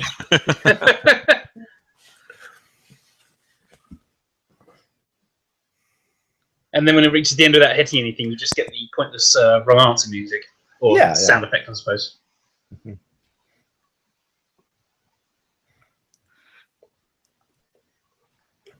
Oh, blimey. Oh, yes, no. Oh, dear. Did that have a magnet in it or something? So I've just realised the past 4 games have been flip them over, drop them, shoot them up, and knock them down. So we've also had weld them. Are you trying to say that tonight's Schlag and Star is a game of bucket? No, it's just you can put in all the titles. Listen to them. Yep. That was drop 'em. That was drop them. Well, they weren't doing any dropping themselves. It was Elton doing the dropping. Oh, yeah. Hear 'em. Bounce them over. And guess him the right answer. Tim, I'm quite some trouble hitting this last one. It's always going to be the last one, of course. Yeah, it's on the edge. On the end. Do you think completely logically it would be quite more difficult? It doesn't really matter where it was, I suppose. I mean, that depends on what happens when the pin hits the edge. The top hits the edge, I suppose. You know, if hitting the edge is instant round over, then it's a lot more difficult to get that edge one than it is if it just bounces off and carries on its merry way. Has he tried spinning it the other direction? Now, in the southern hemisphere, of course, this game would take place around the other way. The problem with spinning it in the other direction is that it takes using the other hand, and I assume that he's right-handed and not left-handed, so it's actually very difficult to spin it in the other direction. I wonder if there's a cap, like 20 goes and that's it. Given how ringing the bull went, I'm going to guess not unless we're here until 3 in the morning. Is there a limit? After 20 goes, they go like you scored 8. Yeah, I mean, well, we're at 15. That counts. Yeah, that counts. Oh. No. Oh. It's done that more than once now, where it sort of swerves towards the side, swerves away, swerves back towards the side, swerves away, and then just sort of sticks in the middle. Doesn't bother swerving anymore. The new commentator sounds quite similar to Frank Bushman, actually, from what I've heard of him.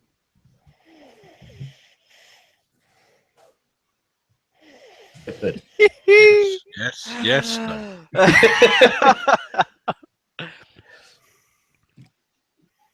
Well, Elton's finding it funny. This has got a chance. Yay! And we found out that when it hits the wall, it just gets to carry on. Oh, Unfortunately, we now have up to 19 goes of Stefan doing it.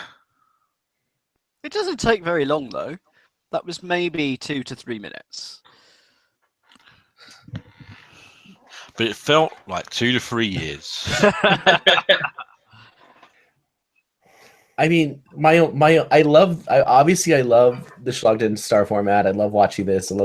But I'm just like worried that Game 9 is going to be like paint this wall and watch it dry or something like that. They have done painting once. How did they do that? Games was painting, actually.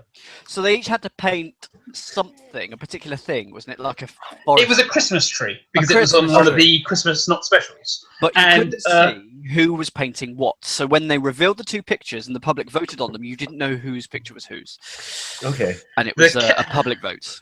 And the funny thing about it was, that was a show where Stefan had done in his hand or his wrist or something, so he was wearing a wrist brace, which meant all the games had to be done with the non-dominant hand, including by the contestant for fairness.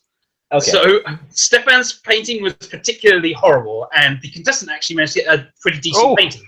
You missed a corker of a shot there. That was a split. That was like a proper split. 7-2 split. Yeah. That was a spare. That was a good spare, picking up the spare. Yeah. There you go. Right, it's 1-1. Pick up the spare on 4 shots. Now, can you repeat it? He looked quite surprised himself, but we here we go. Game number 3. Oh, that's unlucky. Oh, that's very nearly knocked the last one over there with the swing, but quite a few almost knocked over when it was spinning, but it managed to miss them all somehow. Yeah. Well, remember, it's not the first ones that are the trouble; it's the last one. Yeah. He's getting better at this. Is this where Stefan gets his eye in? That's usually happens around this point of the night.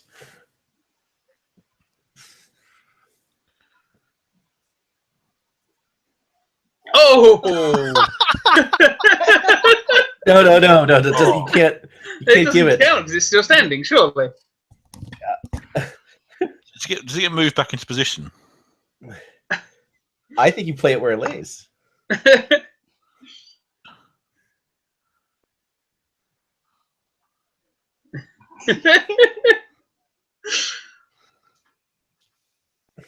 think it has been moved slightly closer to position, but not obviously actually onto position.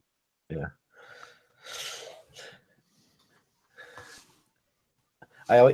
Watching this keeps reminding me of a story I think I've said before of a famous beer company tried to make beer bottles in the shape of bowling pins, and it went pretty well until production, because bowling pins have a shape that's designed to do one thing, and on a high-speed production line, that is bad.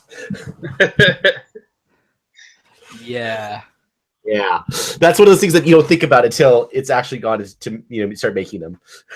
Well, surely that's something you'd figure out at the prototype phase rather than production. No, the prototypes are one-off. That wasn't a problem. It was just when you have to make 100,000 and then 10% break. I'm trying to remember. There's a specified angle at which a bowling pin has to tip over. I think it's 8.5 degrees or 9 degrees. It's something like that. So it's basically the opposite of a London bus. Yes, it is. If you've ever played bowling with a London bus, you know how difficult it is to finally tip them over. And this is why they don't make buses out of bowling pins. It just makes sense.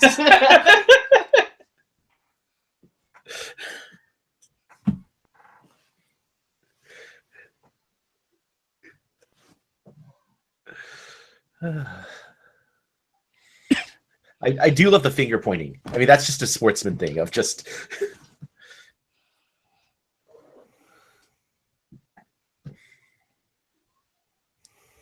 Okay. We haven't had an ad break for at least 5 minutes now. Oh. We haven't had an ad break this entire game somehow. Why did you say that? There's not going to be one. Because I'm getting bored and I wanted an ad break. I want to answer more terrible questions. Ooh, that was it was alright. That's a good sweep, though. That's pretty good. I prefer City.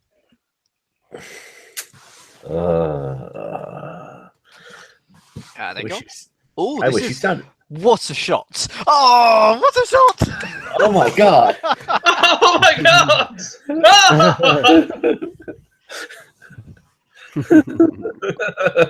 Wow, incredible. Five in one, and with an incredible curve. Ping, ping, ping. And that last one. Oh, My stream's frozen. I'm going to try again. Pure skill. yeah. This game is pure skill. So I just now realized that the board itself is leaned left to right in that shot. Like the contestant's left side is lower than the contestant's right side. I wonder if that's to account for the sort of right leaning of just the fact that they're right-handed and spinning it to the right, which was the problem obviously that Stefan had first time. Yes. Oh, No, it's just to make sure that the spinning top ends up somewhere rather than stays in the same spot. Well, that's why it's leaning away from the contestant. If it's leaning left to right from the contestant's point of view. Well, that's you'll because see they what put they do. a spin on it. Yeah. You'll see it when they do the shot behind the board, basically. He's got that curve thing off now, hasn't he? He can do that. Oh, he was so close. That would have swept.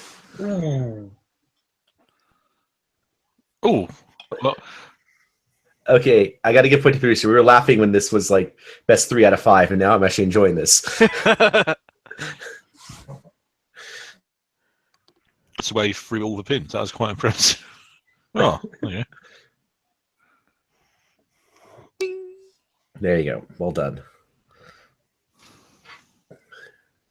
So it is a score of 6 to beat. Yeah, you can kind of see it in the shot here in the replay. Yeah, I see what you mean. Yeah, it's very, very much tilted to the left. Yeah. As well as being tilted away. I mean, helps for the film. It helps for the filming, I'm sure. That too. That's why I suppose they're doing it this way round rather than the other way around. Elton's going and blowing his nose. Classic Elton. Yeah. Oh. Just carry on, everyone else. He hasn't washed his hands. Oh, snotty pins. But he never touched the other hand. If you're using a handkerchief, you always keep your fingers on the clean side of the handkerchief. Oh, I've been using it wrong. Yeah. Oh God. Oh, so with loo roll as well, is that... Anyway, never mind.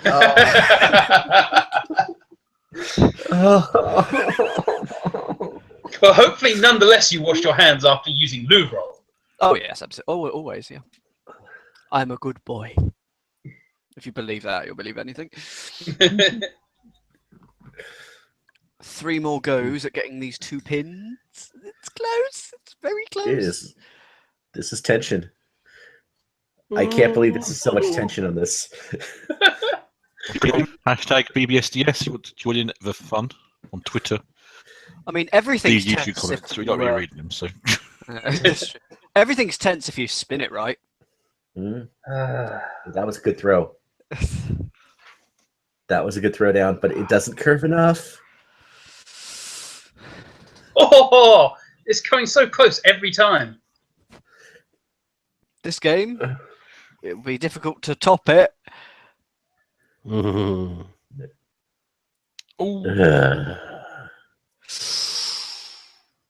It will get one, but it will not get the other. That's 6. So And what's that's that the in end of terms that. of games? Oh, What Tim's is won. it, Tim won. Tim is 1. Yep. Well, from 10-0 down, he's now 21... Oh, 24 down. But... It's only a 3-point deficit now instead of a 10-point deficit, so, you know. I swear he was in the lead at one point, but he hasn't been. Was that a typo, David? This is very clever. What questions? No, it was a mistake. Oh, it looked very clever. He was next to 1. Yeah. I'm quickly trying to work out if the dream is still possible. Is 10, 14, 15 the dream? Yes. Yeah, no, the dream is very possible, yeah. I think You it need, probably you need always... 36 you need 36 points, and 10, 12, and 14 will do that, as well as 10, 11, and 15. I see. I'm working from Tim's end, 39 points, which is 10, 14. Oh, okay. Yeah. And 11, 12, 13. Yes, to make the 36. Yeah, so there's many possibilities to do that. So Meanwhile, we have a quiz round, Wer weiß mehr, which is a map quiz. Who knows more? Who knows more? Yes. Oh no, who knows more? Okay. Of course, wer is who, not where. I get that wrong every single time, It's even when it though. comes to wer ist das. Yeah. So who knows more is a list quiz. I like Stefan's shoes. They're very bright. I'll have to wait for another long shot to see them. Oh wow, yes, very bright. The Beispiele is weekdays, or days in a week. okay, I think I might know these. So this is who dares wins. Except they alternate, so it's the tiebreaker round of who knows wins. And I believe completing the list just voids the question, right? It does. Basically, yeah. And if you get it wrong, if you can't give an answer that's wrong, your opponent gets a point. Yep. And Stefan gave a comedy wrong answer there, I suspect. Which is just as well. Yeah. Right, for reals. So this game is who Knowles more than if it's who dares wins. Nick Knowles, you get it? Yeah, yeah. Is that coming back? Yes. Yes, they're filming Okay. another one. Filming more. Okay. Must be a hard show to write questions for because they've used all their lists. Well, given that one of their lists a couple of years ago was Words of Bohemian Rhapsody, I'm pretty sure they've found ways to. But with Pointless, there are ways to adapt it. With they who do. dares wins, They're infinite there amounts is- of quiz questions, basically. Yeah.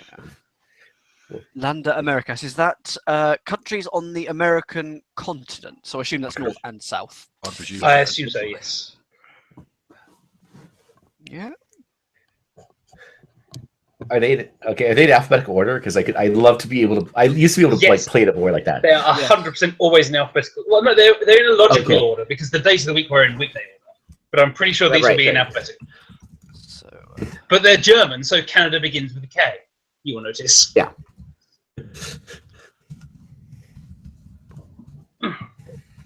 this is a good question. I like this. So does this include the Central American ones? I'd Or imagine is this so. just Yeah. north and Yeah. south? So we've still got Bolivia. Uruguay. Oh no, Uruguay. Paraguay. Venezuela. Yep. Ecuador. Panama. What's the other A country, or what's the one before Bolivia? Brazil. No, Brazil. What's the other A country? Brazil.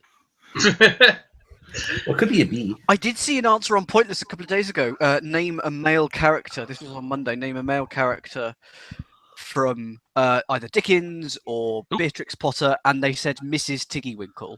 Oh, Oh dear. That's not as good as my all-time favourite pointless wrong answer. The question was, name an actor who has starred in any of the Star Wars movies. Mhm. For the record, Anthony Daniels, who plays C-3PO, was pointless, and I got that because I think I was in the audience for that one. So I got that in my head while it was going, so I had a pointless answer. But anyway, someone says Ricky Gervais with 100% confidence. What? Because Ricky Gervais starred in Stardust, not Star Wars. Ooh, that's quite a misunderstanding. I still love Pointless because you can occasionally fluke your way through a pointless answer. Okay, so sports in the Summer Olympics. Thank you, Rotora. Diving.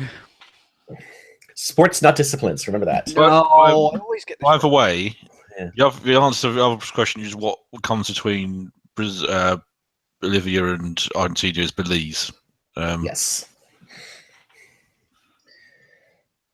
But anyway, yes, sports not discipline. So athletics is all one sport. So it is diving. Okay. Diving is a sport, yes. There's different Yeah, events in diving, but diving in itself is a sport. Yes. Yeah. Okay.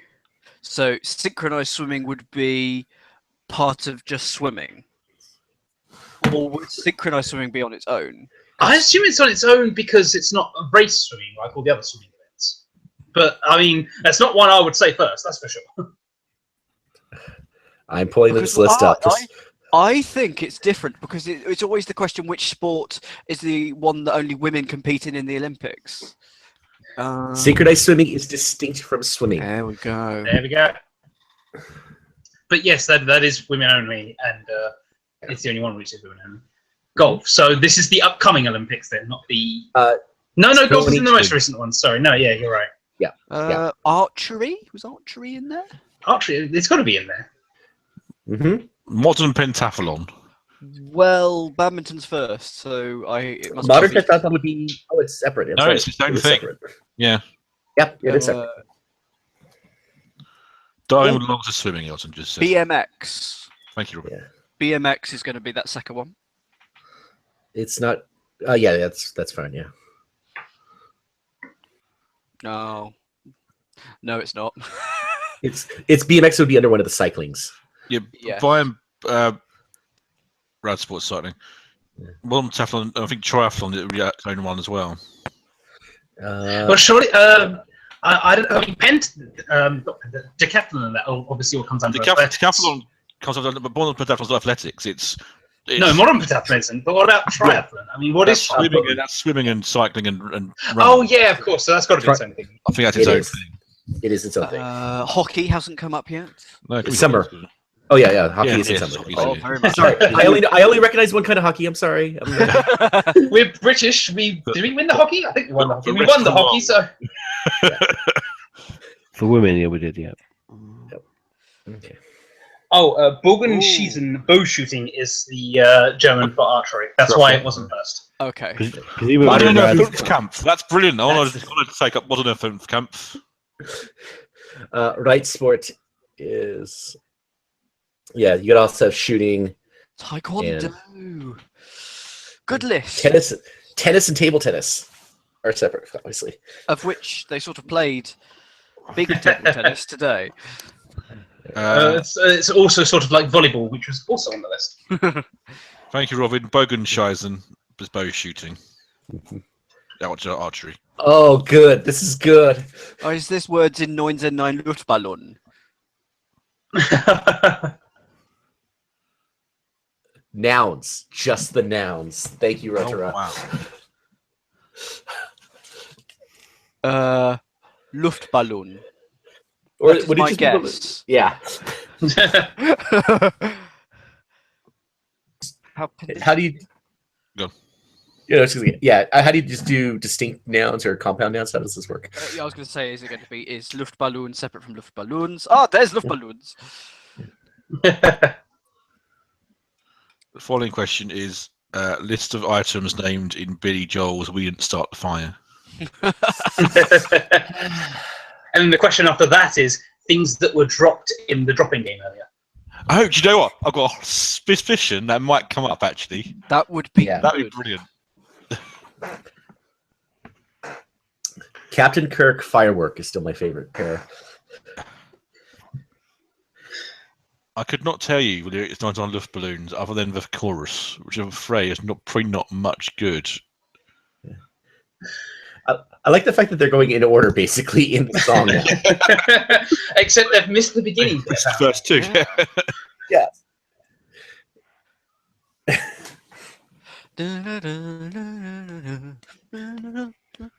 What if you hit a roadblock? Oh, yeah. The end of a verse. 30 seconds. Matt Clemson says he knows the song, but not the German version. Yes, that is something of a problem for us English speakers.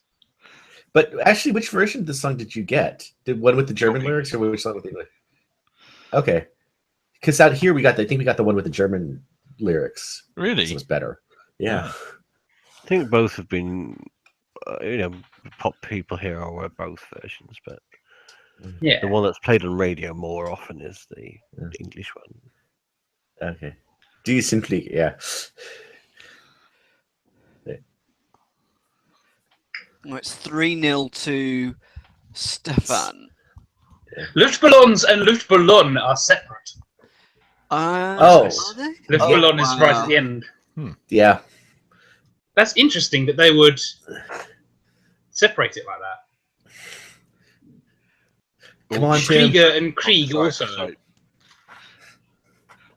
Just reading out correctly. My German is absolutely fair enough. Thank you, Robin. A very different word, apparently, if I say it the wrong way. Yes. Sorry. Apologies to any Germans I might have offended inadvertently. This is the German cabinet, I suspect. I can't find on the official charts database 99 red balloons. Can you find 99 Luftballons? That is not there either. I'm trying to work out why. Did we imagine it? We must have done. There's Red Balloon by the Dave Clark 5, but that's not it. It was by Blondie, right? Nina. No. Yeah, because no, not Blondie. Well, I mean, that could be why. But I was not searching by artist, so yeah, maybe it didn't make. No, it was number 1. March 3rd, 1984 is what I'm pulling. Well, maybe in your country. No, in your country. I'm pretty sure it was number 1 here. What? I'll post the link in the chat just so that you're there, because Wikipedia has links to all these things. Oh, Mister, I scored £0 on.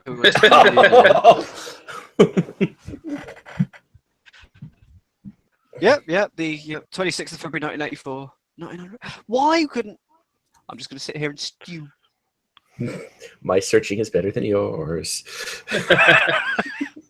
And already they've gotten all the answers I could have gotten on the Bundescabinet with Angela Merkel. I think Yes. Wolfgang Schroeber. Yeah. Yeah. He's not part of. Is he part of the cabinet as the president? Oh yeah, he is. Yeah. Well, that was a very quick game of who knows more. It turns out it was Stefan by quite some way. Yeah. Well, that answers that. So 10 points to Stefan. The dream is still there, but we are going to go to at least a game 13.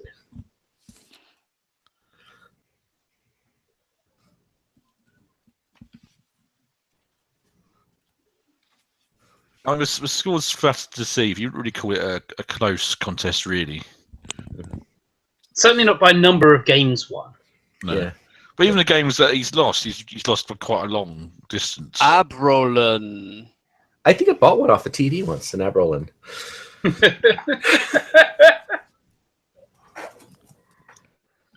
Abrolin just means roll off. Mm-hmm. So Just hold for on those to the thing. Is this unwrap a roll of cling film? It looks like, isn't it? Oh Or no, it's rope. rope. But Rope. Even so. A roll of cling film would be much better because the challenge would be to find the start of it. Yes. And then health and safety is there with the if there's a blade on it, now, in this game, No, you have even to better would be unravel 5 rolls of sellotape because you have to find the start of 5 rolls of sellotape. Oh god. Okay. So basically, this is a best 3 out of 5 for the remainder of the games, more or less. There's one corner case. 12, 13, 14 to Tim makes the 39 he needs to draw. That's the corner That's case, the corner case, yeah. In other words, come on, Stefan. We're looking for the draw. Why is Stefan counting the rings here? He wants To to occupy himself? Oh, they don't get to pull it. The thing will not rotate. You have to rotate by going up and over. Oh. That's quite high. Wow. Well, it's a lot harder than drumming a bass, Oh, I see. And that's why the bell is far away, because when you think you can go and hit the bell. Oh, you're going to be attached to it. You're going to be attached to it. Oh, this is cruel. Oh. Oh my gosh. This is really wonderful. hard. This makes me smile. And of course, what I would do is I would do it so that at some point you can actually reach the bell before you've unraveled. Yeah, You've absolutely. got to work out when you think that is. Oh, that's going to be evil. And that's why you're just trying to count like 6 inches around. It's 20 feet away, about 20, 25. And if you go too early, you have to run all the way back and unravel yourself once or twice more. This is all about rope management. There was a wonderful challenge on Big Brother Canada. I think Big Brother Canada 3, where basically they did this, but times 20. They had to, and the challenge basically wound down to who doesn't get in a knot first. But that won't be a problem this time. This is Stefan about to hang himself there, by the looks of things. A bit dodgy. This is going to be absolutely knackering. It's about a foot high, and I think, ideally. Josh Widdicombe's technique is impeccable. now. I'd start wrapping this around my shoulder, creating a loop so it doesn't, or even wrapping it around me, doing some circles around me. But then you got to unwind all those circles when you want to get to the bell. Oh. That's true. Would you prefer this game on like a Survivor or I'm a Celebrity? Oh, Stefan Justin. It wouldn't be very I'm a Celebrity, but it would work on Survivor, definitely. Tim just barely too late. I think we need a replay. Crikey, it looked great to me. Obviously, it looked like a Stefan win, but no, it wasn't. Wow. I'm gonna have to see the replay. Oh. And of course, they can just roll it up to do another game, can't they? Yes, I assume that the rope there is like the thing is motorized or something, and it rolls up. We're going to a handy break at this point, I think. So we have a break after every round whilst they. All right, so Dan, you can go back to Dan's $64,000 question. Indeed. So, just to recap for those who have joined us, the $64,000 question was an early 90s game show, and I bought a board game of it from a charity shop, and the questions that I got in the game are hilariously terrible. So, we'll be going with Nick next, and just to remind you, the categories are politics, English, science, countries, potpourri, and general knowledge as separate categories, sport, history, environment, and current affairs from 1990. Politics, why not? Politics. So we're going for the £100 question. Yep. What does UN stand for? I think it's United Nations. Yes, it does. David? Potpourri, please. Potpourri. What characters' shoes have been filled by George Lazenby, Roger Moore, and David Niven? James Bond. That is correct. Scott? English, please. English, your £100 question. In which book does Captain Starlight appear? Ooh. I don't know. I'm sorry. No. Anyone? No, me I couldn't tell neither. you. Robbery Under Arms by Rolf Boulderwood. One of the classics. So that's that. So no, next time you'll still be on £100. Yeah. Lewis.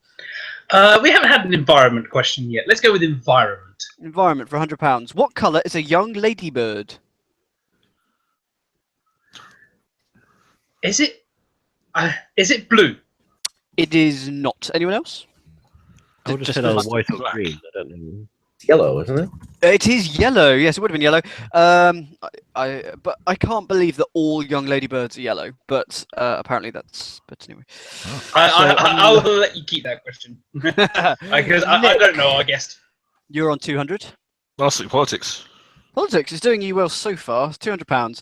So here we are. How many houses of parliament are there? What? Okay, there's a House of Commons and the House of Lords, so I'll do 2. 2 is the official answer. I assume it means in the UK, because surely there must be other around the world. But it was Scottish Parliament, the Welsh Assembly, and Northern Ireland as well. So Scottish Parliament didn't exist then, did it? No, it didn't. No, it didn't. No, it's a late 90s thing, really. But that wouldn't have been a House of Parliament. Anyway, 2 was the correct answer. David. Science, please. Science, £200. Is a moose and an elk the same thing?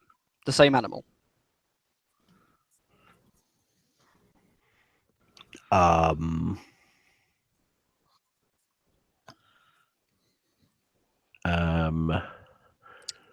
moose and an elk the same animal? I will say no. The answer is yes. A moose is in America and an elk is in Europe. I was going to say I think the answer is depends on who you're asking, but But yeah, the answer that I would have given that I thought they were looking for was yes. Yeah, they are basically. Yeah. Scott, you're on £100. Science, please. Science. Okay, I'll have to change the. Oh no. Do plants grow towards or away from the light? They go towards the light. They do, but I'm sure there must be some plants that don't do that. But yes, I'm happy with that. Lewis? Let's just go science. Science. Okay, for £100. Your question is, how do we measure star distances? How do we measure in light years? That is actually what I have on the card. With a telescope. Yes, with a telescope it's fine. I'd have So you accepted can even that. say with parsecs or astronomical unit. Yes. Yeah. So, Nick, you're on 400. Yes, politics. Politics. So this is your last one question. They start getting more complicated after this. How many states are there in the US? Is it 49, 50, or 51? Well, we know that none of those is right, but Well, yes. 51. No, 50. Oh. 50. Sorry. David? Well, I'll try potpourri, please. So you're on 200 potpourri. Who chauffeured Lady Penelope? Parker. That was his name, correct. Scott? Science again, please. Science. Okay, for £200. What is an eclipse? It's it's when the moon. Well, I guess when an object passes in front of another object, so you can't see it.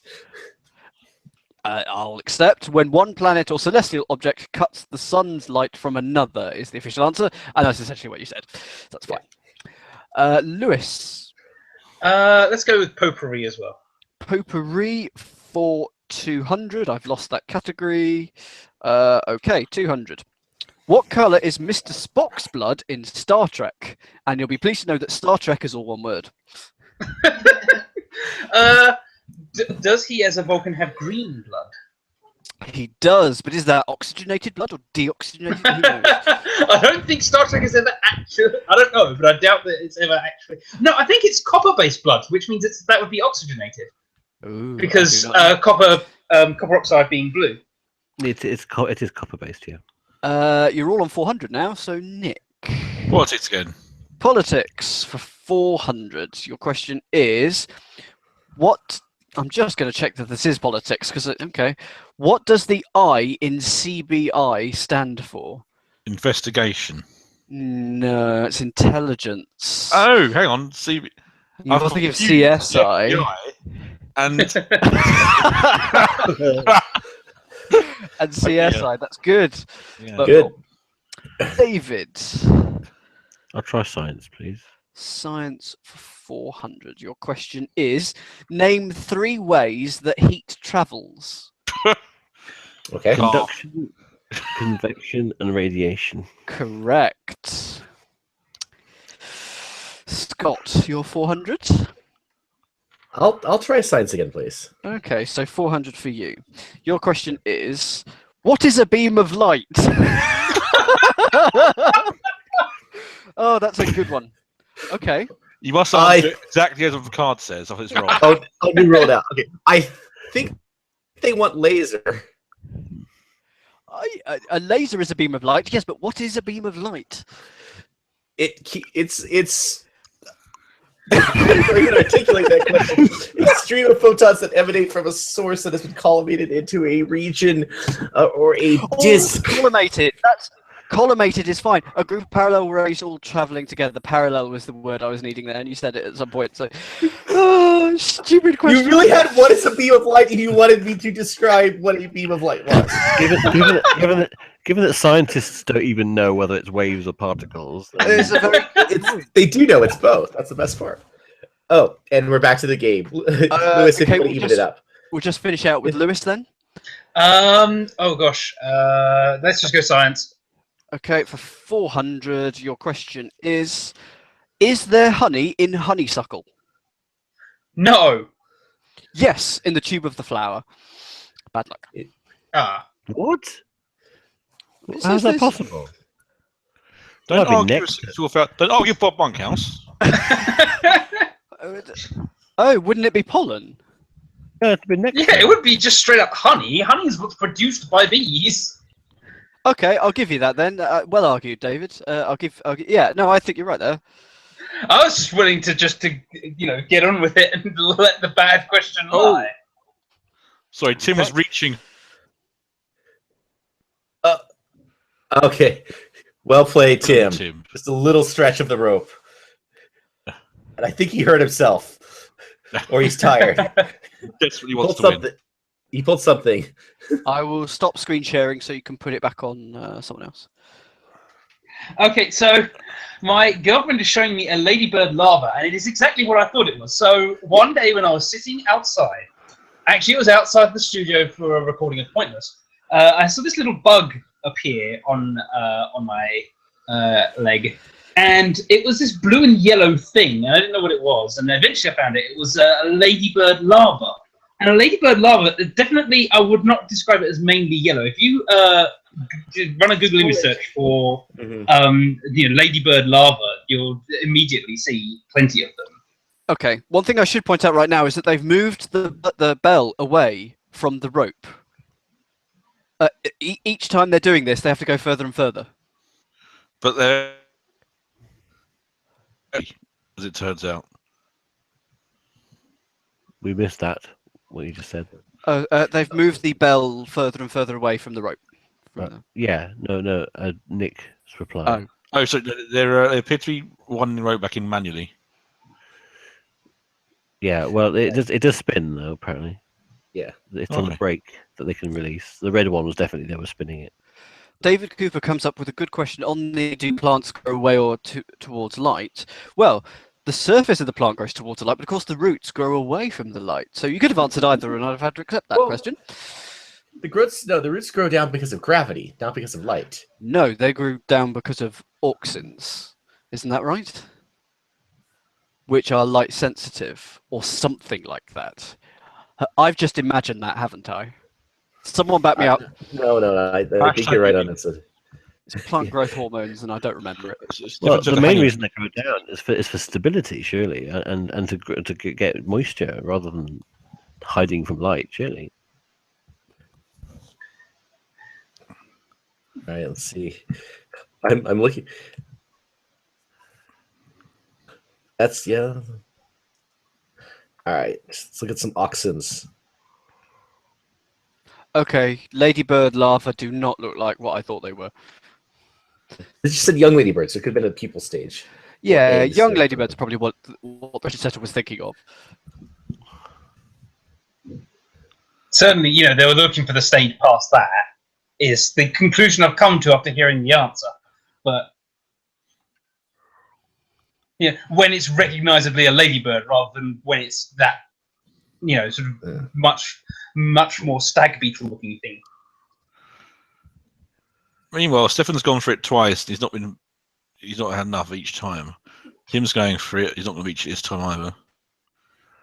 I think this is probably Stefan's. There you go. It's quite a run over to that bell at this point, isn't it? I don't think they're managing their rope very well.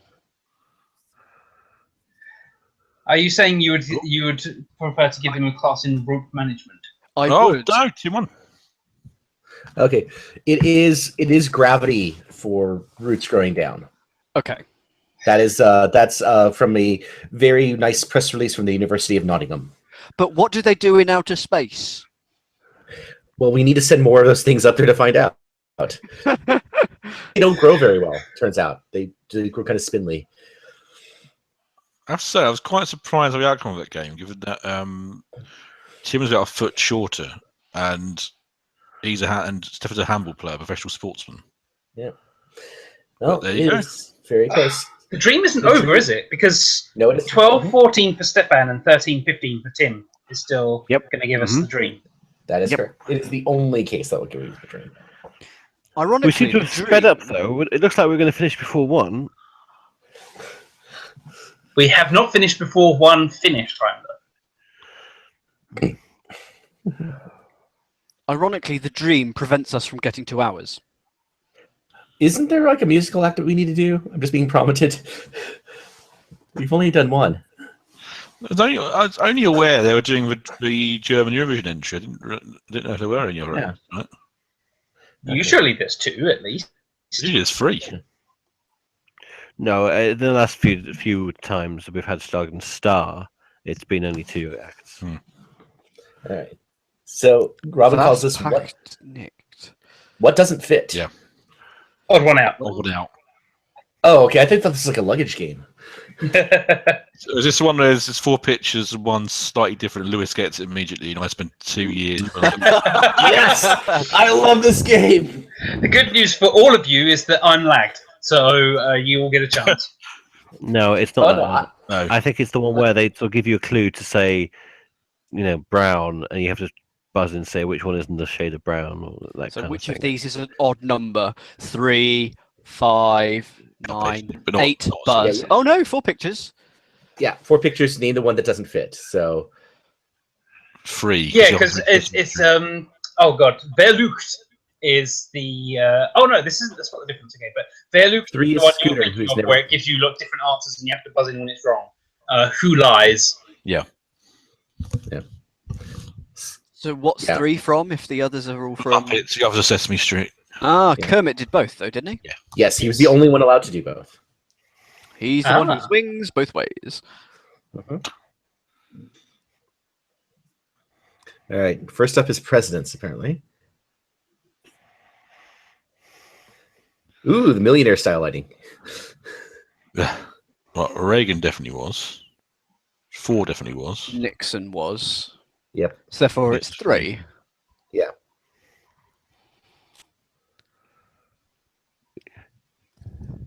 Yeah, that's just a picture of the actor, isn't it? Jeez, what's his name? Charlton Heston. Heston Mm-hmm. Yeah. of the Gun Club. They just increased the points to 5 for this game for some reason. Sorry, very subtle.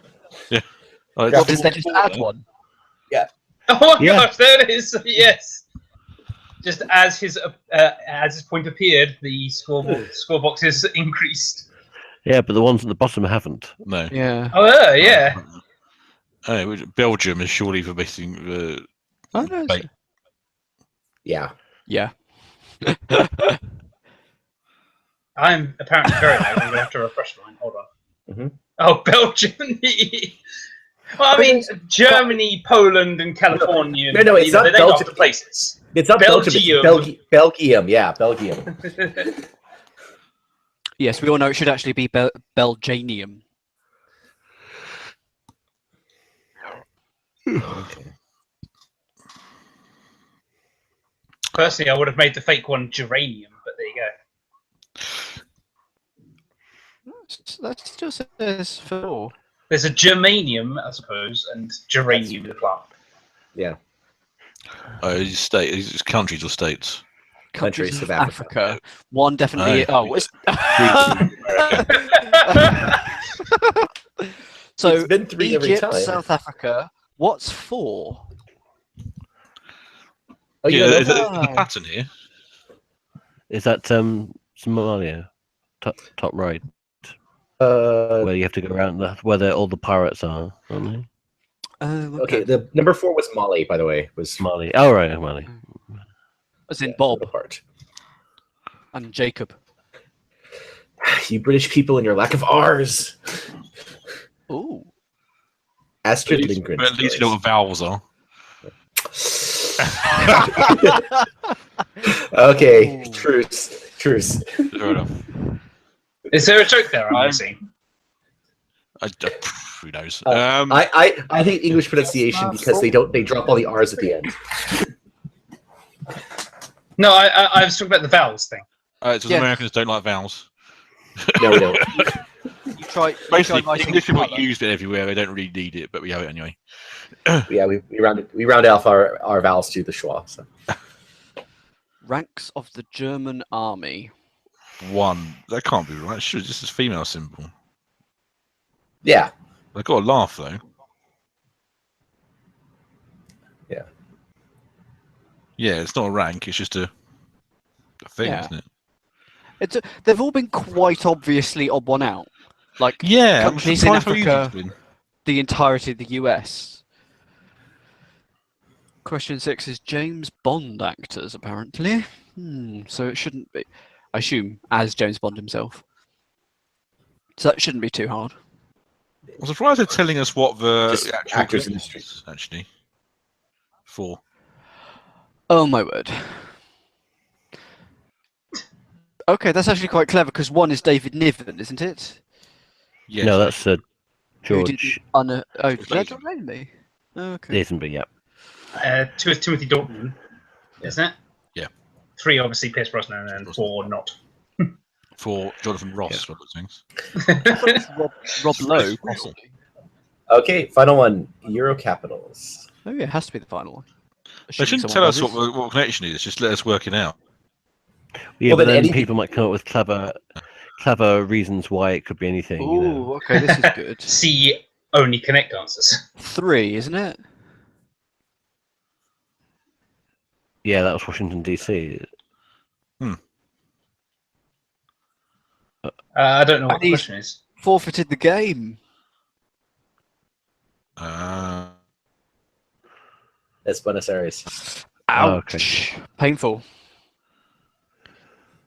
Well, Dream's still on. Stefan has a game in hand.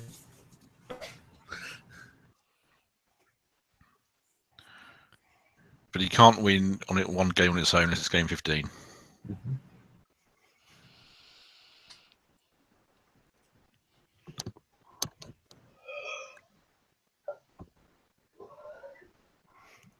Game 13.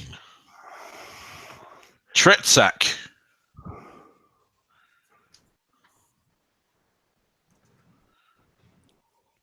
What's this? Is that a rucksack of some kind? No, there's Is a it big thing. catapulting things into a different thing? Ooh. Oh. Ooh. Ooh. Ooh. I think that's about 30% of our commentary every time. It's just ooh as they bring things on. But that's what you want in this show. And then disappointment when it's best of 9. Yeah. And then surprising turnaround at game number 5.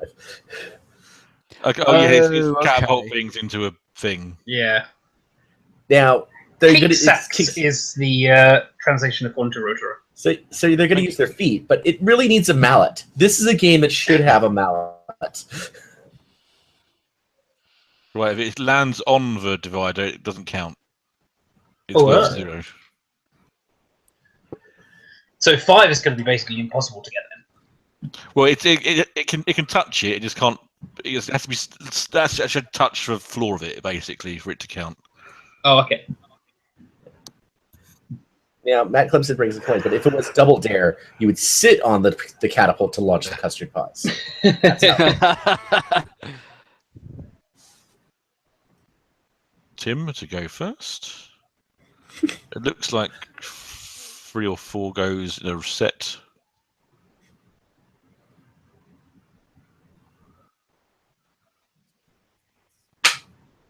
This would make a Well, good that's- game 15. That was far too. There is a learning curve. Easy. Yeah. I think it's a learning curve, and there's. But at least you're going to show your opponent how to score. you lose the tempo. 1 point.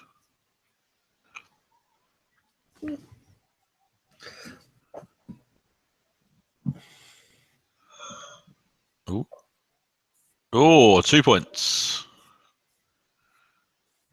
I think the 5 is actually slightly bigger than it looks from that from some angles. It's certainly possible. Oh, 3 points. Well, I'm How are very you so behind. far ahead. Yeah. Okay. I'm gonna refresh because I'm a little bit. I'm just refreshed. and it's like it's only just come up now. So like, are you living in some sort of parallel universe in Cambridge? I'm way ahead of you. I'm just. I'm futuristic. He's using the wrong colour. Oh.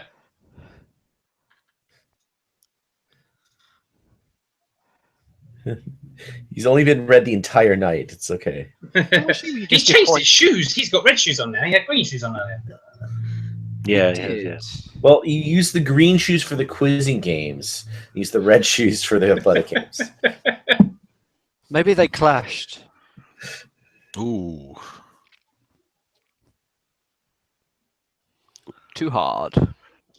I quite like the ambition, though. Yeah. Yep. Might as well take a punt.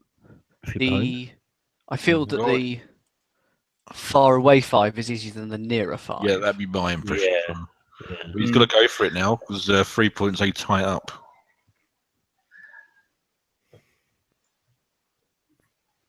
He's gone for I'm it. not Oh, sure they're so how- close. I'm not sure how much skill there is in this game, whether it would be possible to consistently get anything other than just in the tray at all. And maybe you could consistently get 1, but I don't think you could consistently get any other number in this. I think there's an element of luck to it. I don't know. That's fine. I mean, you scored every. I think the hard part is just to know what's the maximum minimum that you can really safely do, and then go from there.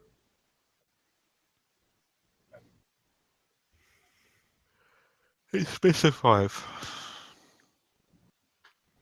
At least this game is much quicker than the spinning top game. Yes. I like the spinning top game. Yeah, once they worked out the thing about putting spin on it sideways, it was quite good. Yeah. Ooh. Just. Oh, there it is. Almost got it. And now you know how liked everyone is compared to each other. Wow, really? that was us. Yes. I shall put my commentary on 5 seconds later.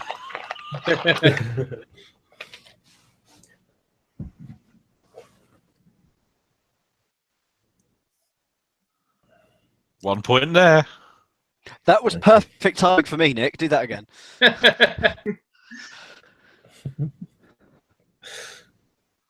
1 point there. That was, Just a again, little bit early.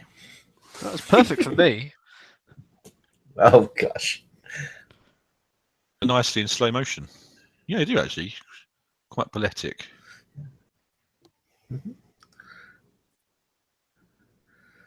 These particular beanbags are pleasingly flat, so they fly through the air quite nicely. They keep getting 1-pointers here, don't they? Well, it's safe. As I said, I think it's very difficult to consistently get anything other than 1. Why doesn't someone tell them Quite to like- try the higher scores?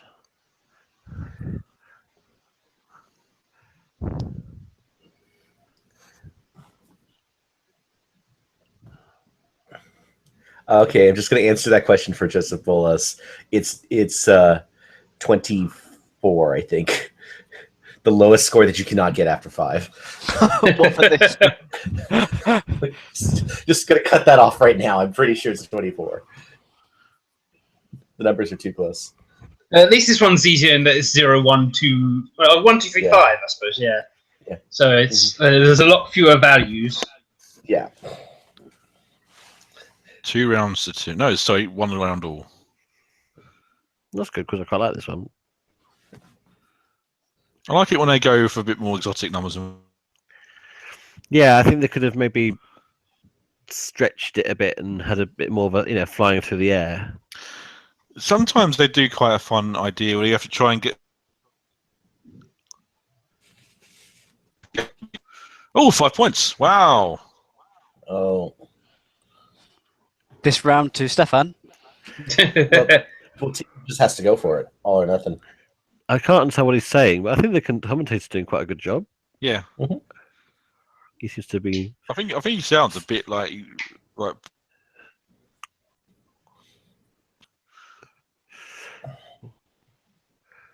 But only sort of half listening to it. But if your job is mainly commentating at people throwing tungsten into a piece of wire, Yeah. then you've got to be able to chat about things, don't you? Well, this is the second Oh. fight game. Oh! Oh, brilliant. For world of naughty internet streaming. Well, we're very grateful for it. Absolutely. Yep, sensible. Sit on the lead. Yeah. Tim needs to make back 4. No, 6. Ugh. 3 keeps me in the game. Well, technically, scoring at all keeps him in the game. Oh, I see. You were saying that he did score 3. Sorry. I was like, getting 3? It's like you could get anything and still score 6. Sorry, Lewis, I don't mean to interrupt you. You'll see why. Now. Basically, the opposite of what happened to Tim there. They're quite pancake-like, these beanbags. As I said, pleasingly flat. Yeah. Oh, I could do with a pancake. That'd be nice. Well, they are squishing it down with their foot, which makes it extra flat. I do that with pancakes, actually. Oh, don't talk wow, about food. I'm hungry now. Do you do that right after you blow your nose, Dan? I've discovered a lot about the world today. So Stefan's doing quite well at this game. He's Mate. doing crepe. No, that's Tim who's doing crepe.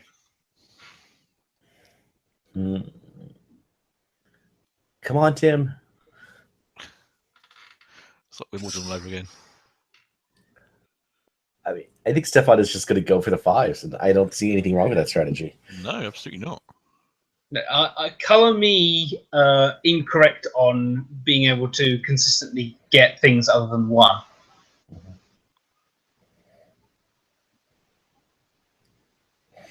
Because I also like, because of the dust in the studio, apparently they've created a shoe-shaped silhouette on the catapult itself.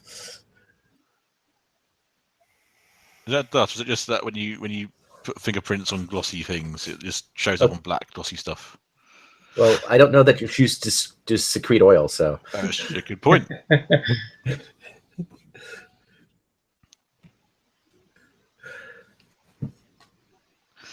Well, my stream's completely frozen now, so. Oh no, so mine. Whilst Stefan's was in midair.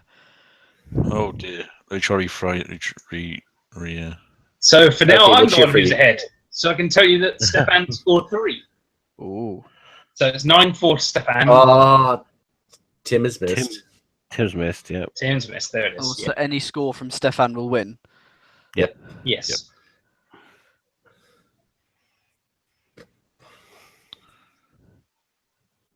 And that's a score. Yep, I'm back.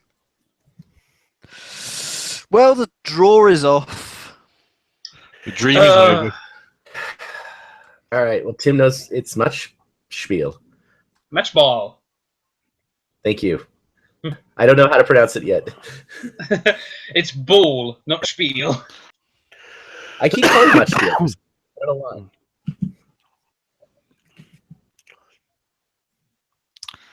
59-32. Which means the next game is ein Matchball Spiel. Like I said.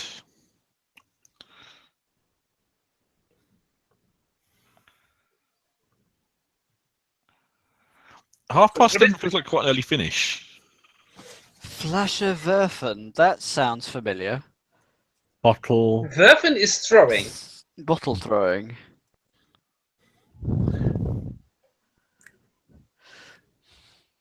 I think it's bottles and throwing have both happened a lot, is why it might sound familiar. It's going to be my guess. Well, there was the recent media craze, wasn't there, of throwing a bottle so that it lands upright. That is exactly what this is, according to Rodera. Right. That's exactly what this is. How long has this been a thing? Because my nephew.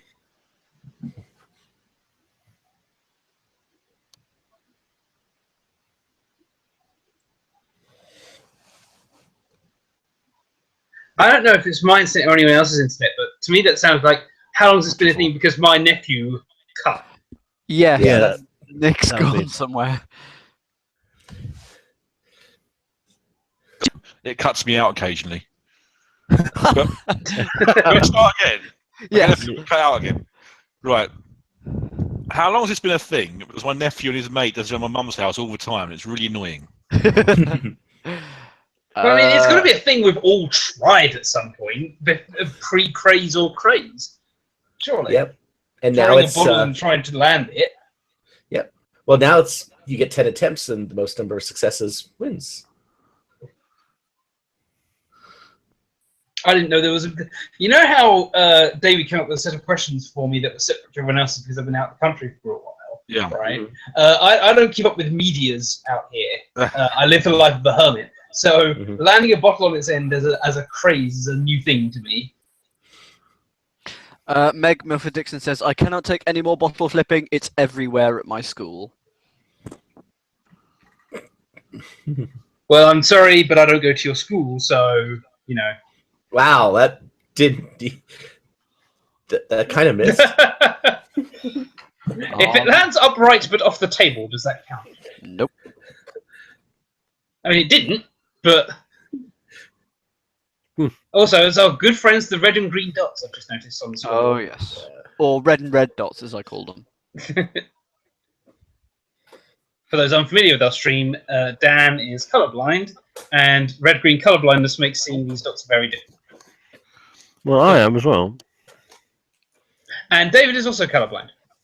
It is actually quite useful if you're a games consultant because you can flag up problems. Oh, Stack got it. Oh, they're actually quite brightly green now, so that's quite good. Yeah. Before they didn't used to be so kind. So challenge number 2, landing the bottle with the cap off. That flip could be worth 100,000. Then doing it with a Coke bottle.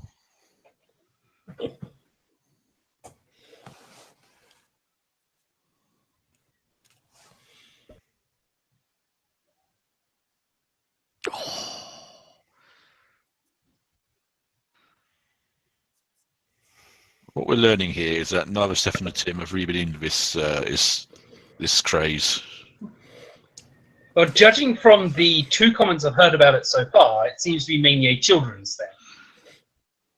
I think part of the challenge, to be fair, is you have to basically record before your success. So it's actually, you can't catch it during, essentially, unless you prepared for it. It's sort of like someone explained, that's why there are very few live car crashes on recorded, because you just have to be ready and filming before it starts. So it's actually kind of cool when you actually record something like that live. Oh! That is how it looks like. That's how it's meant to happen. Yeah, that reminds me of the thing that Darren Brown did once, just in the middle of one of his shows, where he said, "I'm going to take this coin and I'm going to flip it 10 times. It's going to cut heads 10 times," and then he does it, and it comes up heads 10 times. But the secret being, of course, that was his 50th or 100th or so recording of it. Matt Parker, the mathematician, did it, and he did it. He got it quite early, like only after like an hour or 2 of flipping. So he thought, well, that's maybe I could just sort of keep going because I'm set up for the rest of the day. So I might as well just see how many times I can do it again. And it took him another 4 hours, but like he managed to do it twice in a day. Wow! Didn't he also do it in such a way that he had 4 ways of doing it because of the way he was going to record things? So you could either get it like heads 10 times in a row, tails 10 times in a row, alternating starting heads or alternating starting tails. Yeah, he used a FIFA coin that was yellow and blue. So it could go, he flipped 2 just arbitrarily, and that was the basis of his 10. That he got to 10 on the 930, something like 914 flip, but his effects didn't work out. The confetti was supposed to drop and all that, and it didn't work right. So he had to do it again. If he gets it, which he got on 25. That was amazing. Oh! Good over. Is that it? That's it. That's the game. That's the game. That's it. Quite an early finish. So well done to anyone who voted no in the yes in the will we finish before. Was it will we finish before or after one poll? I wrote the question as before, and Noah will end after. So 2 people got that right out of 8. It didn't even get to past 1 o'clock German time. This is quite an early finish for. It did get past 1 o'clock in Finnish time. Just about half an hour. Luckily, the confetti cannons did go off here. I don't know when the next Schlag Star is, but I'm next working Saturday on then. When was that? Sorry. April 22nd. Okay. So it's probably going to be then. I'm sure it'll be before then. No. I think everyone missed the joke there, Nick, so you might want to say it again. So I don't know when the next Schlag Star is, but I'm next working on April 22nd. So. All right. There we go. It's all right. Now the stream is finished. I'll be clear, I think. For some reason, the stream I'm using freezes up every couple of seconds. Would you like to try to finish a $64,000 question briefly It's been quite early, so before we sign off? I'm happy to sure, play some more. Join us, viewers. Hashtag BBSDS. Thank you for listening to us. We're now going to do some quizzing for the next 20 minutes or so, probably, and then we're going to bed. Yeah. Of course, we've done the easier questions now, so I mean, we could get stuck horrendously, but we will see. So many questions, I think. Nick, you are on £400. Yeah, I've still politics again. Politics. You are happy with politics. Yep. Okay, your question is: name one of the 2 American parties. Democrat. Yes. You get one as well if you like. Go on then. Republican. That's 2 out of 2. Yeah. That's very good. I'm sure that. I mean, there must be other Libertarians. parties. Yeah. Green. Yeah, there are lots of parties. Yes. David, you now have an £800 question. This is a 2-parter. Oh, science, please. Daniel, can you share your screen? Science. Oh, I thought sorry. it was. I'll he share is. Sorry, my fault.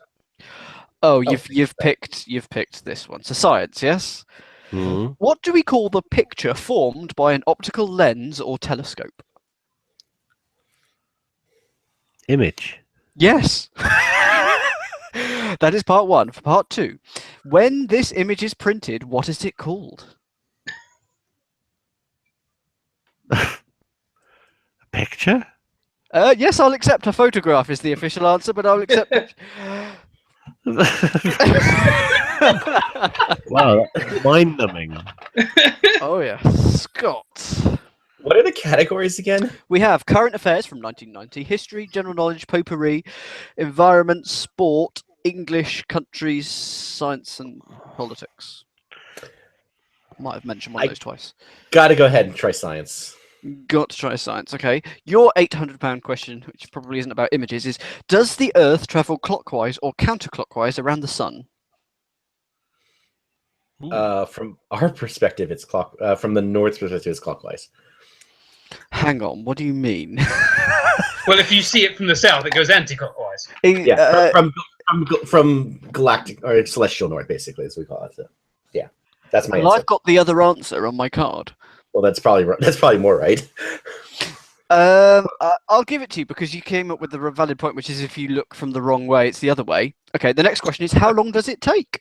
A Well, year. that's if you want to do one revolution, yes, but it doesn't say that. But that is correct. Lewis. You know what? Let's do current affairs from 1990. Right. Yes. For £800. Oh, what famous cat appears in Back to the Future? Cat? Yeah, I think it's a typo and it should say car. Oh! In that case, it's the DeLorean. Yes, it is. I've just worked out. Oh, that's actually really good. I was genuinely stumped for a moment there. Cat? And then your part the second. What charge was John DeLorean convicted on? I don't know. Grand Theft Auto. Oh, it was a good guess. Drug dealing, I'm No. afraid. Yeah, drugs. Nick, you're on 800. Politics. Politics. Oh, God, okay. For 800, which country massacred students in Tiananmen Square? Now, there's a feisty question. Well, the answer is China. Correct. Which chairman do you associate with China? Is it Mao, Tito, or Cha?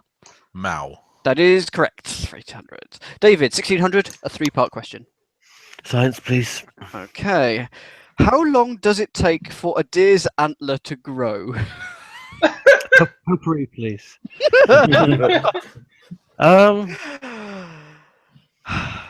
Well, 3 months. It says a year. I'm going to give it to you. Because the next question is, what happens to the antlers in spring?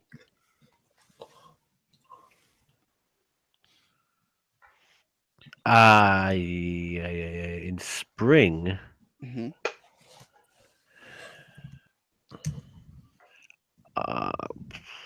They fall off. Yes, that is correct. They drop off and grow again. And the next question is, do they grow bigger every year? Yes. Yeah.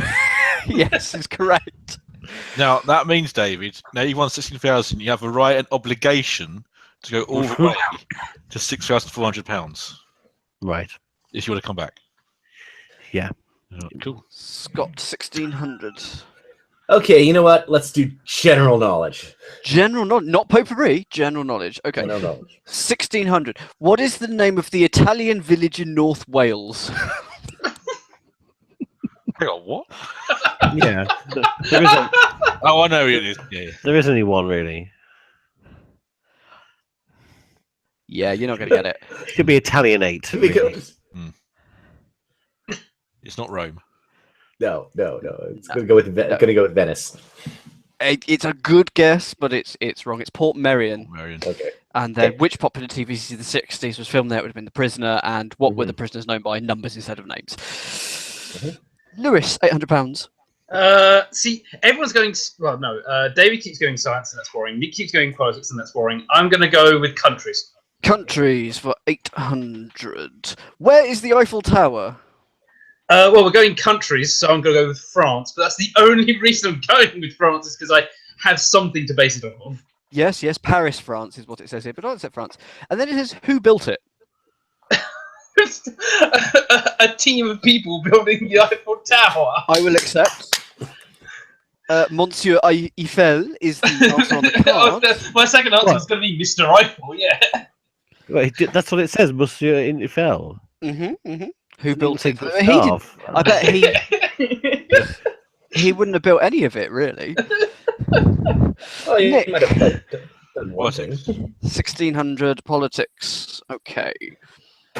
Which country does Britain lose, but I'll change to did Britain lose in 1997? Is it Gibraltar, Hong Kong, or the Falklands? Why did he get multiple choice questions? Don't complain. It's Hong Kong. Correct. To whom? A, China, B, Spain, or C, Argentina? China. Correct. No, we're going to lose Hong Kong to Spain. How long was Hong Kong to be British, or how long was Hong Kong British? A, 50 years, B, 100 years, or C, 99 years? 100 years. It's not. It's 99, I'm afraid. So, David, you've got a 5-part question now. God, here we go. All right, I'll try potpourri. Potpourri, here we are. What was the name of the hotel complex in Neighbours? You've got questions on Neighbours. Lassiter's. Correct. In which street do the neighbours live? Ramsey Street. Correct. Who is married to Scott Robinson? Well, Kylie Minogue's character, who was a mechanic. Oh no, it's not. It wasn't, is it? No. Okay. Well, I've got it wrong then. You might. Well, no. I'm trying to work out if that I could accept that because I don't know. So I'm currently googling. Oh, okay. Well, no, I shouldn't remember Kylie's character. She was a tomboy, wasn't she? Scott. Charlene. Yes. Yeah. Correct. Which Neighbours star had a hit with The Locomotion? Well, that's Kylie Minogue again. Yes, it is, but I hadn't mentioned her, so she was coming up next. And finally, what instrument does Mike play? Sorry, Mike. Mike. Just Mike. Just Mike. You know, Mike from Neighbours. Yeah, come on, Mike. Very proper. I'll guess the guitar. Oh, it's a saxophone. Oh, So close. All right. Scott? See, general knowledge did. General knowledge. General knowledge. What are the doldrums? They're a series of winds. Or sorry, they're a series of lack of winds specifically. Oh, yes, I'll give you that. Yes, areas of calm, very light winds in certain equatorial regions. How did the term in the doldrums originate? Sailing vessels, when they try to cross that line, they kind of got where they were becalmed. Yes, because sailors would remain calm for days. But brilliant. And when did this term originate? The age of sailing. Can I say the night? Age is correct, but it's the word before that you need. Oh, you want me to say something like The not the Gilded Age? That's too late. the Maritime Age. No, the Middle Ages. The Middle. Oh, I didn't think it was that old. Okay. Apparently. Okay. I'm basically giving you that because and I'll be giving you all the 1600 one. Lewis? You know what? Let's stick with countries. That was Countries worked, did it? Which city was named after Romulus and Remus? Rome. Yes. By which river were the twins Romulus and Remus found? It was the Tiber. That's it. Yes, correct. And who brought the twins up? Or was it should be what? Yeah, it was. I always forget. For some reason, I've got it in my head. It's either a wolf or a bear. Are you going to let me have that, or am I going to have to be specific? I'll give you that. A she-wolf and a woodpecker. Woodpecker. It's what I have on the card, but don't trust it. Nick, 1600 for you, but you will get it right regardless. Politics, you love your politics. Right, 1600. yeah. Which book by George Orwell uses animals to make fun of the Russian Revolution? Animal Farm. Correct. Who were the leaders of Animal Farm? Napoleon the Pig. Yes, pigs in general, that's good. And Pig. in which book by the same author... in which book did the same author write about a nightmare future, brackets, current? 1984. Correct. Commentary. The social criticism. Before we continue, I've just been informed that next Schlag starts March 11th. It's only 3 weeks away.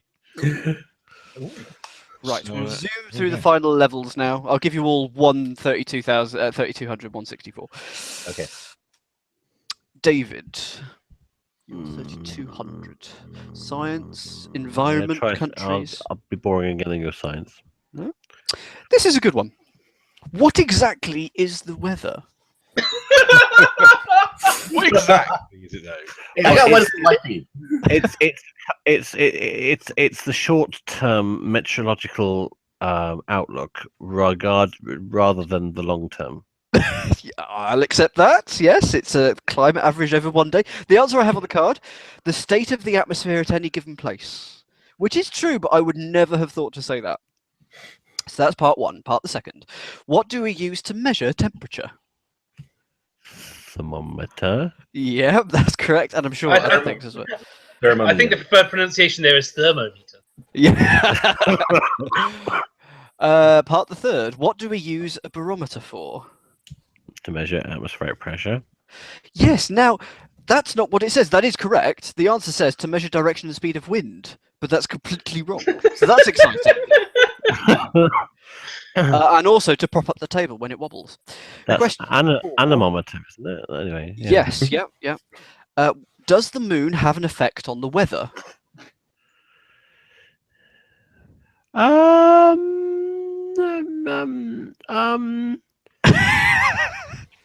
On the weather. Mhm. Yes. I'll accept the correct answer on the card is no, none at all. But I know more than this card does, and there is such thing as solar and maritime tides. Oh, I mean, there's tides as well, but there are tides that. Yeah. Okay, so wait, just because I want to needle you some more. Tides are weather, but tsunami isn't. Shush you. Okay. Shush. In joke there. Go away. Yeah. And finally, what causes the halos which you sometimes see around the sun and moon in winter?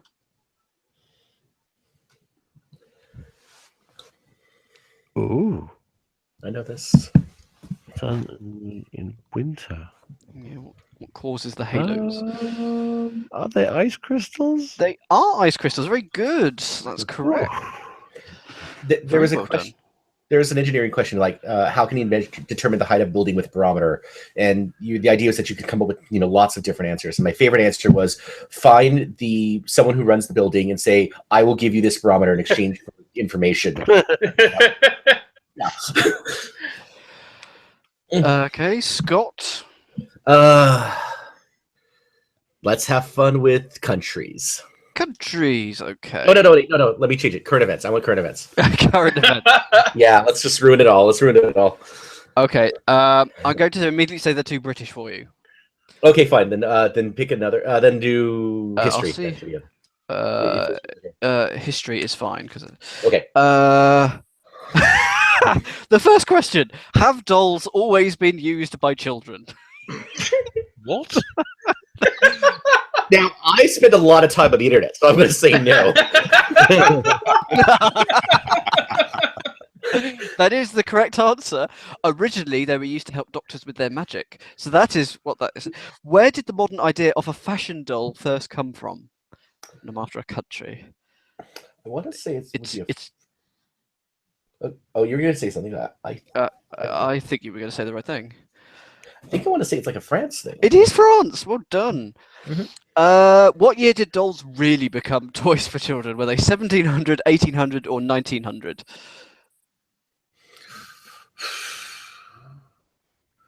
Well, they were left in the factories until 1900. So that's what I want to say. But it's probably going to be wrong. You said 1800, didn't you? Good. Yeah, Yes, that's correct. And what were early dolls made from? Ooh. See, in America, they would be like corn. Atoms. Material. I would have just said leftover food stuff. Wood is the answer here, so I probably. Okay. Yeah. And why did Roman girls take their dolls to the temples? Sacrifices. Well, the answer is to show they were grown up. Oh, okay, that's kind of cool. I would just say just throw your doll into the fire. There you go, Yeah. Sacrifice done. But that's 5 out of 5. Correct. Well done, Lewis.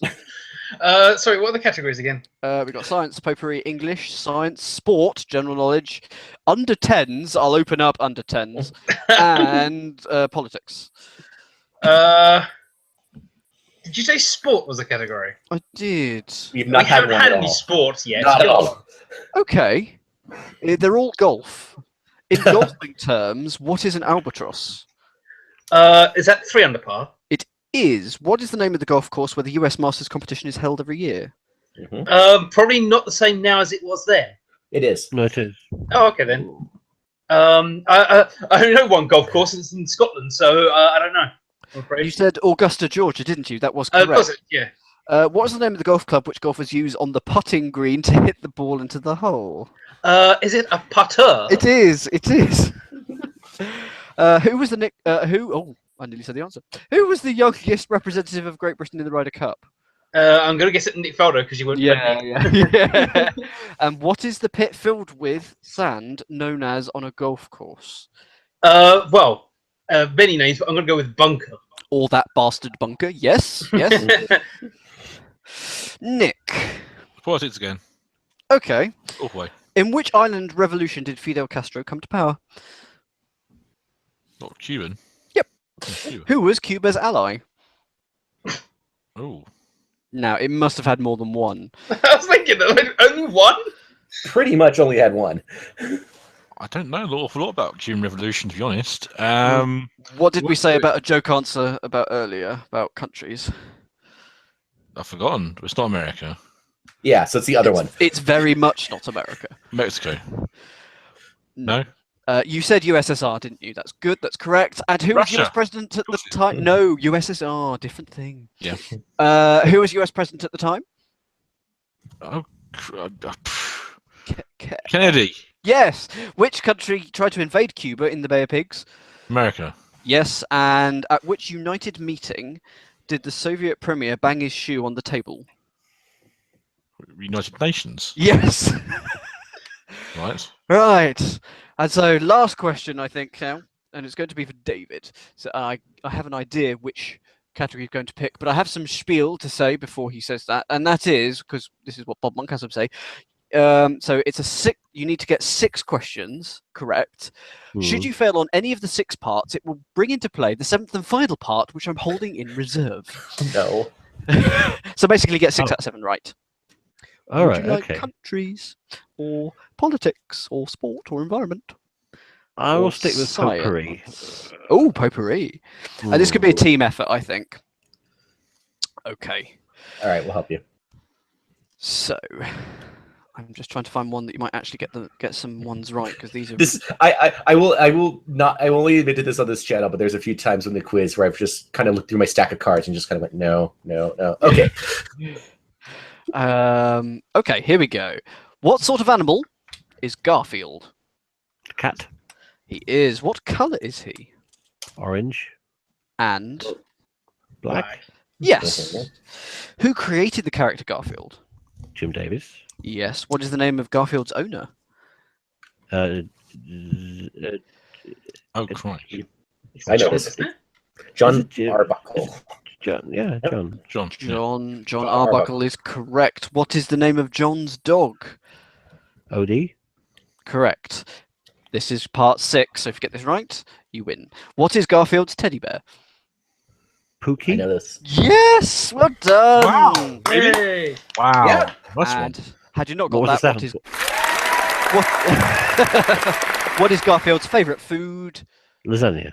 So I would have got it. Ding! I would have got it. Yeah. You would have got it. Well done. Well done. $64,000. These aren't the strongest questions I've ever written. I've ever seen. Sorry. Oh, that was a slip. Comes out at last. I'm quite intrigued as to how they've organised the questions on the card because, like, if they're all linked and you sort of blow out on question 1, the whole card is useless now, isn't it? Yep, that's absolutely right. Some of my other favourite questions on these cards include: what is special about cricket boots? They're white. The correct answer was that they had studs on, but of course, football boots have that. Athletic boots have that. What exactly is the weather is one of my favourites as well. What is another name for a plum? Well, I could call it anything, really. That was... Barry. Jim. There was a set of questions on the Arctic. Where is the land of the midnight sun? The Arctic Circle. A little bit dubious, but never mind. Then it says, at what special time can the sun be seen at certain times during the summer? The answer is midnight, but I would, of course, have had to accept during the day. At what special time can the sun be seen at certain times? During the summer. That's just badly worded in general, let alone just a bad question. That's a Friday afternoon question. That's a. I I got attempted to keep this board game for hilarity. I want to hear one more, but it's late. But I think it'd be best if you save these because I think dubious questions are always going to be fun. What is bamboo? Just Grass. what is bamboo? It's a grass. Tasty grass if you're a panda. The correct answer is a very strong grass. I'm trying to find one of the other questions that I found yesterday that just had me in stitches. But anyway, you get the general idea. I'm sorry. I want to deal with what is a beam of light. I'm visualizing just Bob Monkhouse just standing there flipping the card over and just staring at me, and it's like, okay, I what? It's almost like these cards are giving you an existential crisis. What is a beam of light? I think we should just add a few more. Like, why is red? That's I like that. That's yeah. Well, on that bombshell, I think it's time to wrap it up for tonight. If 9 viewers still listening to us, blimey, thank you very much for that. I've enjoyed it. I hope. And we'll see you apparently in 3 weeks' time. So that's quicker than I anticipated. So thanks to the panel. Thanks Dan. Thanks Dave. Thanks Lewis. Thanks Scott. Thank you very much. Thank you. And it's about to go midnight, so we'll leave you now. Goodbye. Goodbye. Good night. Bye.